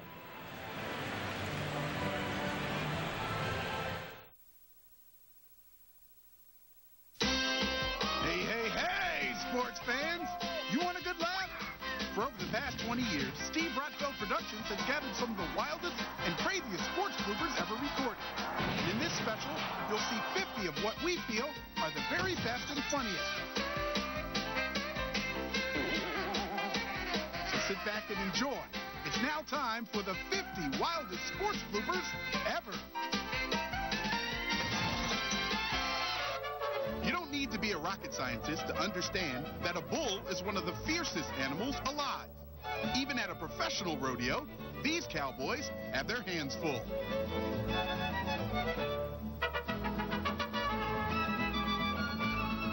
At this rodeo, it's amateur night.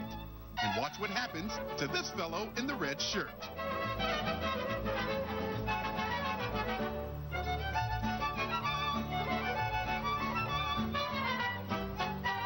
Luckily, our novice bullfighter is able to escape with his life, but not his dignity. The bull sees to that by keeping his underwear as a souvenir. When a hockey coach really wants to protest, throwing hockey sticks is a common technique. This coach takes it one step further by disrobing.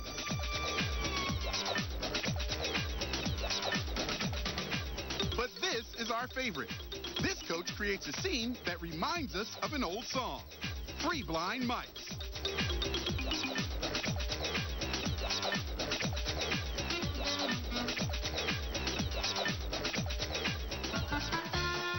The sport of gymnastics is filled with danger, whether it's due to faulty equipment or the fact that one miscalculation can make the difference between a perfect landing and a complete disaster.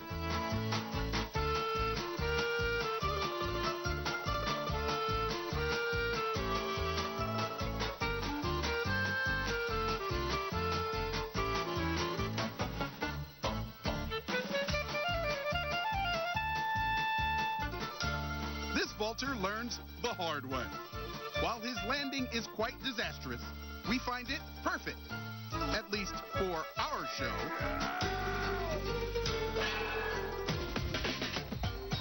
In basketball, is there anything more exciting than a last-second game-winning shot? Or how about a nearly impossible shot? Well, for our money, this is our kind of basketball play. Knocked around, picked up by Jones. He goes back and puts it into his own basket. I don't believe it. When the opposing player misses his free throw, our confused player in red grabs the rebound and puts it in the wrong basket. Gotta love his reaction. In the crazy world of baseball, bloopers are often an everyday occurrence, especially in the outfield.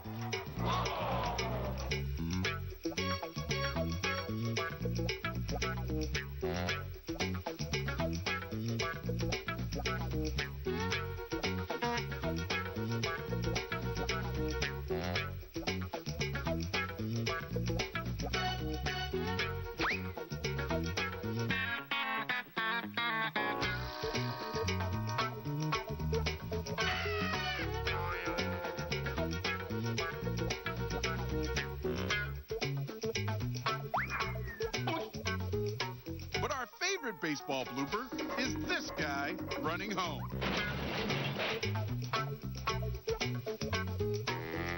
Now this is what we call poetry in motion.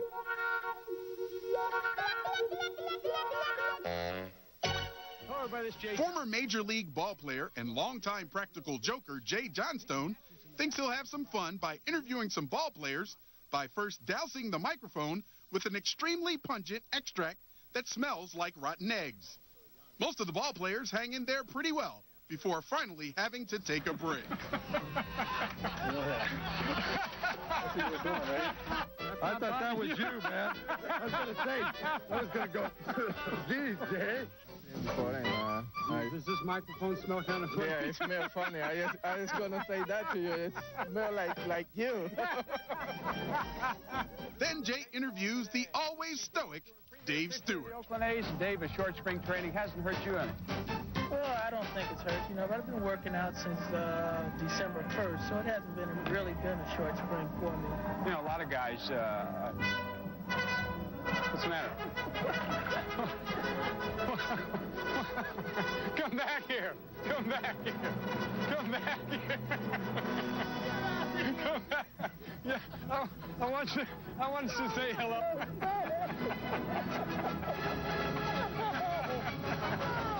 Say hello.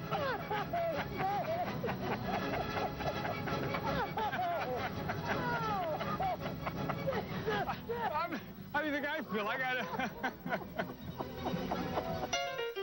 Talk about your one-sided fight. This 7-foot boxer is simply destroying his opponent. But later on, in a true David versus Goliath moment, the giant gets knocked out by a right cross. How embarrassing. And now it's time to see if you, the viewer, can guess what happens next. After the boxer in the red trunks is declared the winner, something quite embarrassing happens. Is it A, he gets attacked by a disgruntled fan, or B, he clumsily exits the ring through the ropes? To vote for A, text Fun Space A to 222-333. To vote for B, text Fun Space B to 222-333. If you text now, you'll receive a free 35-minute download of Simply the Best 101 Sports Bloopers at iamplifysports.com. To vote for A, text Fun Space A to 222-333. To vote for B, text Fun Space B to 222-333. Check out the voting results and get your free download at iamplifysports.com. We'll be back in a moment. And summer means time for camping out, cooling off, and time for the GMC Summer Sell-Down. The best time for the best selection of 07 models, like an 07 Sierra with best-in-class fuel economy and the best coverage in America. The GMC Summer Sell-Down. Get $2,000 cash back when you purchase any 07 Yukon XL, plus an additional $4,000 on select Yukon XL models in inventory since 11/11/06. Visit GMCDrive.com. I am your idea. Color me. Get me noticed. Make me shout. And stand out. Give me Rico color that always works. I am your idea. Make me brighter. Make me shine. I am your idea. Get me in there. Make it happen. In flying colors. It's you and me, and here we go. With Rico. The survival of the greenbacks is a daily challenge. This one was overspent. They're at risk of becoming extinct. But you can help right now during Kia's Save the Greenback sales event. You save a lot of greenbacks with Kia, like the fuel-efficient Spectra. With its impressive safety rating, you and your greenbacks are more protected than ever. Together, we can save the greenbacks. Hurry and get 2.9% APR plus 1,000 bonus cash on the Spectra. This week only, score big with 30% off and no money down on Feldco windows and siding. Call 866 for Feldco.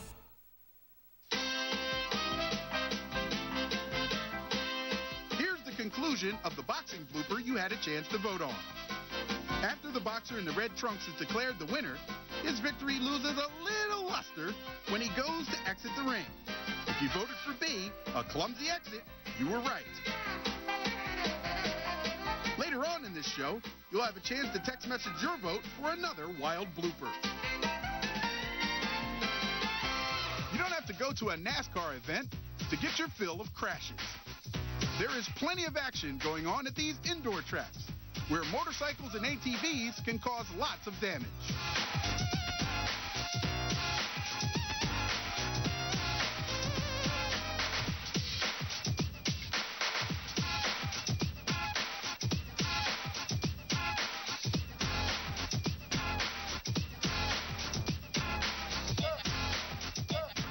Here's one race which these spectators will never forget.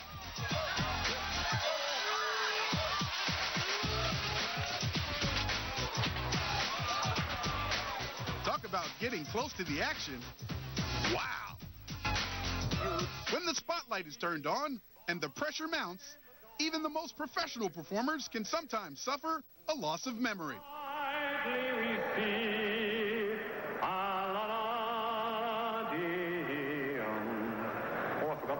Your winner by technical knockout. Here's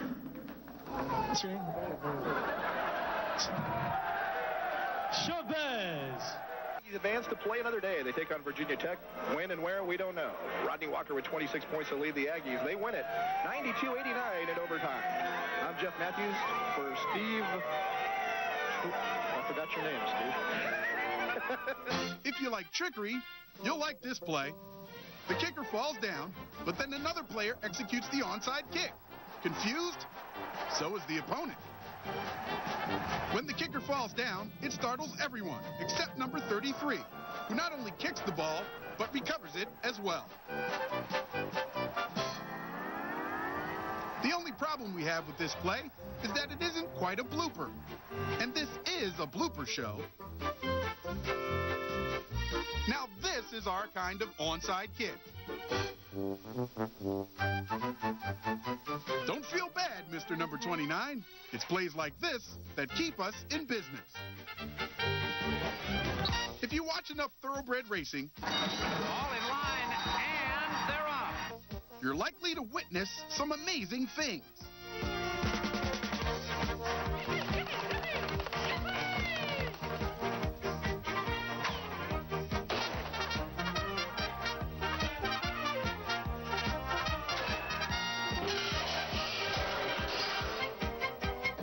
On the extreme outside. Colorado Co-Ed toast a dozen on the inside. Questions yet. Who farted? Who farted on the outside? It's close. Who farted in the winner's circle?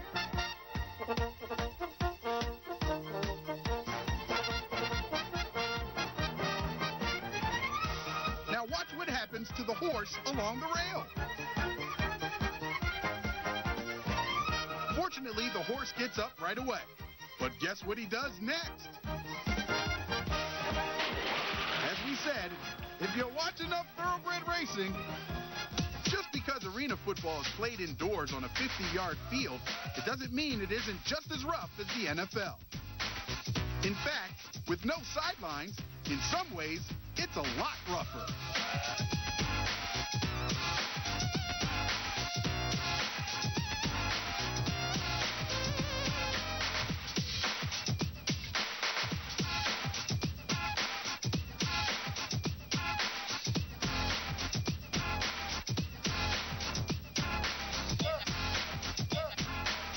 On this play, look what happens to the ball boy, who gets caught up in the action. Blackshear will go all the way. And the ball boy trying to get out of the way. Wait a minute. The ball boy got in the way. Blackshear finally tackled at about the 2-yard line. Look at that ball boy speed. The ball boy just ran a 4.340. In baseball, there's something to be said about being in the wrong place at the wrong time. Like, it's not a good thing. For instance, when this kid hits one over the fence, it smashes through a passing car's window. Talk about bad timing. Not that this home run hitter cares. But for the driver, wrong place, wrong time.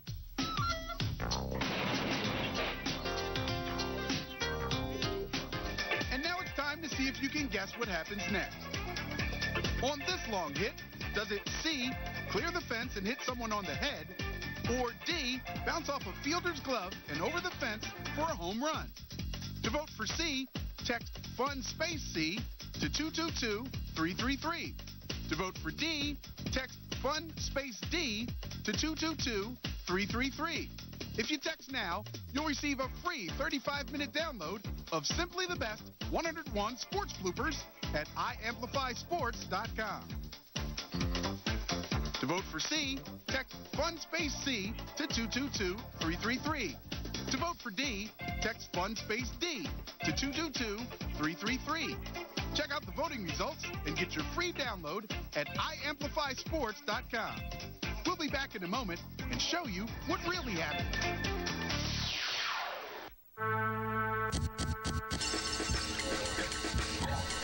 College Football Saturday is back in session on Comcast Sportsnet.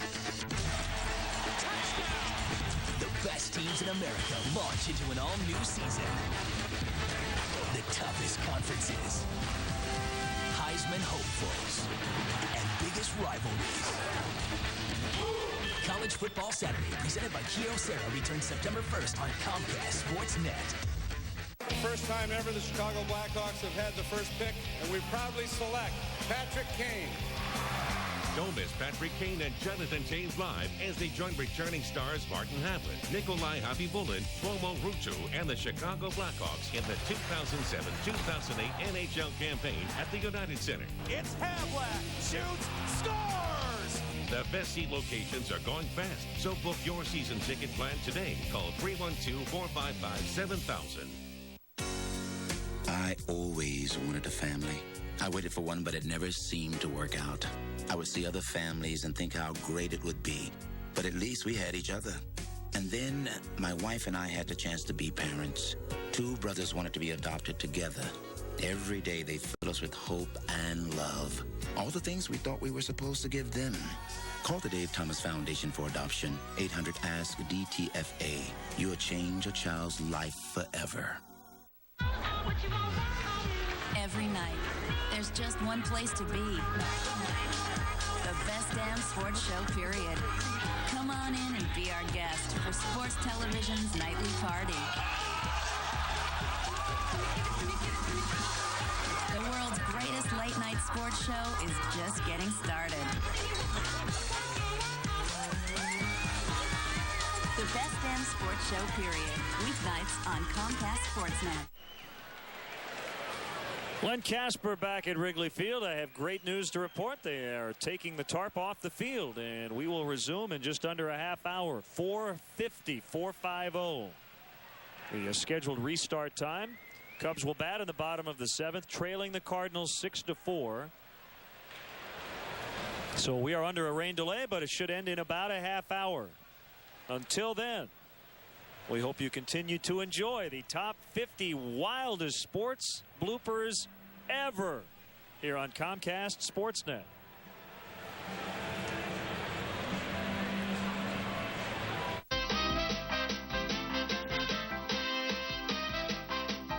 Here's what really happens on this long hit. Talk about being in the wrong place at the wrong time. If you voted for the ball clearing the fence and hitting someone on the head, you were right. Later on, you'll have a chance to text message your vote for another wild blooper. If you've ever been to a rodeo, you've seen how the bronco riding event can be a little tough on these cowboys.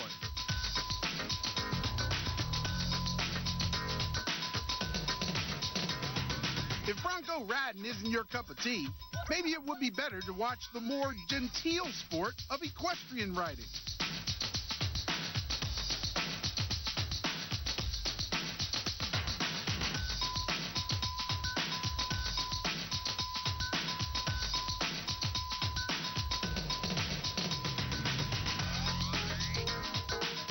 Come to think of it, maybe bronco riding is less violent after all.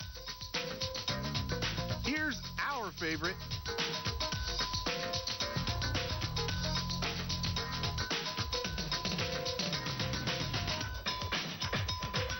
Working with boxers outside the ring is always risky business.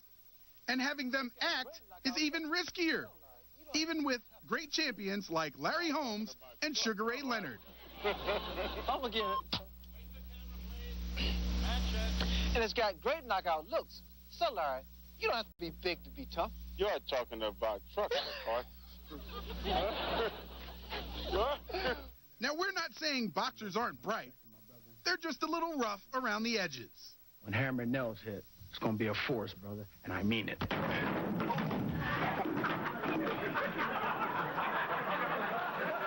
Force, brother, and I mean it.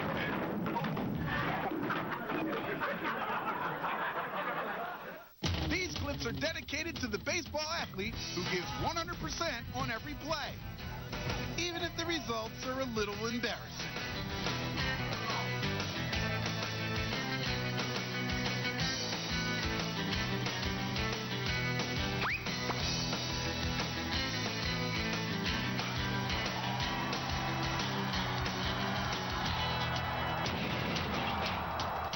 This amazing effort is a classic example of one's willingness to run through a wall to get the job done. Fortunately, our brave outfielder suffers only a broken nose. To watch some of these bike races, maybe these riders should be wearing shoulder pads and flak jackets along with their helmets.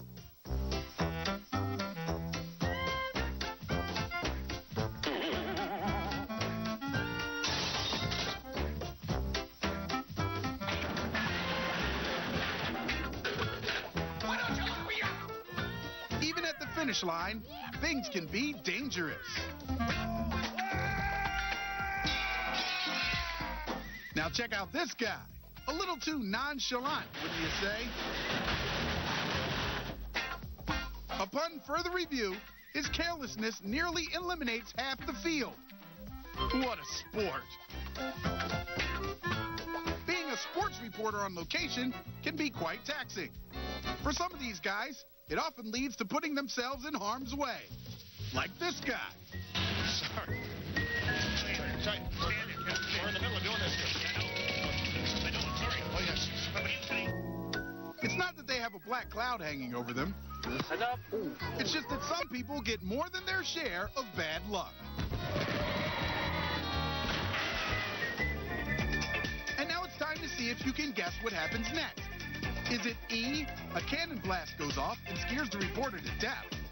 Or F, a team mascot hits the reporter in the face with a shaving cream pie? To vote for E, text FUNSPACE E to 222-333.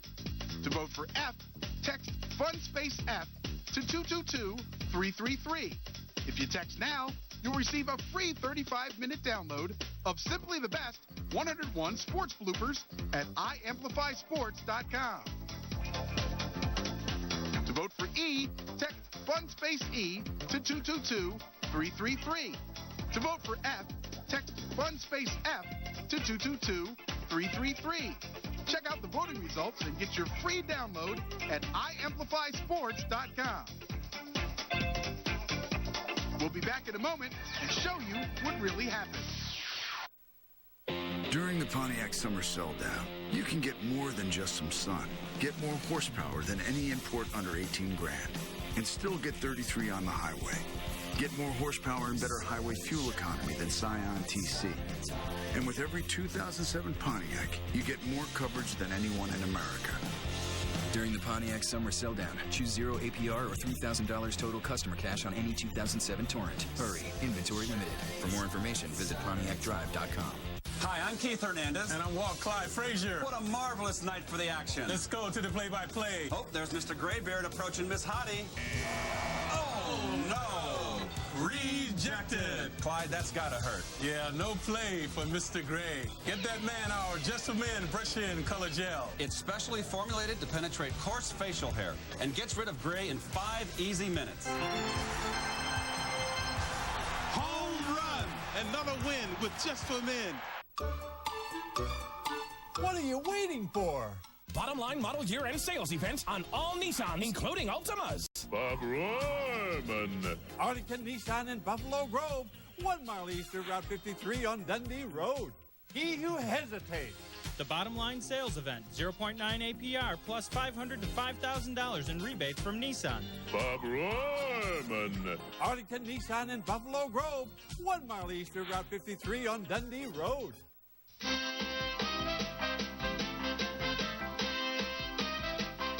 Here's what really happens to this reporter who is doing an on-location report. If you voted for the reporter being scared to death by a cannon blast, you were right. Later on, you'll get another chance to text message your vote for a Wild Sports blooper. Okay, gentlemen, I expect a clean fight. I expect you to my command, and I expect you to act like professionals. Act like professionals? Are you kidding me?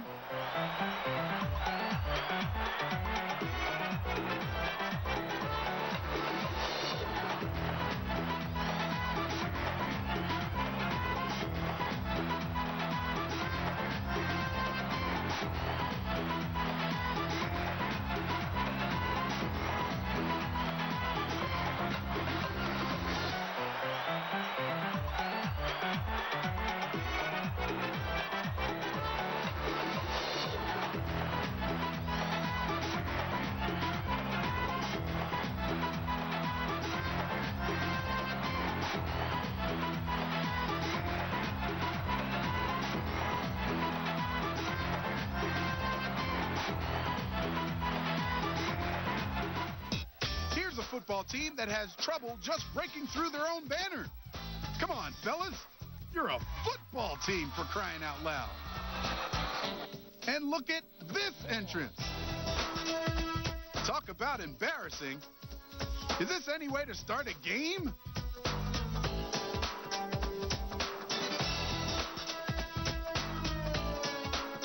Guess these banner entrances are harder than we think. Watch the guy walking in front of this banner. It's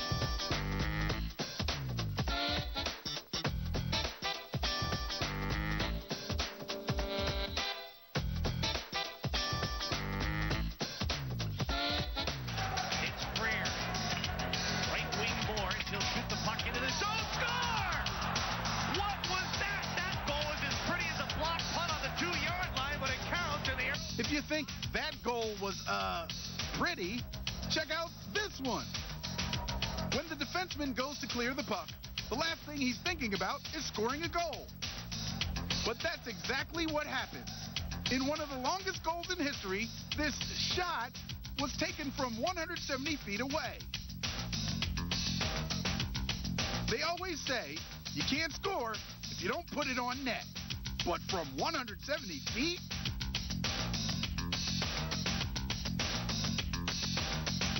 Prankster Jay Johnstone is at it again when he interviews A's pitcher, Rick Honeycutt. For the prank, Jay encourages another player to sneak up behind them and blow a loud horn to bust up the interview. The catch is, the horn that the player is going to blow will blow powder back into his own face. Watch what happens. So,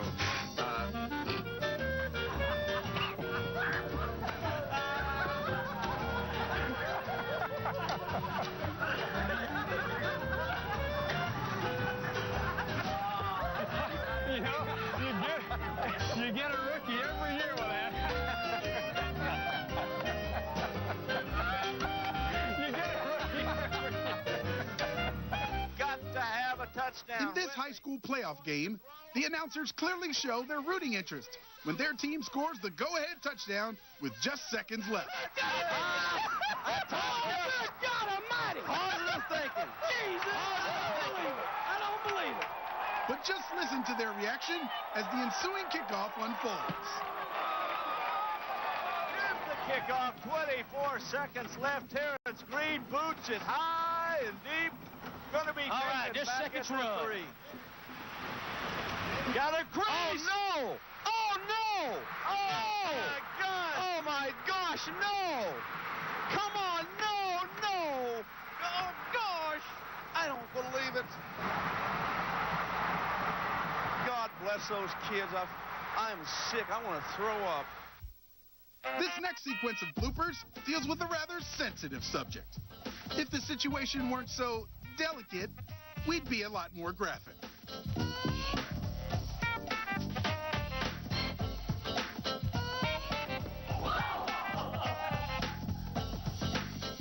Remember, son, keep your eye on the ball.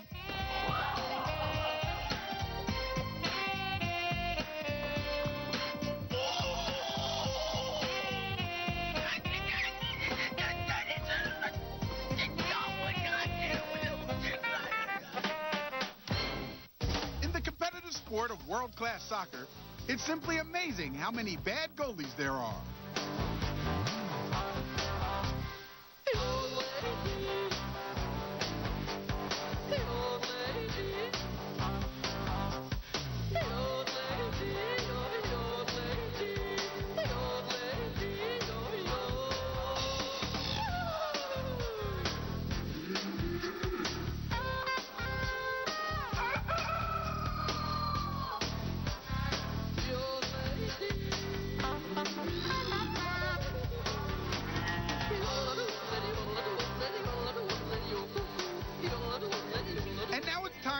You can guess what happens next. Does this soccer goalie, G, throw the ball directly into his own goal? Or H, throw the ball off his own defender, which then goes into his goal? To vote for G, text fun space G to 222-333. To vote for H, text fun space H to 222-333. If you text now, you'll receive a free 35-minute download of Simply the Best 101 Sports Bloopers at iamplifysports.com. To vote for G, text fun space G to 222-333. To vote for H, text fun space H to 222-333. Check out the voting results and get your free download at iamplifysports.com. We'll be back in a moment and show you what really happened. I'll take you there, wrap my arms around you. You got my... It's a beautiful time for luxury. It's a beautiful time for quiet. It's a beautiful time for a new car. It's the Buick Summer Selldown. Use your $1,000 bonus cash to get an 07 Lucerne CX with an EPA estimated 28 miles per gallon highway for under $24,000. Visit BuickDrive.com. If ever you're not satisfied with one of our tires, please feel free to bring it back. Thank you. Discount Tire Company. Low prices, more choices on the world's best brands like Michelin and B.F. Goodrich. Make a smooth approach. Make smooth contact with Electric Shave Pre-Shave Lotion. Stands up whiskers for up to a 52% closer shave. Electric Shave. Blade close. Electric smooth. It's time to kick off the savings at Feldco. Call 866-4FPL. DCO. This week only, score big with 30% off and no money down on Feldco windows and siding. Visit a Feldco showroom or call for a free in-home estimate.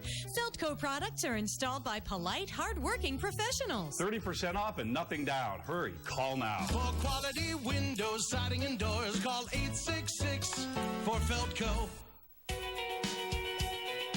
This year, Discover Wisconsin is celebrating our 20th year of bringing you to amazing destinations throughout the state. Each week, you're bound to find a great place to vacation, witness the unusual, or learn something new about Wisconsin. And to celebrate, we're giving away a monthly 20th anniversary Drive to Destination prize at discoverwisconsin.com. Right now, register to win a $1,000 getaway to Warren's Cranfest. Discover Wisconsin this Saturday morning at 10 o'clock right here on Comcast Sportsnet.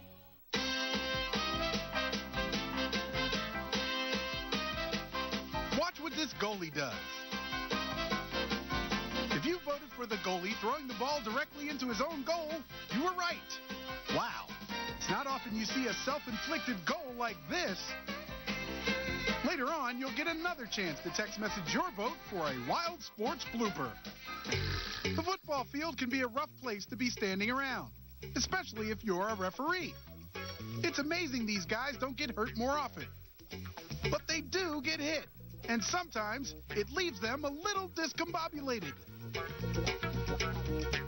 Now check out the referees on this play. Almost blocked, but it will sail over. No, wait a minute. One official says yes, one says no, it's not good. One official signaled it was good, the other signaled wide to the right. Two guys under the goalpost. The one on the near side will signal that it is good, and the one on the far side will say, no, watch, it's good. No, it isn't. That's got to be on the bloopers everywhere.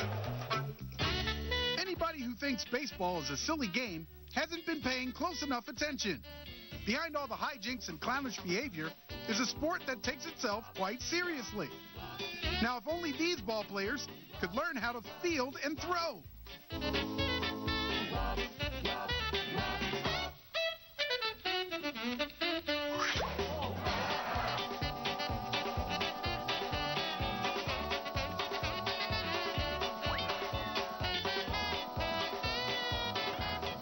And I guess we should have mentioned base running, too. Watch what happens at the end of this play.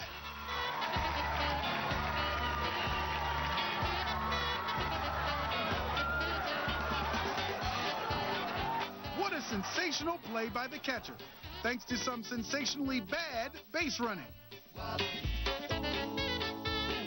People who work in the media can be pretty clumsy. After all, that's why they're in the media. No.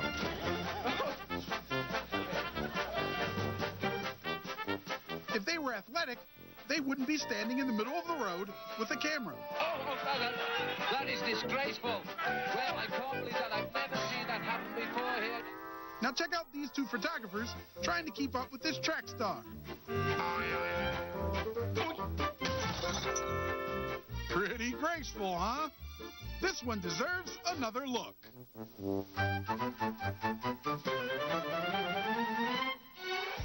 You don't have to be an Albert Einstein to succeed in sports, but there are certain scientific facts you need to know. Like what goes up must come down.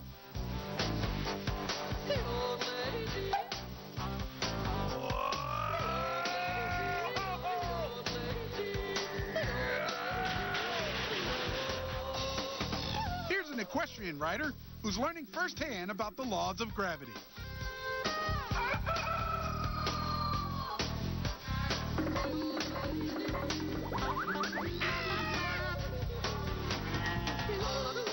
Now this guy is obviously no rocket scientist, but after his futile attempt to defy gravity, he'll be much the wiser.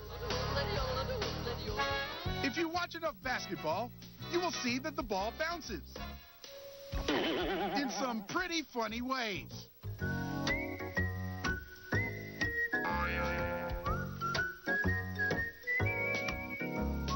Check out this three-point shot.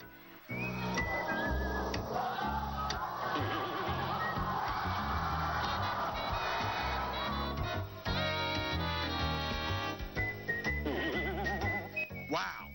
A length of the court pass that bounces off a teammate's head and into the basket. Since we began collecting sports bloopers, we've seen many embarrassing moments. And let's face it, some bloopers are a lot more embarrassing than others.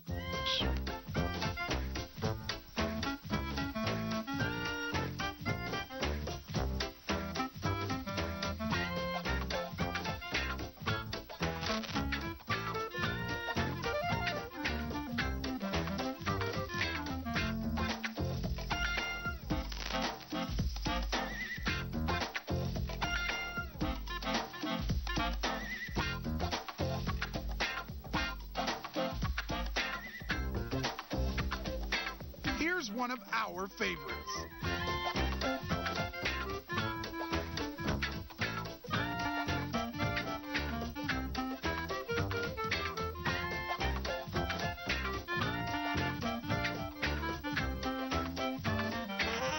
You gotta love the sports fan who not only shows up at every game, but also knows how to have a good time.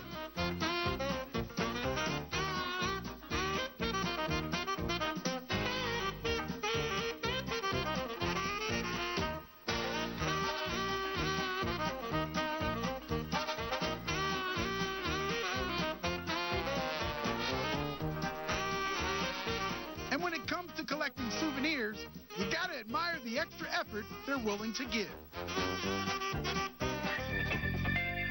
And And now it's time to see if you can guess what happens next. When the man in the blue shirt races to get the foul ball, does he I, trip and fall flat on his face, or J, he suffers a wardrobe malfunction when his pants fall down? To vote for I, text FUNSPACE I to 222-333. To vote for J, text FUNSPACE J to 222-333. If you text now, you'll receive a free 35-minute download of Simply the Best 101 Sports Bloopers at iamplifysports.com. To vote for I, text FUNSPACE I to 222-333. To vote for J, text FUNSPACE J to 222-333. Check out the voting results and get your free download at iamplifysports.com. We'll be back in a moment and show you what really happened. Bold, powerful, unique. Of all Nissan's lines, this is the one you've been waiting for. The bottom line. The once-a-year sales event with great model year-end deals on every capable Nissan sport utility vehicle and minivan. Like a $249 per month lease on either the Nissan Murano or Pathfinder. Get to your Nissan dealer now. This event ends September 4th, and that's the bottom line. Check this out. With this controller, your character will mimic your exact motions. See? Sweet. Now throw me a pitch, just like we're outside. You're out. That ends the inning. Next up, shortstop. Want to get away? Now you can. Fly Southwest Airlines nonstop from Chicago Midway to Long Island for just $49 one way. You are now free to move about the country. It's the Chevy Model Year-End event, and now we're making it easy for you to choose your new Chevy. Just click and go to find great offers on 07 cars, trucks, and SUVs online 24/7. But you've got to decide. Then get to your dealer before yours is gone at the Chevy Model Year-End event. Use $3,000 cash back to get a Chevy crossover, an 07 Equinox LS front-wheel drive starting at $19,865. Click on ChevyDriveChicago.com. Then see your Chicagoland and Northwest Indiana Chevy dealer. In case of an emergency, if I'm at work, I would call my wife right away. Well, unless, of course, there's no cell service, and, then I'd... If our cell phones didn't work and the land phone didn't work, the landlines weren't down, and that's a good question. What do you do?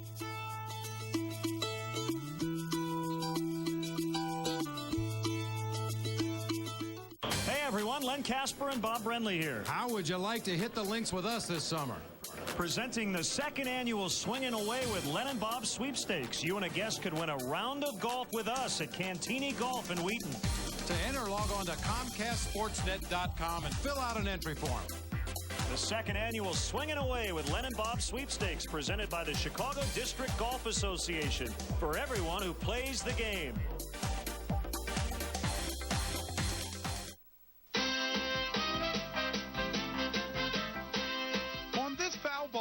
One fan's effort to get a free souvenir leaves quite an impression on everyone.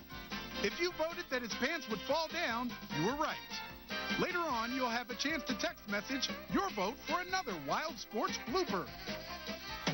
It's amazing the amount of deception that goes on in the game of football. Like on this kickoff return, when the receiving team forms a tight circle around the ball carrier. Who comes out with the ball? Number 6. Here's another tricky play. Villanova is set to punt. But watch what happens. Clark, we are told, is gone for the afternoon as they fake the punt, and it is kept. And they have a first down and more. He's going to go all the way for a touchdown. Pat Smith! What a play! With 4:57 to go in the third quarter, Pat Smith with a fake punt. Players will play together and pay attention. Watch this, ladies and gentlemen. 2 snaps from centers. Guess what? That's what I thought was happening too, but the second snap didn't occur. Great play by Smith there. Everybody checking to make sure he's there. And he just kept everybody by surprise. You know, on the other side of the field, Coach Bowles has to say, you guys sure that was... On the high school level, mistakes are understandable. like this receiver who is about to score an easy touchdown, but then trips and falls just before reaching the end zone. But this one is a little harder to understand. With just 2 seconds remaining, the team in white just needs to run one more play to preserve the victory. The quarterback decides to run out the clock by running back to his own end zone. Incredibly, he then chucks the ball into the air, and the opposing team recovers it for a touchdown. Still trailing by 1 point, the opposing team then wins the game when they successfully execute this 2-point conversion.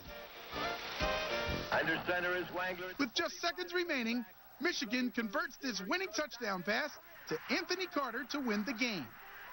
Longtime announcer Bob Ufer makes the victory by the Wolverines even more memorable with his passionate response. Johnny Wrangler to Anthony Carter will be heard until another 100 years of Michigan football is played. Right here it all happened. You're listening to it. I hope you can hear me because I've never been so happy in all my cotton picking 59 years.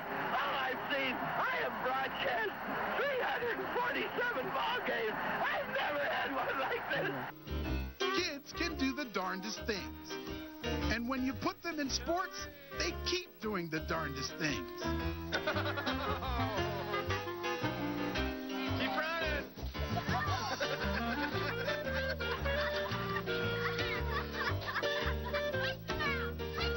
Even when they get older, the laughs keep coming.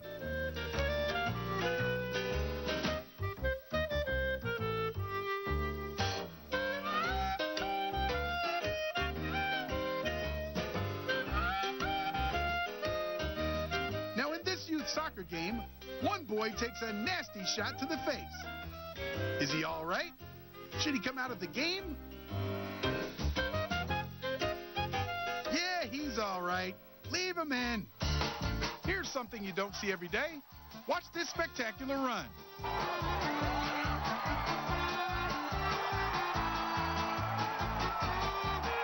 It's a shame you don't get extra points for a degree of difficulty. But all his time spent practicing gymnastics certainly paid off here.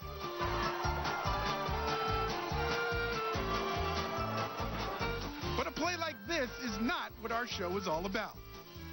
This is more like it.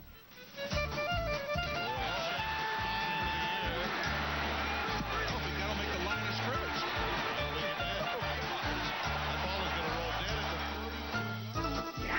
And now it's time to see if you can guess what happens next. After this punter botches the snap, he's suddenly put in a panic situation. Does he, K, get tackled for a safety, or L, he punts the ball, which then gets returned for a touchdown?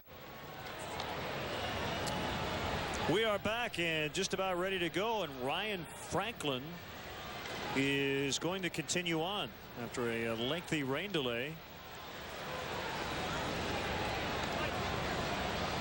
And this field took on a lot of water, and the grounds crew did everything possible to dry it off, but there's still a lot of water in the outfield.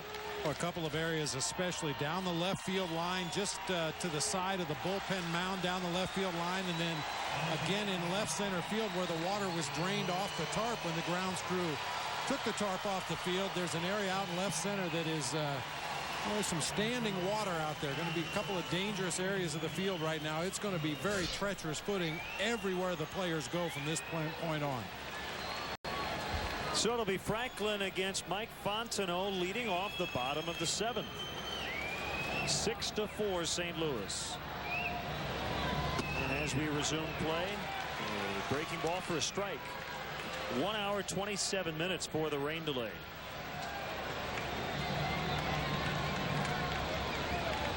Fontenot pinch hitting for Kerry Wood. Check swing. He held up. You know, and a lot of times viewers email us and ask, what do teams do during a rain delay? I think specifically in this rain delay, ideally the Cubs hitters took advantage of going in there and looking at the video of the remaining relief pitchers left in this ball game. Normally you would prepare against the starting pitcher, looking at some videotape and the scouting reports, but The Cardinals at this point are down to the pitcher on the mound. They have Russ Springer, Brad Thompson, Jason Isringhausen available from the right side, and Tyler Johnson available from the left side. So hopefully the Cubs hitters took the opportunity to look at some videotape of the remaining relief pitchers, knowing full well you're probably going to see Isringhausen in the ninth if the score stays this way. And Fontenot swings and misses. And is thrown out by Molina. So a strikeout for Franklin, who took over with 1 out in the 6th inning. Gave up a walk but no runs. Kind of a change up, perhaps a split finger, really bottomed out. Started on the inside corner, looked like a very hittable pitch, and ended up in the dirt.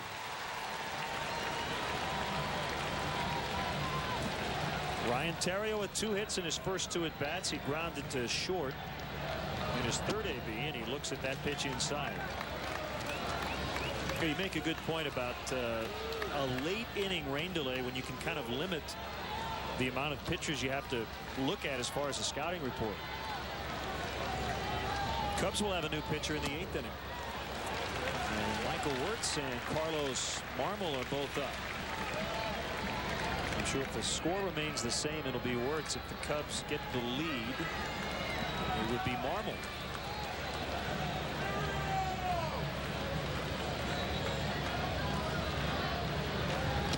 Three balls, no strikes. If Theriot can reach, he'll bring the tying run to the plate. Cubs with 3 solo home runs today.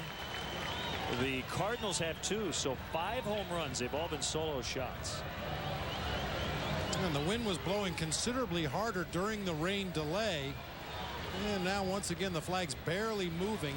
Ball should carry extremely well, as it has throughout the first 6 1/3 innings of this ball game.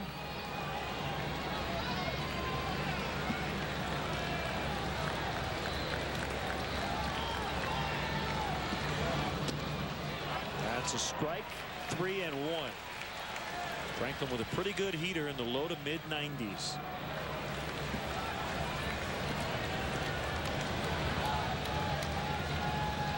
.34 years old, 6'3", 190 pounds.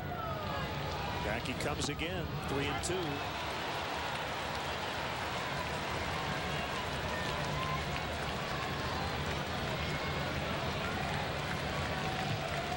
Starter Pinheiro gave up 3 runs in 5 innings.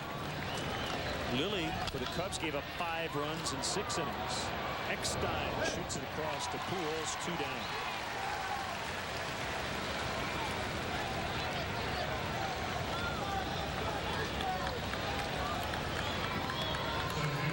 Well, a few have headed for the exits, but many have remained, and they were pretty excited when the tarp came off the field. I felt like I was at a Rolling Stones concert. They were imploring the grounds crew to take the tarp off when the rain stopped.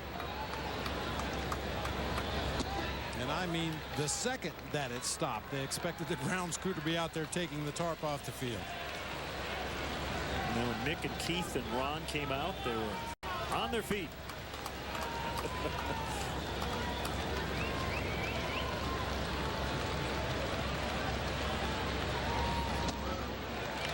2-0 on Jones. Derek Lee on deck. Jones with a quiet start. 0 for 3. He's grounded out twice, struck out once. The other afternoon game today, the Giants beat the Marlins 8-7 in Florida, completing a 4-game sweep.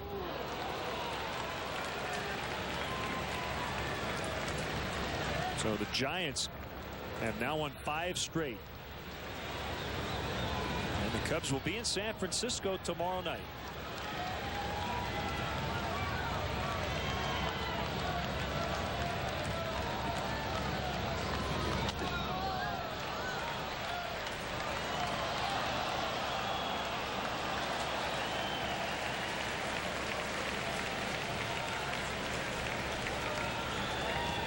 Karam down to the upper deck, and a nice catch by a fan downstairs.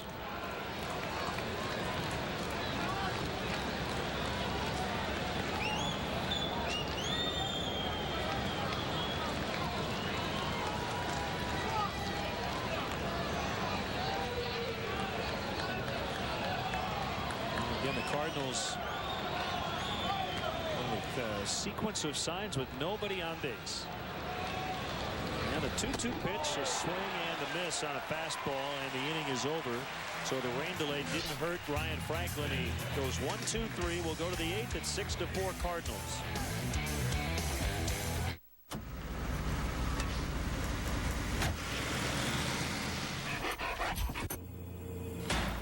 With convenient flights every day, Southwest Airlines gives you the freedom to do business out of town and still come home at night. Winston, I'm home! Fly one of Southwest's 8 daily nonstops from Chicago Midway to the San Francisco Bay Area for just $99, including new service to San Francisco International starting August 26th. You are now free to move about the country. The word is prestidigitation. Can you use it in a sentence, please? The magician was a master of prestidigitation. Can I switch words? The word is zoo. Zoo. If only it was easy to switch to something better. Fortunately, you can call or just bring in your prescription bottle, and we'll switch your prescription to Walgreens for you. It's that easy.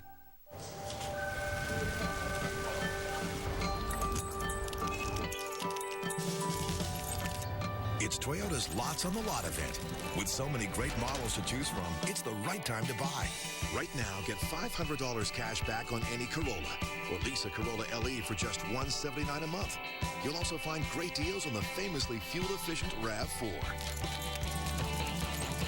Toyota's Lots on the Lot event. Going on now.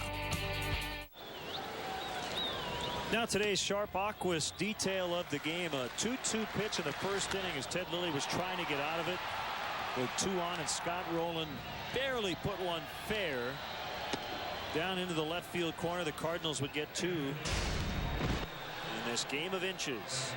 So Michael Wirtz on here in the 8th with the Cubs trailing by a pair. He'll face Edmonds, Molina, and then Franklin due up, but probably a pinch hitter. And that lack of wind that we pointed out through the early part of the ball game helped keep Scott Rowland's drive down in that left field corner fair. Any wind blowing in at all at that point, and the ball probably hooks into foul territory down the left field line, but very little breeze blowing in the early going, and Rowland was able to keep that ball fair.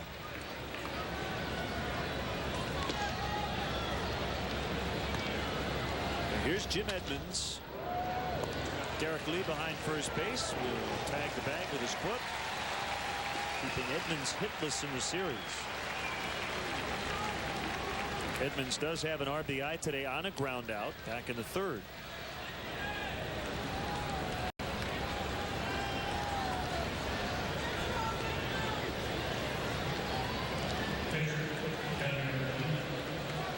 Now the catcher Molina.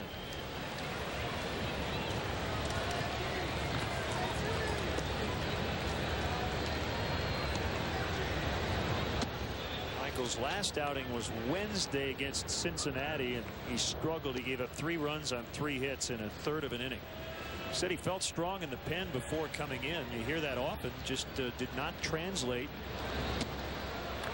to the real mound, and like most relievers, he prefers regular work, which helps keep him in line mechanically.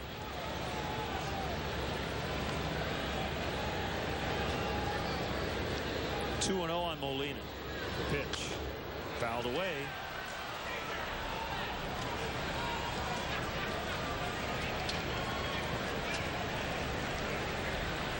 There's such a fine line in using that bullpen and getting guys the required amount of work so they can stay sharp and have the movement on their pitches that they desire, but not to pitch them so much that they start to lose effectiveness out there on the mound. Especially for a finesse pitcher like Michael Wirtz, relies on that slider, being able to command it on both sides of the plate, get that good downward movement.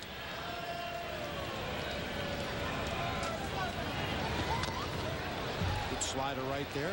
Molina able just to get the top part of the ball and foul it off. I want to send out happy 99th birthday wishes to Jason Hendren. Happy 99. Also get well wishes to Suzanne Standerfer, who's recovering at Good Samaritan Hospital in Downers Grove. Is the sun coming out? It's trying to. I see some shadows out there on the field.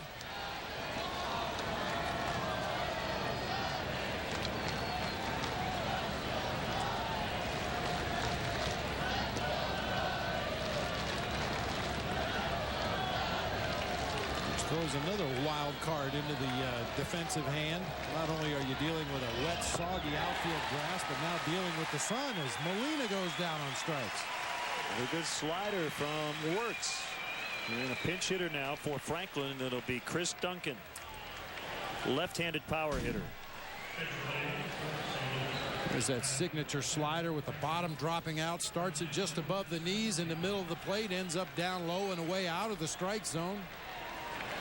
Good pitch.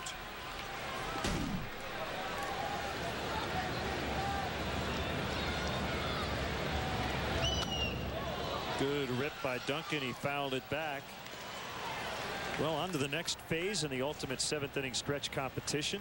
10 finalists are all set. They'll compete next Monday, August 27th, in the next phase here at Wrigley Field in front of a panel of celebrity judges. Fans again will have the opportunity to view each audition on Cubs.com and vote for their favorite. So the names on the list: Eric Wallum from Bradford, Tennessee; Eleanor Triner from Palatine, Illinois; Matt Shepherdson from Bolingbrook, Illinois; Carly Butler representing Oswego, Illinois; Rich Keimzel from Hammond, Indiana; Marcianne Braun from Arlington Heights; Lindsay Studnicki from Normal; Peter Mastro, Carol Stream; Dustin Engelsetter from Gutenberg, Iowa; and Dick Weininger from Urbana. Pretty good list. Swing and a miss. Michael Wirtz goes 1-2-3 in the 8th inning. So the Cubs need some offense here, at least 2 runs in the final 2 innings to send it to extras. Good part of the order coming up.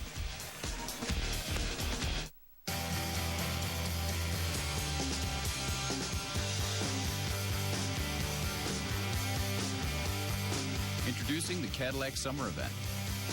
Right now at your Cadillac dealer, you can experience the best Cadillac has to offer and 0% APR financing across all models. The best part about summer? It's here. Visit your Chicagoland area Cadillac dealer for this attractive offer. That ought to do it, folks. Come over here. You're all connected and ready to watch on demand. Which I can't get on the dish, right? Right. And it's really easy. Say you want to watch a movie right now. Just go to Stars on Demand, push play, no extra cost. Anytime? Anytime. Upgrade today to Mediacom Digital with Stars and Stars on Demand. Choose from hundreds of movies to start whenever you want. Just $5.95 a month for 12 months. Call 1-800-CABLE-TV today. Hot, sticky weather is here. You can try to cool yourself this way or go to the experts at QC Auto Service Centers. They'll keep you cool, calm, and happy all summer long. The highly trained and certified technicians at QC Auto Service Centers will check it out and fix it right the first time. Hotter than a collar? Don't sweat it. Come see us. The place to go for air conditioning service. QC Auto Service Centers, keeping you on the road.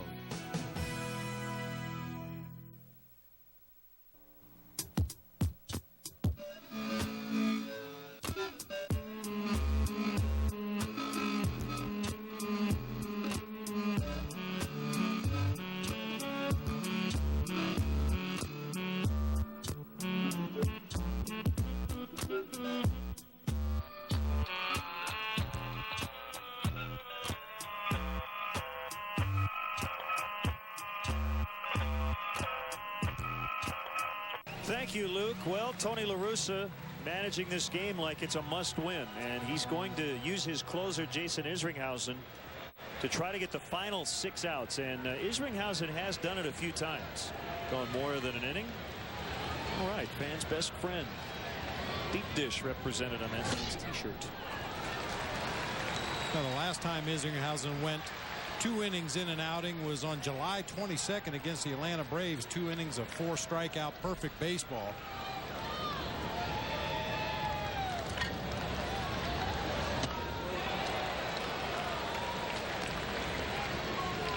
1-1 on Lee. Ramirez and then Ward.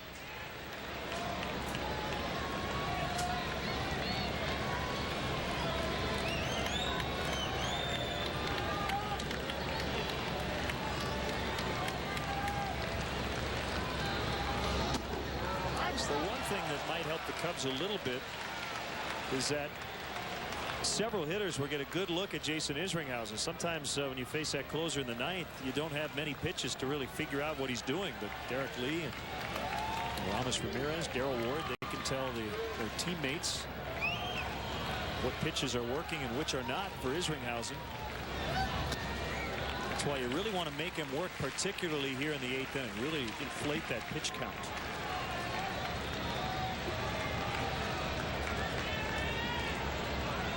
Just 5 away from 200 saves as a St. Louis Cardinal. 3-2. Derek Lee working the count full.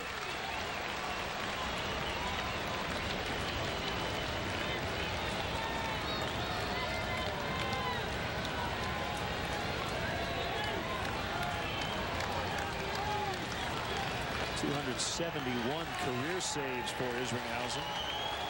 Including time to the Mets and the Oakland A's. He walked him. Tying run will come up.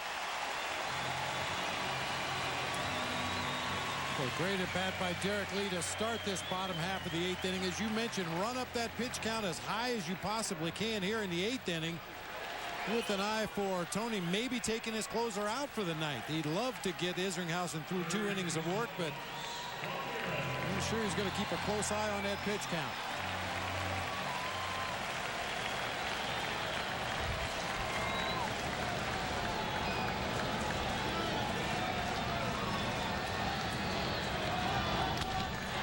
Hits it in the air the other way. That'll be an easy play for Juan Encarnacion. 1 out.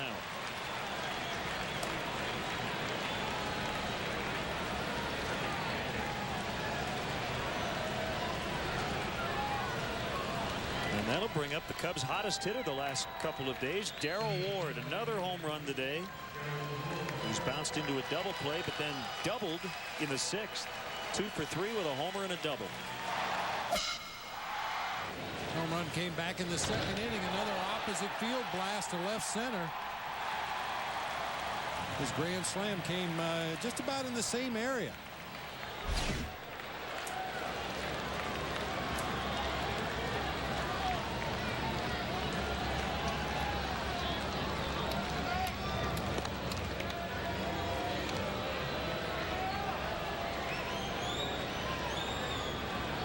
Paid crowd today, and again a few left during the rain delay. 40,141.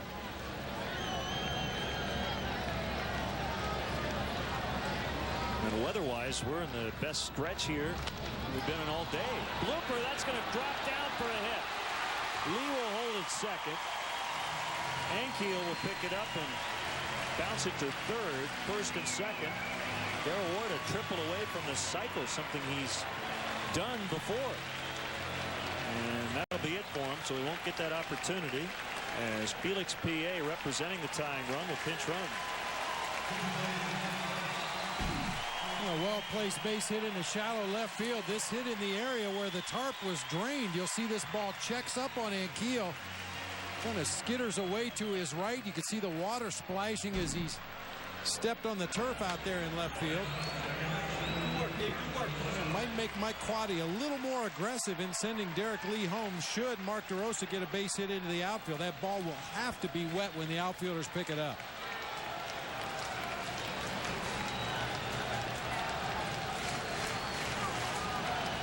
Daryl Ward hit for the cycle as a Pirate at St. Louis in 2004. Come up a triple shy today. That's a double play ball. 5-4-3. So Isringhausen coaxes DeRosa to ground to third. They go around the horn, and that's it. 9th inning around the corner, 6-4 Cardinals. During the Pontiac Summer Sell Down, you can get more than just some sun. Get more horsepower than any import under 18 grand, and still get 33 on the highway. Get more horsepower and better highway fuel economy than Scion TC. And with every 2007 Pontiac, you get more coverage than anyone in America. During the Pontiac Summer Sell-Down, choose 0 APR or $3,000 total customer cash on any 2007 Torrent. Hurry, inventory limited. For more information, visit PontiacDrive.com. What's the difference between having fun and having none? The Midas Touch Maintenance Package. We'll change your oil, rotate your tires, and do a 45-point courtesy check, all for just $29.95. It's our lowest price of the year. Let Midas help you get the most from your car. For brakes, oil changes, tires, and more. Be safe. Trust the Midas Touch. Bold, powerful, unique. Of all Nissan's lines, this is the one you've been waiting for. The bottom line. The once-a-year sales event with great model year-end deals on every capable Nissan sport utility vehicle and minivan. Like a $249 per month lease on either the Nissan Murano or Pathfinder. Get to your Nissan dealer now. This event ends September 4th, and that's the bottom line. After the game, stick around for Cubs Postgame Live. Get highlights of all the action, analysis from Dan Plesac, plus check in on Lou Pinella's postgame remarks. Don't miss Cubs Postgame Live immediately following the game right here on Comcast Sportsnet. Fans' best friend. PA remains in and plays center. And that pushes Jock Jones over to right. Michael Wirtz still pitching. And now facing David Eckstein. The ninth hitter for the Cardinals is 0 for 3.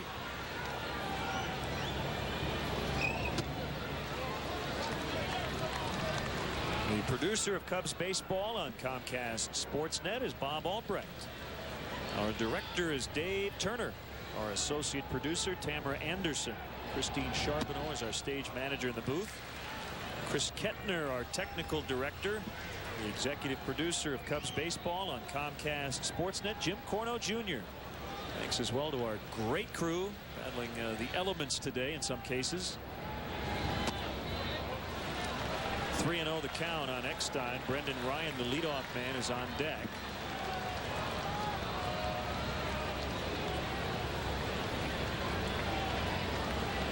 Cubs are trying to sweep the Cardinals, but trailing in the ninth. And Eckstein walks.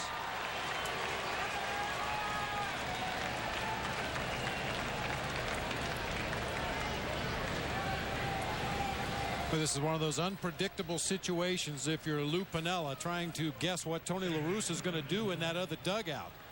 It would be a situation normally you would anticipate a sacrifice bunt, but because he's got a leadoff hitter at the plate and a leadoff hitter on at first base, don't be surprised to see Tony play a little hit and run right here. He's got a 2-run lead in the ball game, and that's normally when you try to be a little more aggressive offensively.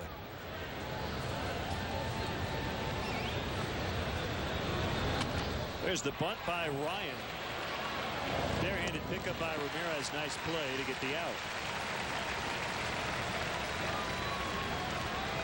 5-3 on the sacrifice.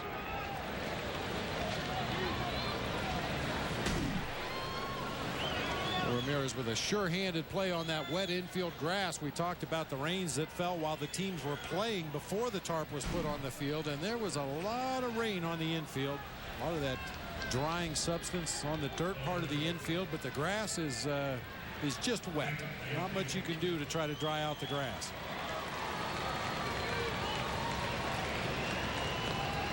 Ankiel, the left fielder who has had a big day, a double, a home run, 2 runs, and a big defensive play in the first inning.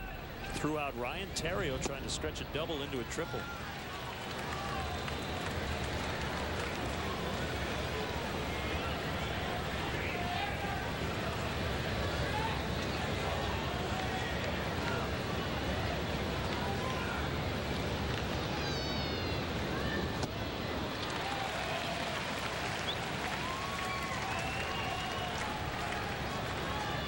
So not only is he back in the big leagues as a position player, but today he is hitting in front of Albert Pujols. Pretty good spot. Ryan Theriot may have changed his uniform. Very rare to see a clean uniform. I mentioned Theriot thrown out at third base. It wasn't clean after the first inning. Well, hopefully it'll be dirty again before the end of this ball game, which would indicate that Ryan's been on base and hopefully make something happen for the Cubs.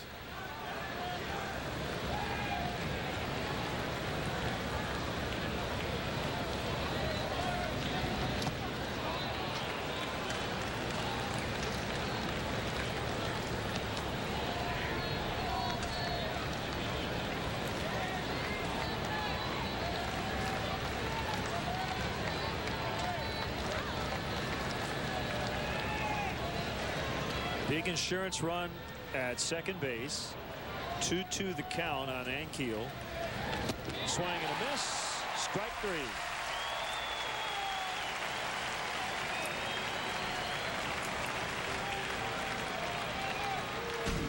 You know, Len, even though everybody in baseball is familiar with the Rick Ankiel story,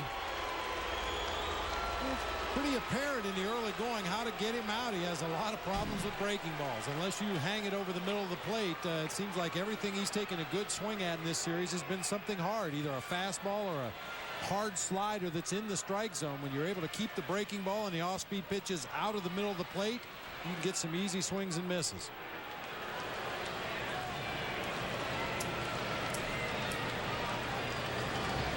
There's ball 3 on Pujols.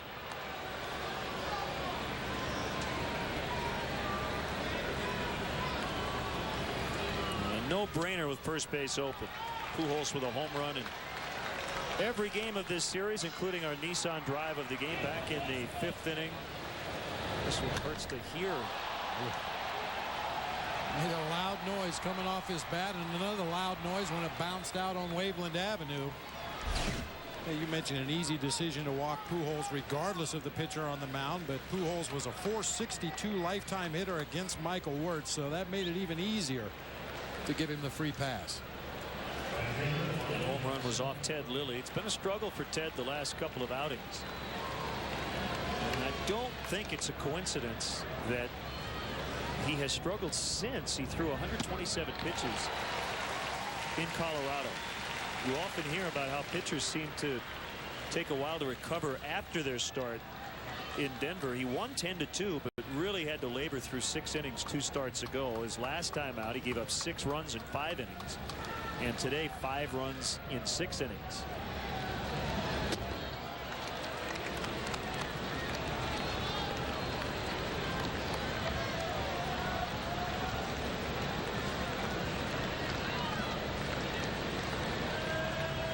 No hits in the inning, 2 walks, 1 intentional. And now Wirtz a strike away from his 4th. And getting out of this inning.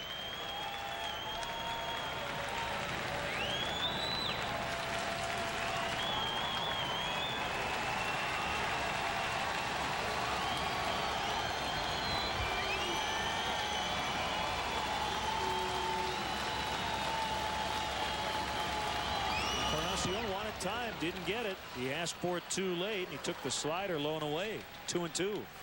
Held up his right hand at the home plate umpire, Mark Carlson, who did not react.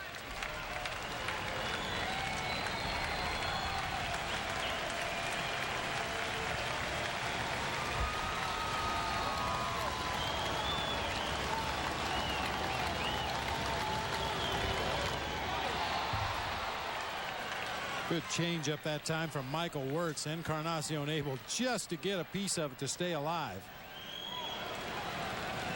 That's a pitch Michael rarely throws to a right-handed hitter, but Encarnacion is such an aggressive swinger up there at the plate. If you can throw something that looks like a fastball, keep it out of the middle of the plate, you got a good chance of getting a swing and a miss.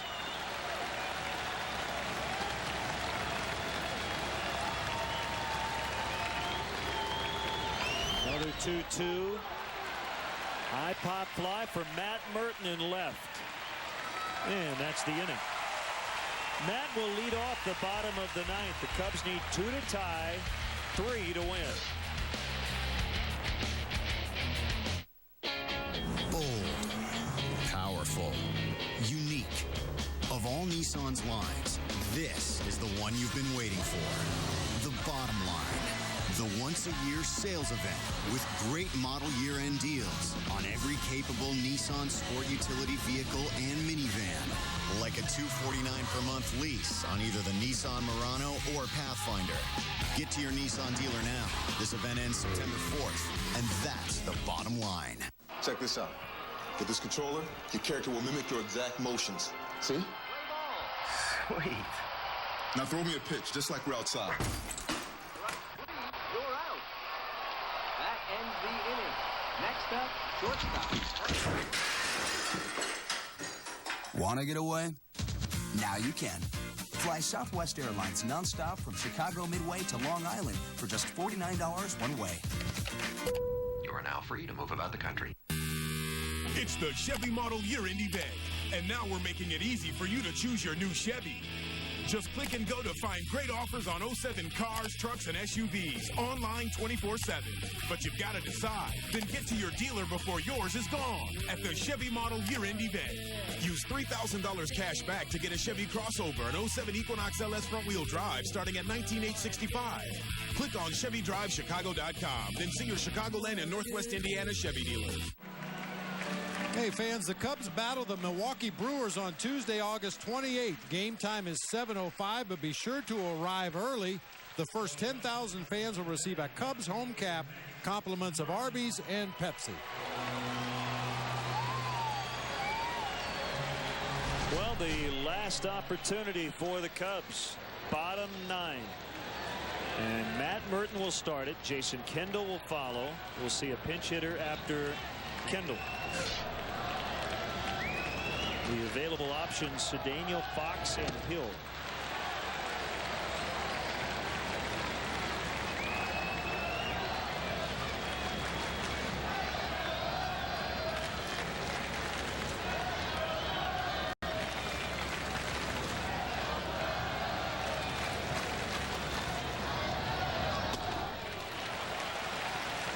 And I think it depends on the situation before Lou Piniella. To see who he uses in that spot to pinch hit. Should Matt Merton and Jason Kendall reach, you'll probably see Ronnie Cedeno go up there to put down a sac bunt. Should he need a long ball, you'll probably see Jake Fox. Popped it up, but Pujols with no room. Nicely done. Used his cap as a glove. You know, a lot of people ask, Len, what does a bench coach do? Well, this is one of those situations where if indeed that's the way the scenario will play out, Alan Trammell will go to Ronnie Cedeno and say, if we've got 2 on, nobody out, you're probably going to go up there and put down a sac bunt. If we have 1 runner on, we need a long ball, it's probably going to be you, Jake Fox. So both guys can start to mentally prepare for that at bat. It's deep, but not deep enough. And the wind's pushing it back a little bit. Ankiel with a catch.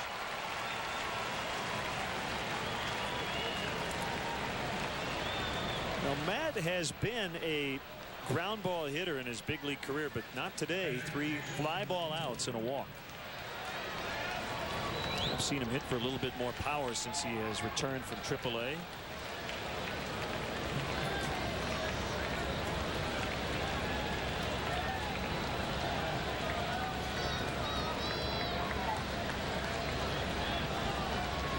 On deck after Kendall. In limited action in 05, Matt hit basically 2.5 ground balls for every fly ball he hit. Last year, in 508 total plate appearances, the ground ball to fly ball 240. This year it's about 1.5, so it's changed quite a bit. Kendall lines out.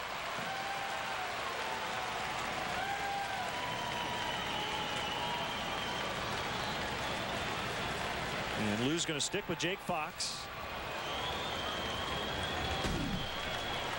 Tough luck for Jason Kendall. Got a good pitch to hit. Hit it hard, unfortunately, right at the Gold Glover at third base, Scott Rowland. Hit high line drive for an easy second out here in the bottom of the 9th. So Fox for Wirtz. Strong line for Michael Wirtz. 2 innings. No hits, no runs, 2 walks, 3 Ks. Good comeback outing for Michael. High in the air indeed. Ankiel back, and he will make the catch just onto the warning track. And that ends the ball game. A 2-inning save for Jason Isringhausen. And the Cardinals salvage a finale. And now are 3 back of the Cubs in the National League Central. And the Cubs lead now on Milwaukee down to a half game. The Brewers tonight open a road trip in Arizona against the Diamondbacks. Well, it looked like the Cubs might be able to come back. They had that rally in the 6th inning. But Ryan Franklin was able to get out of it. And after that, just 1 hit in the final 3 innings. So the bullpen today did the job after Percival gave up that leadoff homer to Lee in the 6th inning. Yeah, 3 2/3 innings of shutout relief by Flores, Franklin, and Isringhausen, going 2 innings to get the save today. Joel Pinheiro picks up his 3rd consecutive win, and Ted Lilly takes the loss. He drops to 13-6 on the year. Isringhausen with his 23rd save. So that will do it for our game coverage. Stay tuned. More to come on Postgame Live. The final score: the Cardinals 6, the Cubs 4. Our next Cubs telecast here on Comcast Sportsnet. A late night of Cubs baseball from the coast, from San Francisco. 9 o'clock Central Time. Jason Marquis on his 29th birthday against right-hander Tim Lincecum for the Giants. In-game scoring provided by ScorePad. And now for Bob Brenly. Good job by Mitch Robinson on our pregame show as well. And our entire crew, Len Casper. You've been watching Chicago Cubs baseball on Comcast Sportsnet. Stay dry and enjoy Postgame Live coming up. Cubs will settle for 2 out of 3. Dan Plazak standing by for Cubs Postgame Live. We will hear from Lou Piniella about today's game and look ahead to that 6-game road trip, which begins tomorrow night. All that comes your way on Cubs Postgame Live right after this quick timeout.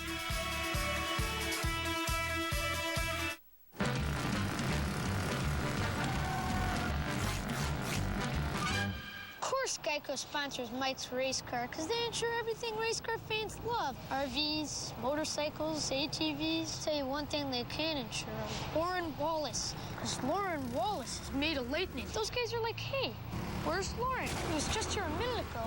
I'm 100 miles away, son. Ready to strike. Geico, saving you money on insurance for your car and the other stuff that moves you.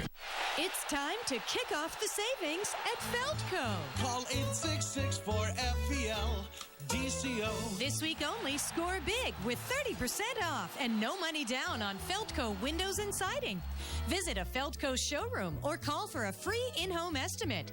Feldco products are installed by polite, hard-working professionals. 30% off and nothing down. Hurry, call now. For quality windows, siding, and doors, call 866-4Feldco. The Chicago Cubs strongly encourage the use of public transportation. The CTA offers a variety of options, including the Red Line, which stops right at Wrigley Field at the Addison Station. If you must drive, try the remote parking operation at DeVry University. Located near the Addison and Rockwell intersection, the remote lot offers parking and an express bus for just $6. For another option, try riding your bike. The Cubs provide a free bike check at the car wash at Clark and Waveland. For more details, call the CTA hotline at 773-836-7000 or visit Cubs.com. It's the Chevy Model Year-End event, and now we're making it easy for you to choose your new Chevy. Just click and go to find great offers on 07 cars, trucks, and SUVs online 24/7.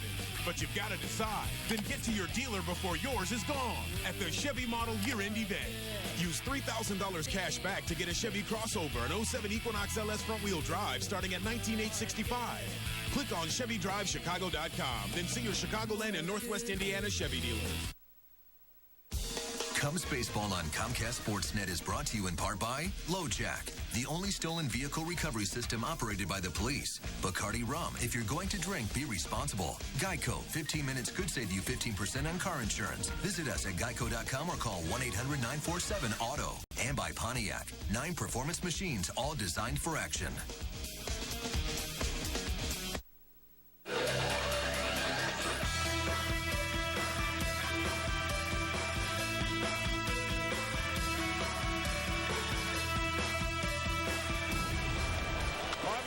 Hello to Rick Ankiel. That is deep to left, and it is out. Ankiel with his 4th home run. And just like that, it's back to a 2-run deficit for the Cubs. And let's go inside the Cubs clubhouse, brought to you by United. Here is Lou Piniella on Cubs Postgame Live. Assessment of Lily today? You know, all his problems came with 2 strikes. I don't know if they were good pitches or too good at pitches to hit or what, but he got 2 quick strikes and a few other hitters, and then they did some damage with 2 strikes. How do you feel about how the game started, making the first out of the 3rd? Well, it was an aggressive play by Terrio. I tell you what, Ankiel's an athlete. Picks up his first hit of this. He's a good player. Good arm. Really accurate. I didn't think he had a chance at him, and he just made a feel wet, ball wet. He made a perfect throw. Tell he was a pitcher. Single-handedly jumps to left. No decision on makeup or anything? I don't think so. I think, from what I've heard, it's going to be probably the 10th of September. But look, I'm not the final word on this. West Coast trip coming up? Yeah, we go to San Francisco for 3 games, and then we got Arizona. Be a tough little trip. San Francisco's starting to score some runs, and Arizona's played awfully well, so. No room in the forecast. Huh? No room in the forecast. No, if not, we'll just move up to Seattle and play in the Dome.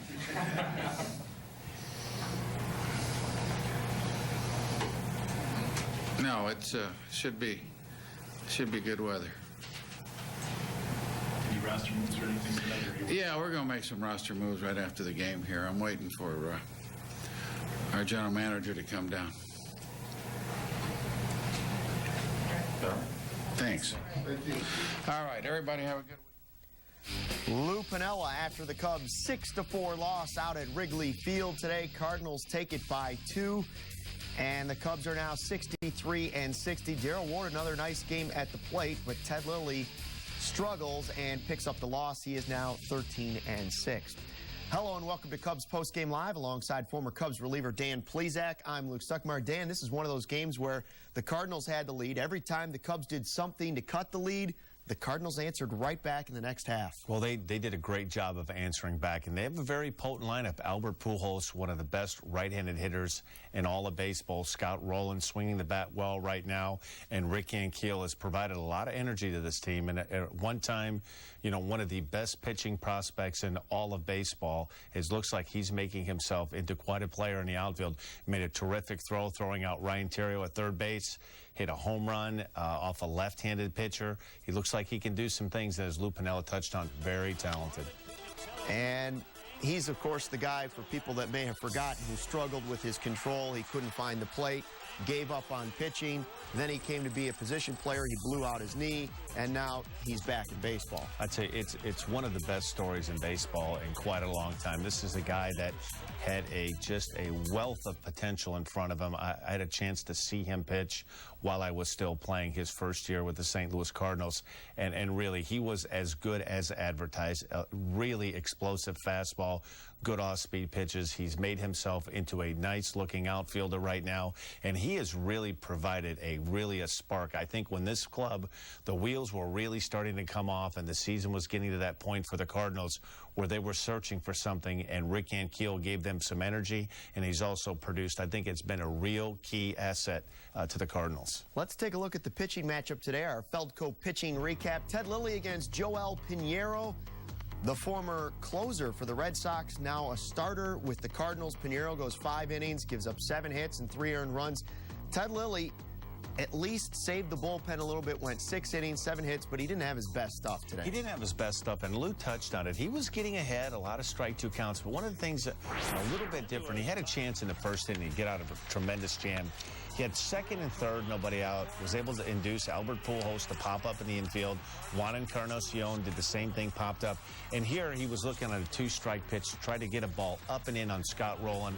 Unfortunately, it was out over the middle of the plate about knee-high, and Scott Rowland ripped it down the left field line. Cubs maybe let Pinheiro off the hook a little bit in the first inning with Theriot right away trying to get to third. If he stays second, maybe get a chance to knock him in. But Theriot was trying to be aggressive on the play, obviously. You know, you're taught early on, particularly through the Little League level all the way through high school, to try not to, if at all possible, to not make the first out or third out of an inning at third base. And Lou touched on it a little bit, you know, wet conditions, making somebody make a play. And unfortunately for Ryan Theriot, he made a tremendous play. What did Pinheiro do to kind of mix things up a little bit on the Cubs? Well, he always has had good stuff, and it seems like he's much more comfortable being a relief pitcher. And I think getting with the St. Louis Cardinals, getting with Dave Duncan, who's done quite a job with a lot of reclamation-type projects, I think he's getting in a winning environment right now, a team that is looking for him to do something. He's provided a lift for the starting rotation, and really to consider where the Cardinals were 35 to 40 days ago, you would have never in a million years thought that they would be 3 games out of first place.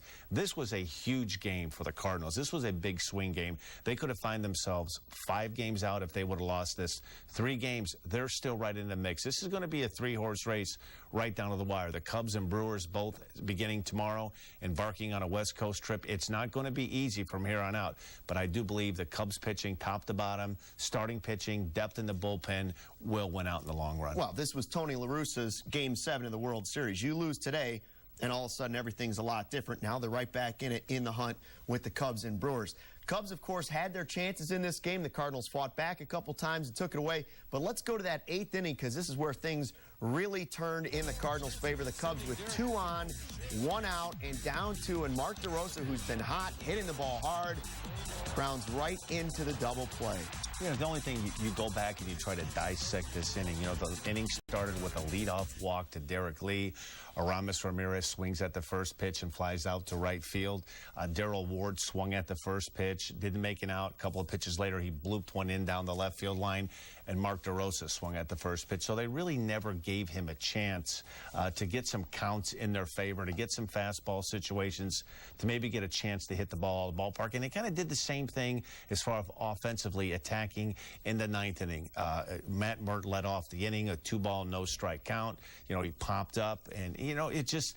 You'd like to see them have a little bit more patience, make Isringhausen work. It's awfully tough for a closer to get a 6-out save, to get through that 8th and come back into the 9th inning. Jason Kendall did a terrific job taking first pitch strike, got a good pitch to hit on a 1-1 count. Unfortunately, hit a line drive right to Scott Rowland. Well, the way the Cardinals were playing, the Cubs are happy to take 2 out of 3 and go to the road. They would have loved 3, but at least you didn't get swept at home with the way the Cardinals were playing coming into this one. Let's check out our Pontiac opinion poll tonight. How many games will the Cubs win on this road trip to San Francisco and Arizona? 0 to 1, 2 to 3, 4 to 5, or all 6?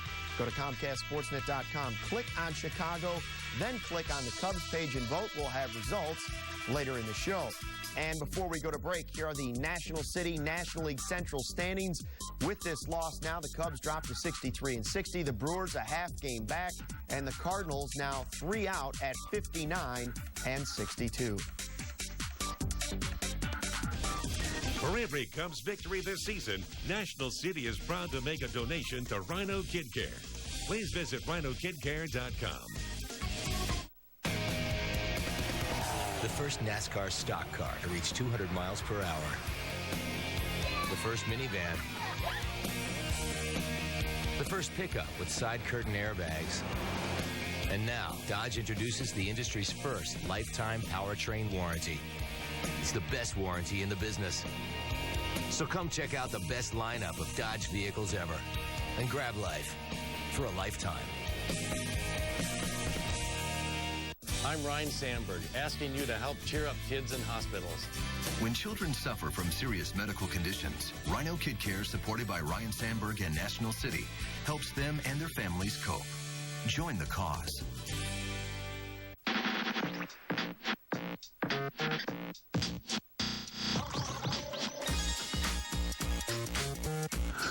With With every step, it gets better. Miller Genuine Draft. Cold filtered 4 times for smoother flavor.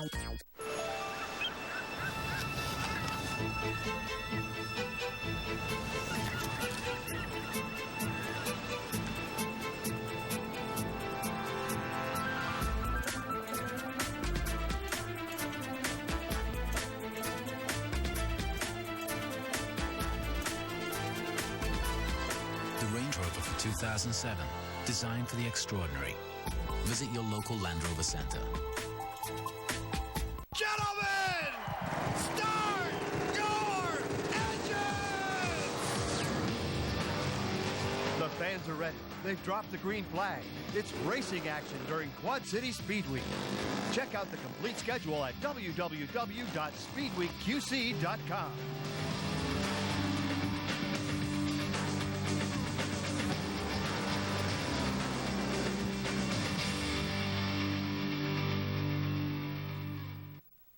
Hold on. Okay, you're all set. Wait, before you go, tell my sister all about Mediacom phone. Well, it's just like any other phone, except you get a lot more for your money. And what about long distance? And you don't have to pay extra for long Tell distance. her how much smarter I am for getting Mediacom phone. It's for you.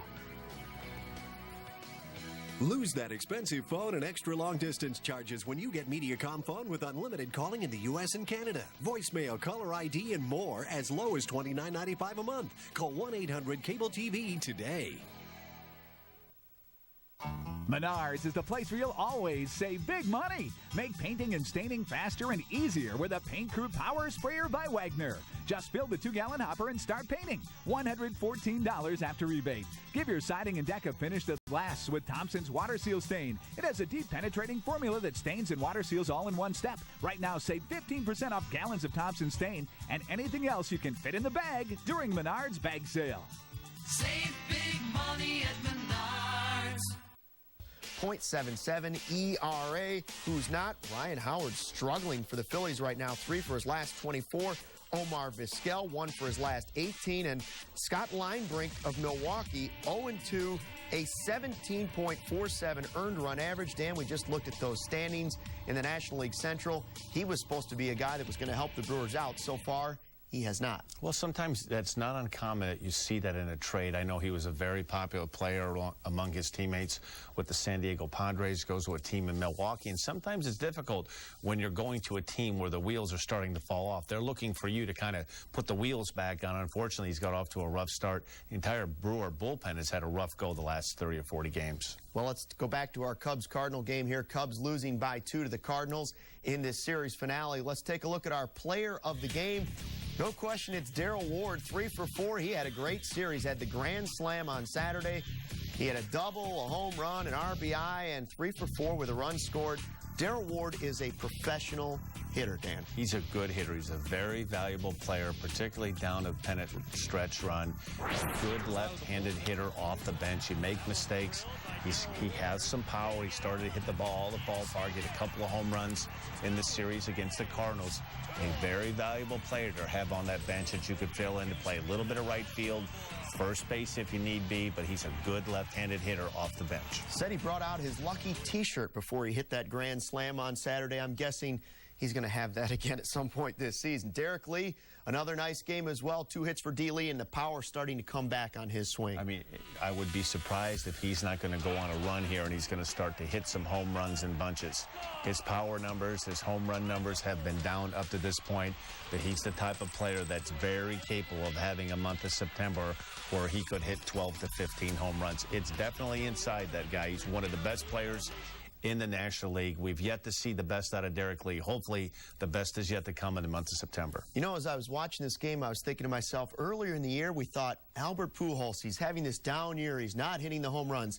He's starting to hit some home runs, too. Good players are good players. And one of my former managers, Jim Leland, had a great line. It was, look at the back of a guy's baseball card, and that's pretty much what you're going to get. And he got off to a very slow start in April and halfway through May.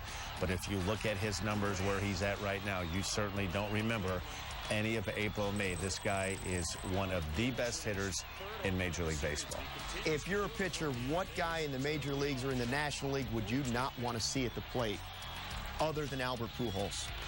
Would he scare you more than anybody out there in the National League right now if you had to get one guy out to end a game? Well, I still think Barry Bonds is, but particularly after he broke Hank Aaron's record, he's kind of relaxed and the pressure's been off. That is one guy, if you throw strikes, you better locate, and there aren't too many holes in Barry Bonds' swing, same as Albert Pujols. Those two, I believe, are in a class by themselves. I think Pujols could hit him one-handed out of the park, probably. He's very strong. He's a big guy. As we go to break, let's take a look at our StubHub upcoming schedule for the Cubs. It's time to hit the road. 6 games on the road. Tomorrow it's right here on Comcast Sportsnet against the Giants at 9:15. Wednesday, Thursday, they finish off with the Giants. And then it's off to Arizona where they take on the Diamondbacks, a team that's doing pretty well in the West. We'll be right back. The upcoming schedule is brought to you by StubHub, where fans buy and sell tickets.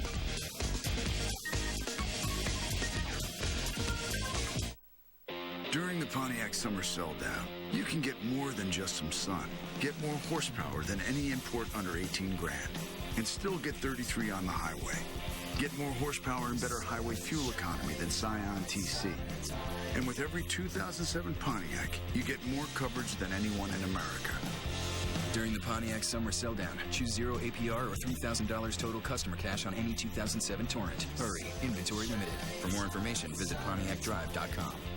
Grab the new Sun-Times and get the real Chicago story every day. Subscribe at suntimes.com. Chicago Sun-Times. Let's get into it. Four Seasons, the largest family-owned and operated heating and air conditioning contractor, has simple goals. Provide exceptional service at the best possible price and offer products that leave you nothing but satisfied. Call Four Seasons Heating and Air Conditioning today for a free estimate. If ever you're not satisfied with one of our tires, please feel free to bring it back. Thank you. Discount Tire Company. Low prices, more choices on the world's best brands like Michelin and B.F. Goodrich. Good things go fast. Real fast. The Polaris Power Play sales event going on now until September 30th. Now's the time to get model year-end clearance offers. Rebates up to $800 on Polaris ATVs and rebates up to $600 plus 4.99% financing on Ranger utility vehicles. Check them out now at your local Polaris dealer, because before you know it, they'll be gone. Polaris, the world's toughest ATVs. Now, see, when people think of Geico, right, they think of car insurance. And, of course, saving money. But sometimes that can lead even the savviest driver astray. Take, for example, the motorcycle owner. He calls Geico wanting to save money on his car insurance, only to realise that he doesn't actually own a car. Well, needless to say, he's quite embarrassed, isn't he? Doesn't matter. Geico insures motorcycles and ATVs as well. That way, no one ends up looking foolish. Geico. 15 minutes could save you 15% or more on car insurance.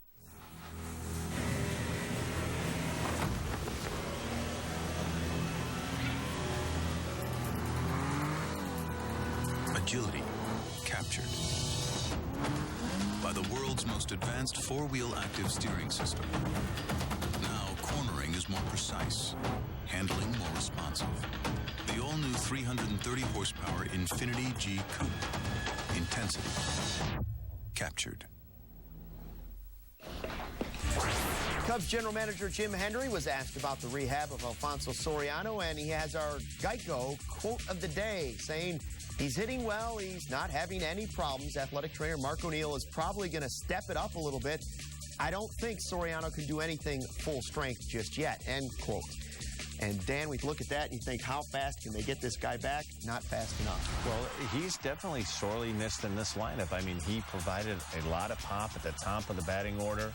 He was leading the team in home runs when he went out with the injury. And guys like that are very difficult to replace in the lineup. I know the controversy right now and the million-dollar question is Ryan Theriot has done such a great job at the leadoff spot. Do you consider leaving Theriot at the top of the batting order and slide Alfonso Soriano somewhere down at the bottom?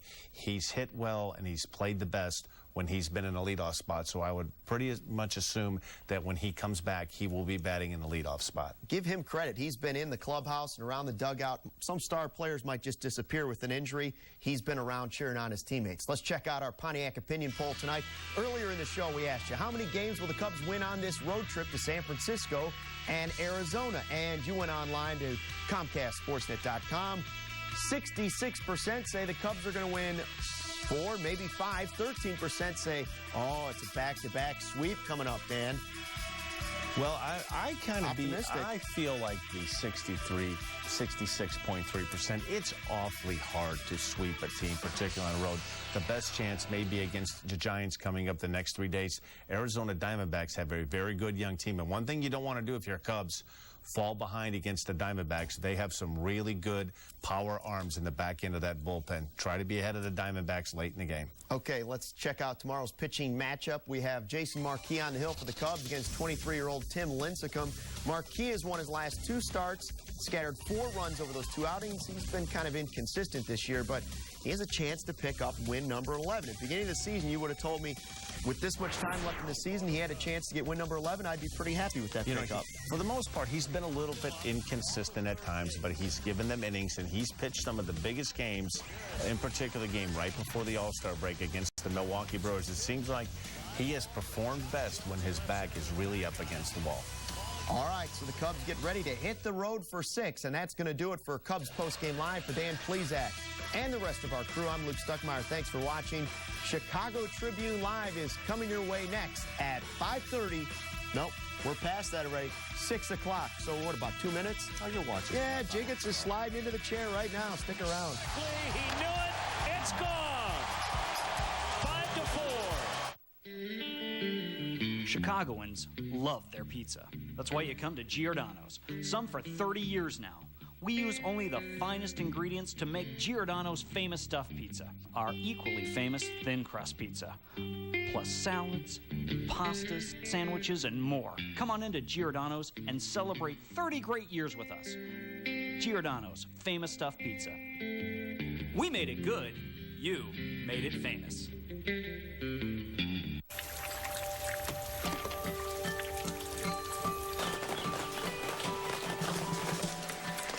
It's Toyota's Lots on the Lot event. With so many great trucks to choose from, it's the right time to buy. Get 0% APR on a powerful new Tundra, or choose $2,500 cash back. Get $2,500 cash back on a 4Runner, or lease a 4Runner for just $299 a month. Toyota's Lots on the Lot event. Going on now. What do you think of Mike Wallace and the Geico Chevrolet? Whatever.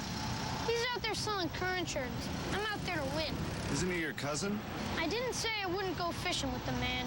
All I'm saying is, he comes near me, I'll put him in the wall. Well, you don't race in the Busch Series. Listen, go-kart track, grocery store, those remote-control boats. When it comes to Mike Wallace, the story ends with me putting him in the wall. Geico. 15 minutes could save you 15% or more on car insurance. DC, Daytona. We're 2 great friends, 3 great bikes. Awesome. I started on the C90. Can't wait to get it out on the open road. S83. Fantastic. The M109R is as bad as you want it to be. Power is incredible. This bike brings cruising to a whole new level. Hi, I'm John Brenny. Come check out all the new Suzukis at Brenny Cycle Works in East Moline. See this guy right here? Well, he's been chipping at that wheel for over 15 years. That's nearly the entire time that I've been with InventHelp. Now it's my turn to tell you exactly why you should trust InventHelp with your idea or invention. Here are some facts. We have over 50 offices in major cities nationwide. We submit your idea to companies for potential review. Through our low-cost patent referral program, 10,000 of our clients have received patents. We hold Impex, the largest invention trade show in the country. You can trust a company that's been working with inventions for over 20 years. Everybody knows the caveman. They know InventHelp is the company to come to. I like to think we know what we're doing. We've been around for a long time. The bottom line is we're there to help. When I shake the inventor's hand, it's trust. And now you know the facts. Don't you think it's time to call? Oh, and if you don't see my friend here, you know you're not calling InventHelp. So make sure to give us a call today. It doesn't mean as much, but the Bears and Colts will meet for the first time since Super Bowl 41. We'll go live to Indianapolis for a preview. And even though the Sox have lost 8 straight, they lock up their MVP from their World Series run. Why go outside? Stay inside and watch Chicago Tribune Live.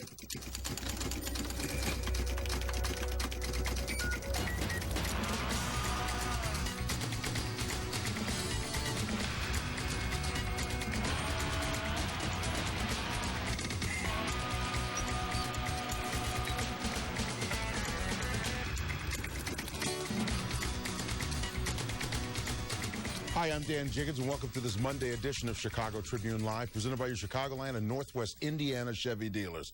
Joining in today from the Chicago Tribune, reporting from behind the desk, the always dapper Wall Street Bob Fultman. From TCLTV and 190 North on ABC7, the always cool, sweet Lou Canellis. And back for his weekly visit, Comcast Sportsnet's baseball expert and the man who posted 18 Major League seasons as a reliever in the bigs, Dan Plesac. Now, it was a wet and damp day over at Wrigley as the Cubs and Cards closed out a 4-game series. The Cubs enjoying being in first place with the Cardinals and Brewers hot on their heels. But a 1 hour and 27-minute rain delay halted the play in the bottom of the 7th. 2 long days at the ballpark the last 2 days with all the rain and delays. 2 out of 3. They came in here hot, and we won the series.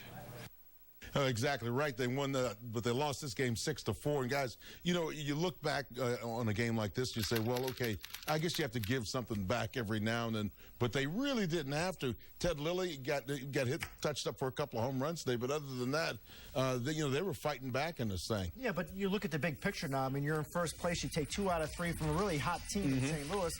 And even if you end up sweeping splitting a 4-game series, now you just start knocking days off the calendar. So a split or 2 out of 3 the rest of the way, and that would suit the Cubs fine, I think. I think they'd be very happy with that the rest of the way. Well, go ahead. Especially with the remaining schedule for the Cubs, and if I'm not mistaken, I think of their 40 games left, 30 are against teams with losing records presently. So, as Bob just said, you battle a tough St. Louis team.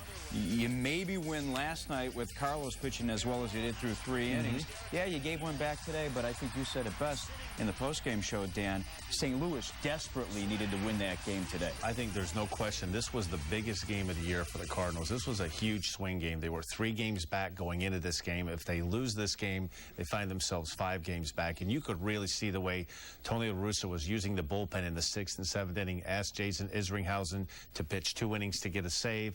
This was a huge game for the Cardinals. Pitching like it was the playoffs. And this was a when you start getting that 40-game mark, you can't start falling 5, 6, 7 games back. It's too hard that they have a chance when you're playing. Can I ask you a question, though? I remember 3 weeks ago, we were talking about the Cardinals being done.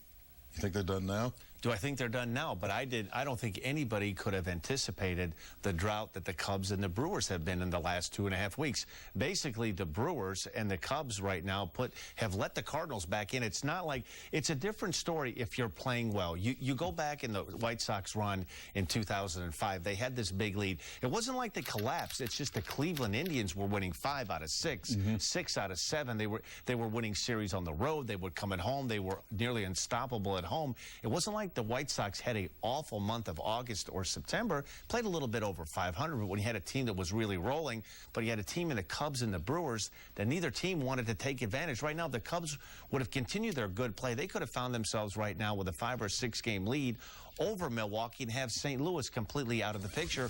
Both teams let the Cardinals right back in. You know, I think as you look at the schedule, too, I mean, at the standings right now, the Brewers are now a half game out in the division. I think the question is this the Cardinals' big run? Do they have another big run left in them before the end of the year? I think Milwaukee's going to have another maybe good stretch for 2 weeks. You know, is it a 7 out of 10, 8 out of 10 kind of stretch? That remains to be seen. But I think they've got one good stretch left in them. Whether this was the Cardinals' good stretch and now maybe they kind of fall back and can't get hot again, that's going to be the question the last 40 games. Who has that good 2.5 week stretch? Where do those stretches come down? And where do they come? Is it pitching? I think it's pitching. If it's pitching, then the Cardinals are in big trouble because I think their pitching staff is the worst amongst the 3 teams we're talking about, and that is even taking into account the 3 starters of Milwaukee and Capuano and Sheets and what they've done over the last 50 games. I think that the division still in the month of September is there for the Cubs to win by 5, 6 games easily. Really? I agree, because if you look at what most teams going into the playoff that last month of the season, usually they have one big horse. The one big horse right now for the Brewers is on the shelf, and Ben Sheets. You don't know how he's going to come back from this injury. When he does come back, the big missing piece for the St. Louis Cardinals is Chris Carpenter, had Tommy John surgery. You have the Cubs with Carlos Zambrano. Looked like the Carlos Zambrano in June and July. Last night before that game was shortened for 3 innings. That was the real Carlos Zambrano. Okay, if he comes back and pitches the way he did in June and July, the Cubs are going to be awfully tough to beat. Let me spin it a different way for you, and you guys approach it from this angle. If you're going to make a case for either the Brewers or the Cardinals making it and winning the division, what would it be? What would you say is going to happen for the Brewers or the Cardinals so that they would make the postseason? I just think St. Louis has a huge edge on Milwaukee. One, they have experienced players. They're getting Albert Pujols back healthy. Scott Rowland looks like he's swinging the bat. You've got Jim Edmonds. Rick Ankiel has shot a lot of energy into this team in the last 2 weeks. What a great story this has been.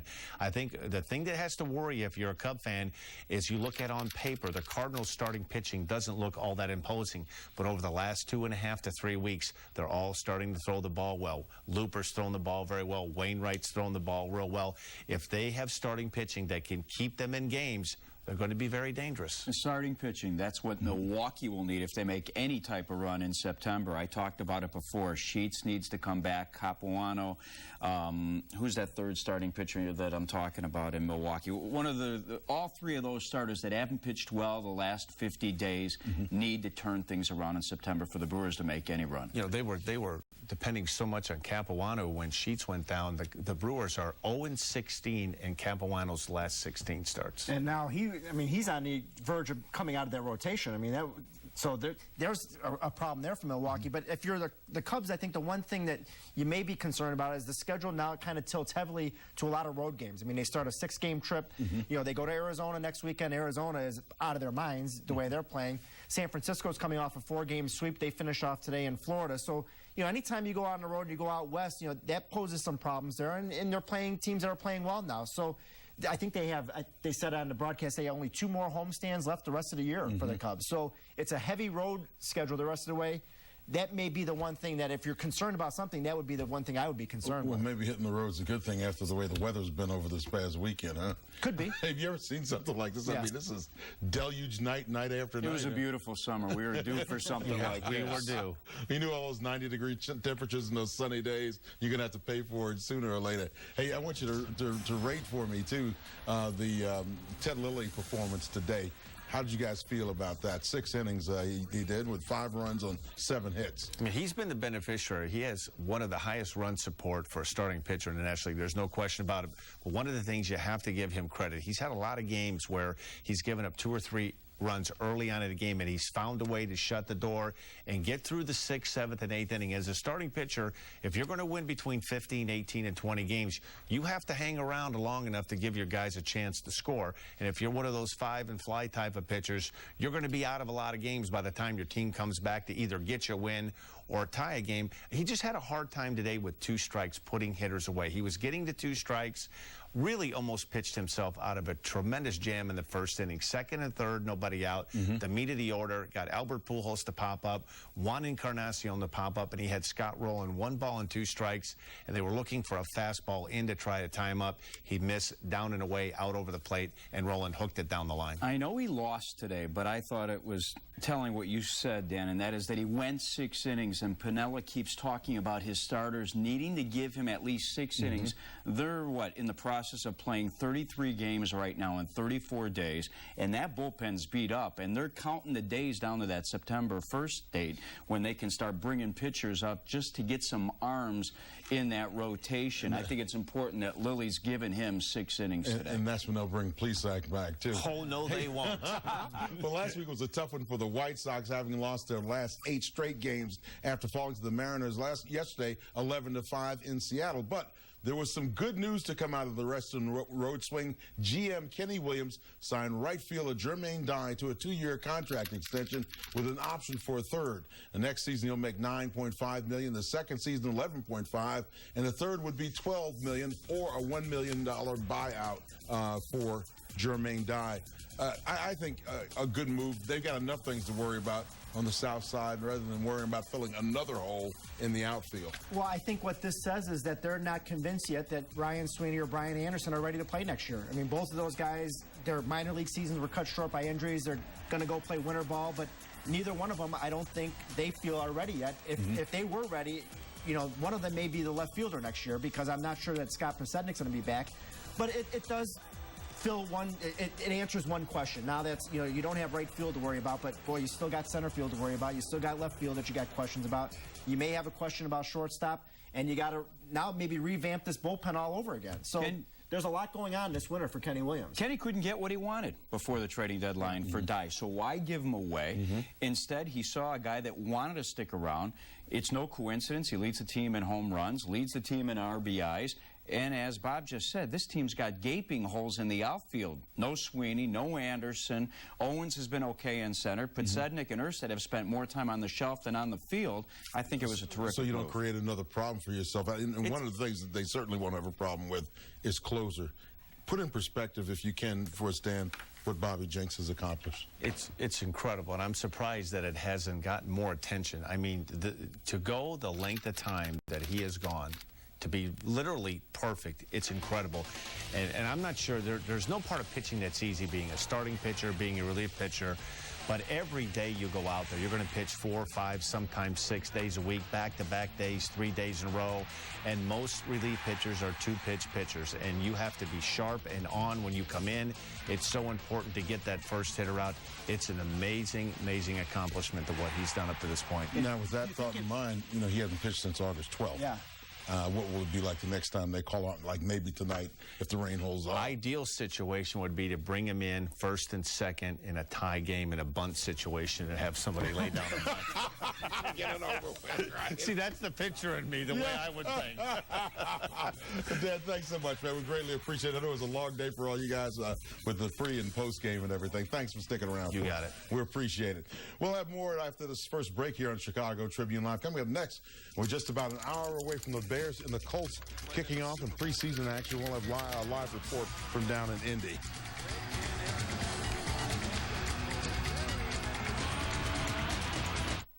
Quality Tough Shed Sundance Series buildings are now available at the Home Depot. Tough Shed does it all, from helping you design your storage building to installing it where you want. Just call, click, or visit to order your Sundance Series building today. For a limited time, you can get 10% off the base price of select Sundance Series buildings. Savings offered on the painted Tall Ranch models only. Legendary Tough Shed buildings, plus the convenience of the Home Depot. The Tough Shed Sundance Series, available exclusively at the Home Depot. Where's a fan's best friend online? ComcastSportsNet.com. It's the place to read analysis from Comcast Sportsnet experts that you can't find anywhere else. Get up to the second news headlines. See the day's programming lineup. Check out talent bios and watch video clips featuring the latest info on your teams. Plus, sign up for Sports Extra and Sports Blast email alerts that make you the first to know about breaking news. Log on right now to ComcastSportsNet.com. Fans' best friend online. Every night, there's just one place to be. The best damn sports show, period. Come on in and be our guest for Sports Television's nightly party. The world's greatest late-night sports show is just getting started. The best damn sports show, period. Tonight on Comcast Sportsnet. Hey everyone, Len Casper and Bob Brenly here. How would you like to hit the links with us this summer? Presenting the second annual Swingin' Away with Len and Bob sweepstakes. You and a guest could win a round of golf with us at Cantini Golf in Wheaton. To enter, log on to ComcastSportsNet.com and fill out an entry form. The second annual Swingin' Away with Len and Bob sweepstakes presented by the Chicago District Golf Association for everyone who plays the game. Comcast Sportsnet, fans' best friend. Sit, watch. We have our ChicagoSports.com poll question of the day, and it is the White Sox. They host the KC Royals. What's the outcome going to be? Log on to ChicagoSports.com to let us know what you think, and we'll have your results a little bit later on in the show. I say a White Sox sweep. How about that? Well, some are billing tonight's Bears-Colts matchup as a Super Bowl 41 part 2. Now, we all know that that's ridiculous, but it's a chance to measure your camp roster against the defending world champions. That is what you're going to get tonight. Peyton Manning will probably not get much game time, but the #1 defense could sure make his time that he does get not spent well, and let's hope that that happens as well. I think it's some pressure on Peyton. Maybe they change things around a little bit against that Colts first run group. What do you think? I don't think the Colts would worry about it one way or another, really. I mean, when you're the defending Super Bowl champions at this point in the preseason, I think you just want to get just a little bit of the rust off and get a couple of reps in and call it an evening and see what you got. I would say yes to that ordinarily, but they are missing a lot of guys off that team from last year. Yeah, they lost 6 guys to free agency in the offseason. They had a surprise when one of their offensive linemen, actually the left retired. tackle. The left tackle. Manning will probably still get 20 to 25 snaps, but you know what? I can't help but believe that I know that everyone's downplaying the game because it's the second preseason game. Listen, they played in the Super Bowl 6.5 months ago. You're a competitive football player. You get on the football field, guess what? Those juices get going. I shouldn't be telling you. You were in that position, right? And I have a feeling, and I have a feeling, too, that tonight there are some guys, you always have a little payback, and it's unusual to get a chance to pay it back this quickly. But if you're going to do it, you better do it early because you're not going to be in there that long. So you want to get out, you got to get that first or second series. If you've stay healthy. That's right. Hey, for more tonight's Monday night preseason matchup, we're starting south on Interstate 65 to Naptown and bring in live from the RCA Dome our very own William Jackson. Billy Jack, how much of an emphasis will Lovey and his staff place on the game tonight as a gauge of where they are right now? You know what? The competitive juices will indeed flow, but again, this is nothing more than a glorified practice. That's how the guys have been summing this thing up. Dan, you may see the starters a quarter, maybe 25 plays, something like that, but after that, you'll see the backups. They know what the frontline players can do. The real question happens to be second, third string. Can guys make this squad? And that's what they'll try to evaluate more than anything. Now, I can tell you for sure, Tommy Harris will be out this game. I talked to him the other day, and he kind of hinted that may be the case. He said he was really looking forward to the third preseason game of the year. So indeed, it looks like that will be the case. Tommy Harris is out. Mark Bradley is out. John Tate is out. Tremaine McBride, the rookie out of Ole Miss, will also be out. So again, they want to continue to evaluate talent, just in the not too distant future. The first cut will be taking place, and they have some tough decisions to make. So they definitely want to get a look at the guys who may be on the bubble. Hey, one other guy that, I'm kind of interested in seeing how many touches he gets tonight is Garrett Wolf. What do you think that they have lined up for him tonight?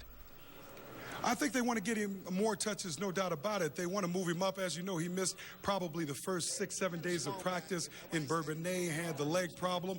And this past game, he did come on a bit stronger, but they want to see what he can do. Garrett admittedly said himself that he missed a couple of plays that he felt he could have converted into big games last week in Houston. So they say the guy is fast. He has the speed, the whole 9 yards. They really want to evaluate that because the thinking is they eventually want to elevate him to the number 2 running spot. So you need to see some reactions right now if that indeed happens.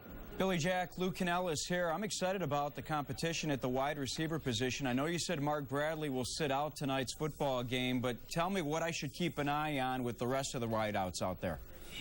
Oh, I tell you what you'll get from Musa Muhammad and those guys. But, Rideau, these are the guys you really, really want to look at. They had a couple of real fights going on at training camp, and that will continue. It's about 2 or 3 receivers who you can really look at who may step in, who may step up. Haas is another guy who is battling for the spot. Now, when you talk about the receivers, they're talking about possibly carrying 6 this year as opposed to 5 last year. But more than the receiver spot, to catch on, they may have to do it on special teams as well. So while they're not just competing against the receivers, those couple of guys I mentioned, Haas as well as Rideau, will also be competing against linebackers, cornerbacks, guys of that nature as they try to make this squad. But again, you can look at those other guys who try to make a big play. Rideau really came up big in Houston, had 3 catches, some 47 yards. Haas, who really showed out and has been showing out entire training camp, didn't have a catch. He said he got open on a couple of occasions, but when you play the receiver slot, sometimes the ball isn't thrown to you. He'll try to change that because he says, regardless of what you say, it is big to him to have a catch sometime during this preseason. Well, and the receivers always tell you they're like 7-Eleven, always open. Hey, I want to put you on the spot. Offensive side of the football, both veteran and rookies, who has looked the best to you there, and how has Cedric Benson looked so far in training camp? Does he look like he's ready to become the Haas? You know what? I'll tell you what. In training camp, he missed a couple of passes, and people were starting to say, what's happening with him? But when he got in the game against Houston, he was Rex's insurance policy out of the backfield. He was focused. He was doing what he has to do. And Cedric has said all along that he gets stronger as the game progresses. This year, he'll get a chance to show what he can do as he will get extended playing time. So I think he is one guy you definitely want to look at. Greg Olsen has been phenomenal in training camp and in the first game as well. They're talking about the 2 tight end set with he and Des Clark. When you put both those guys on the field, field, you can expect great things. If you reflect back to last year, every big game Rex had seems like the tight end played a huge part. So I think they really want to get Olsen into the mix along with Des Clark. And John Gilmore even starting to catch balls. He say, hey, you guys say I can block, but I can catch the rock too. Just throw it to me. And they've been doing it so far. He's at that other tackle out there. Tell him that for me, all right? I'll do that for you. Thanks a lot. We appreciate it, Billy Jack. All right, Jigs. We'll see you, partner. All right, and we have to break for some messages here on Chicago Tribune Live. We'll be right back.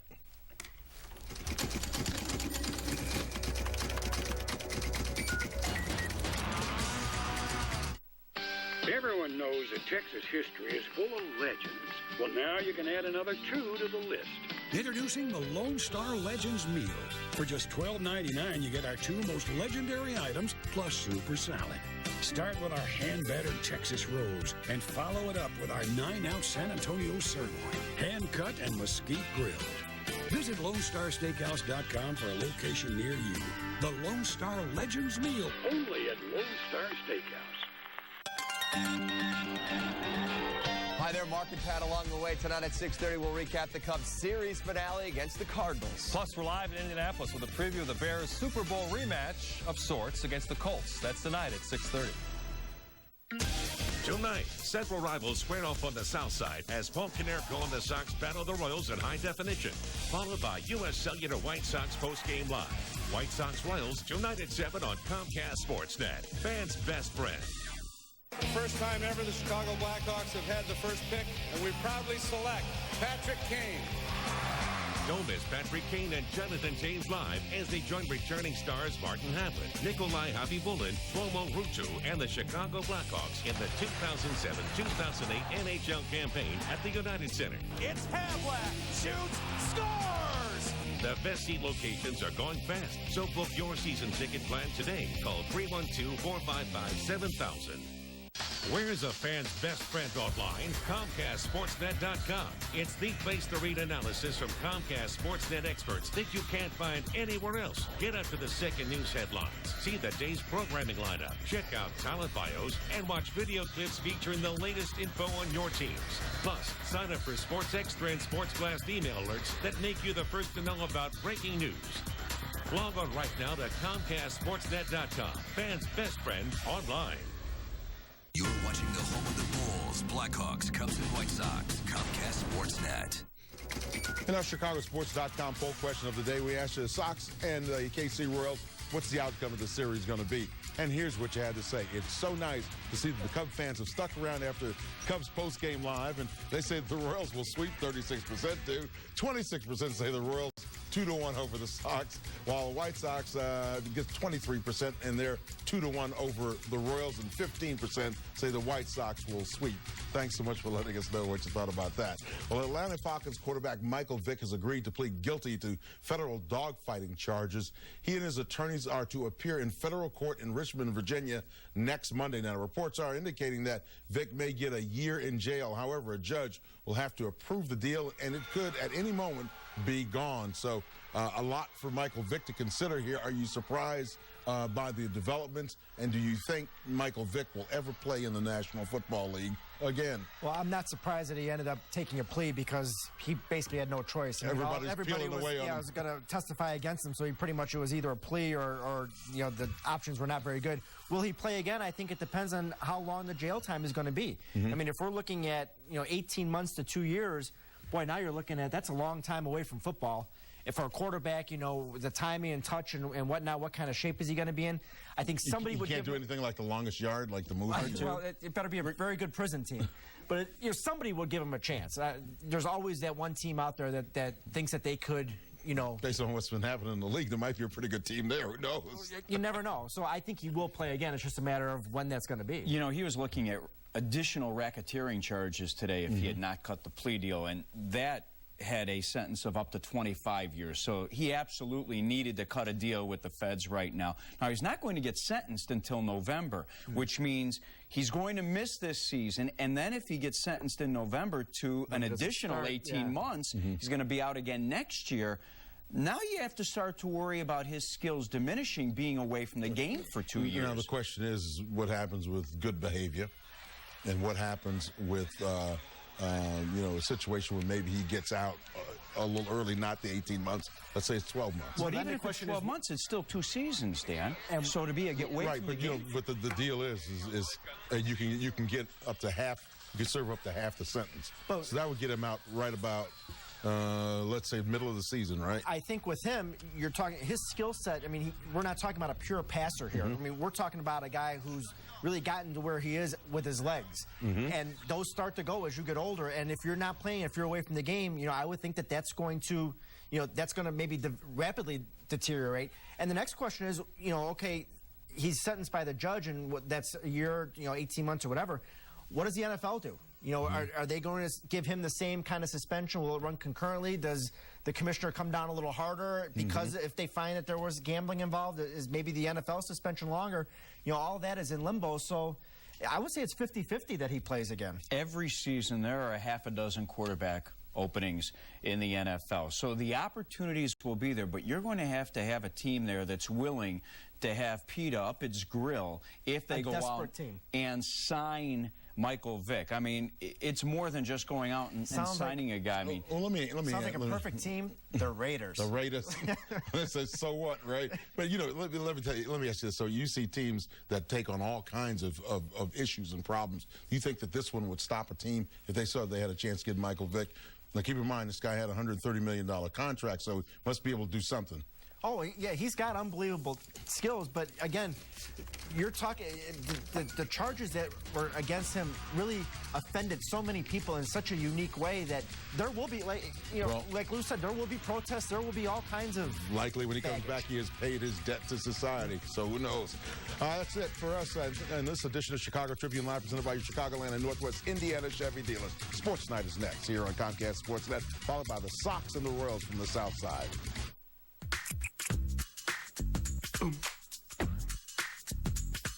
Now saving money just got a little easier. Pick up the Sunday Chicago Tribune and discover Easy Sunday. Every week, you could find thousands of dollars in discounts in the Sunday circulars. Plus, how and where to find the best deals in Chicagoland. And discover articles and ideas for making life easier.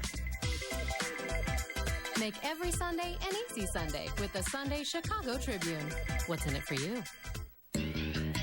When you look at this club at the beginning of the season, its attitude, its form. Scoring! There is the second goal by Chicago. Try shot and a goal!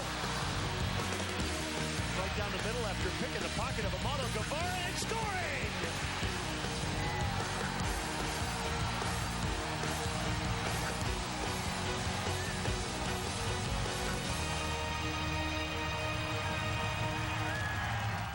Hello there, fellow Chicago sports fan. It's me, Steve Dahl. Please tune in every afternoon for the Comcast Sportsnet Sports Report, featuring a Comcast Sportsnet sports anchor, because they're good and they know what they're talking about. So listen, please tune in. Thank you.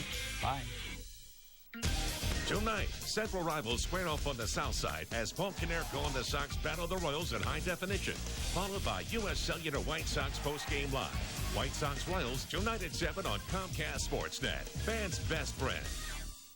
There's no need to camp out. We've got the cars and we've got the deals at our model year-end clearance at Oak Brook Toyota in Westmont.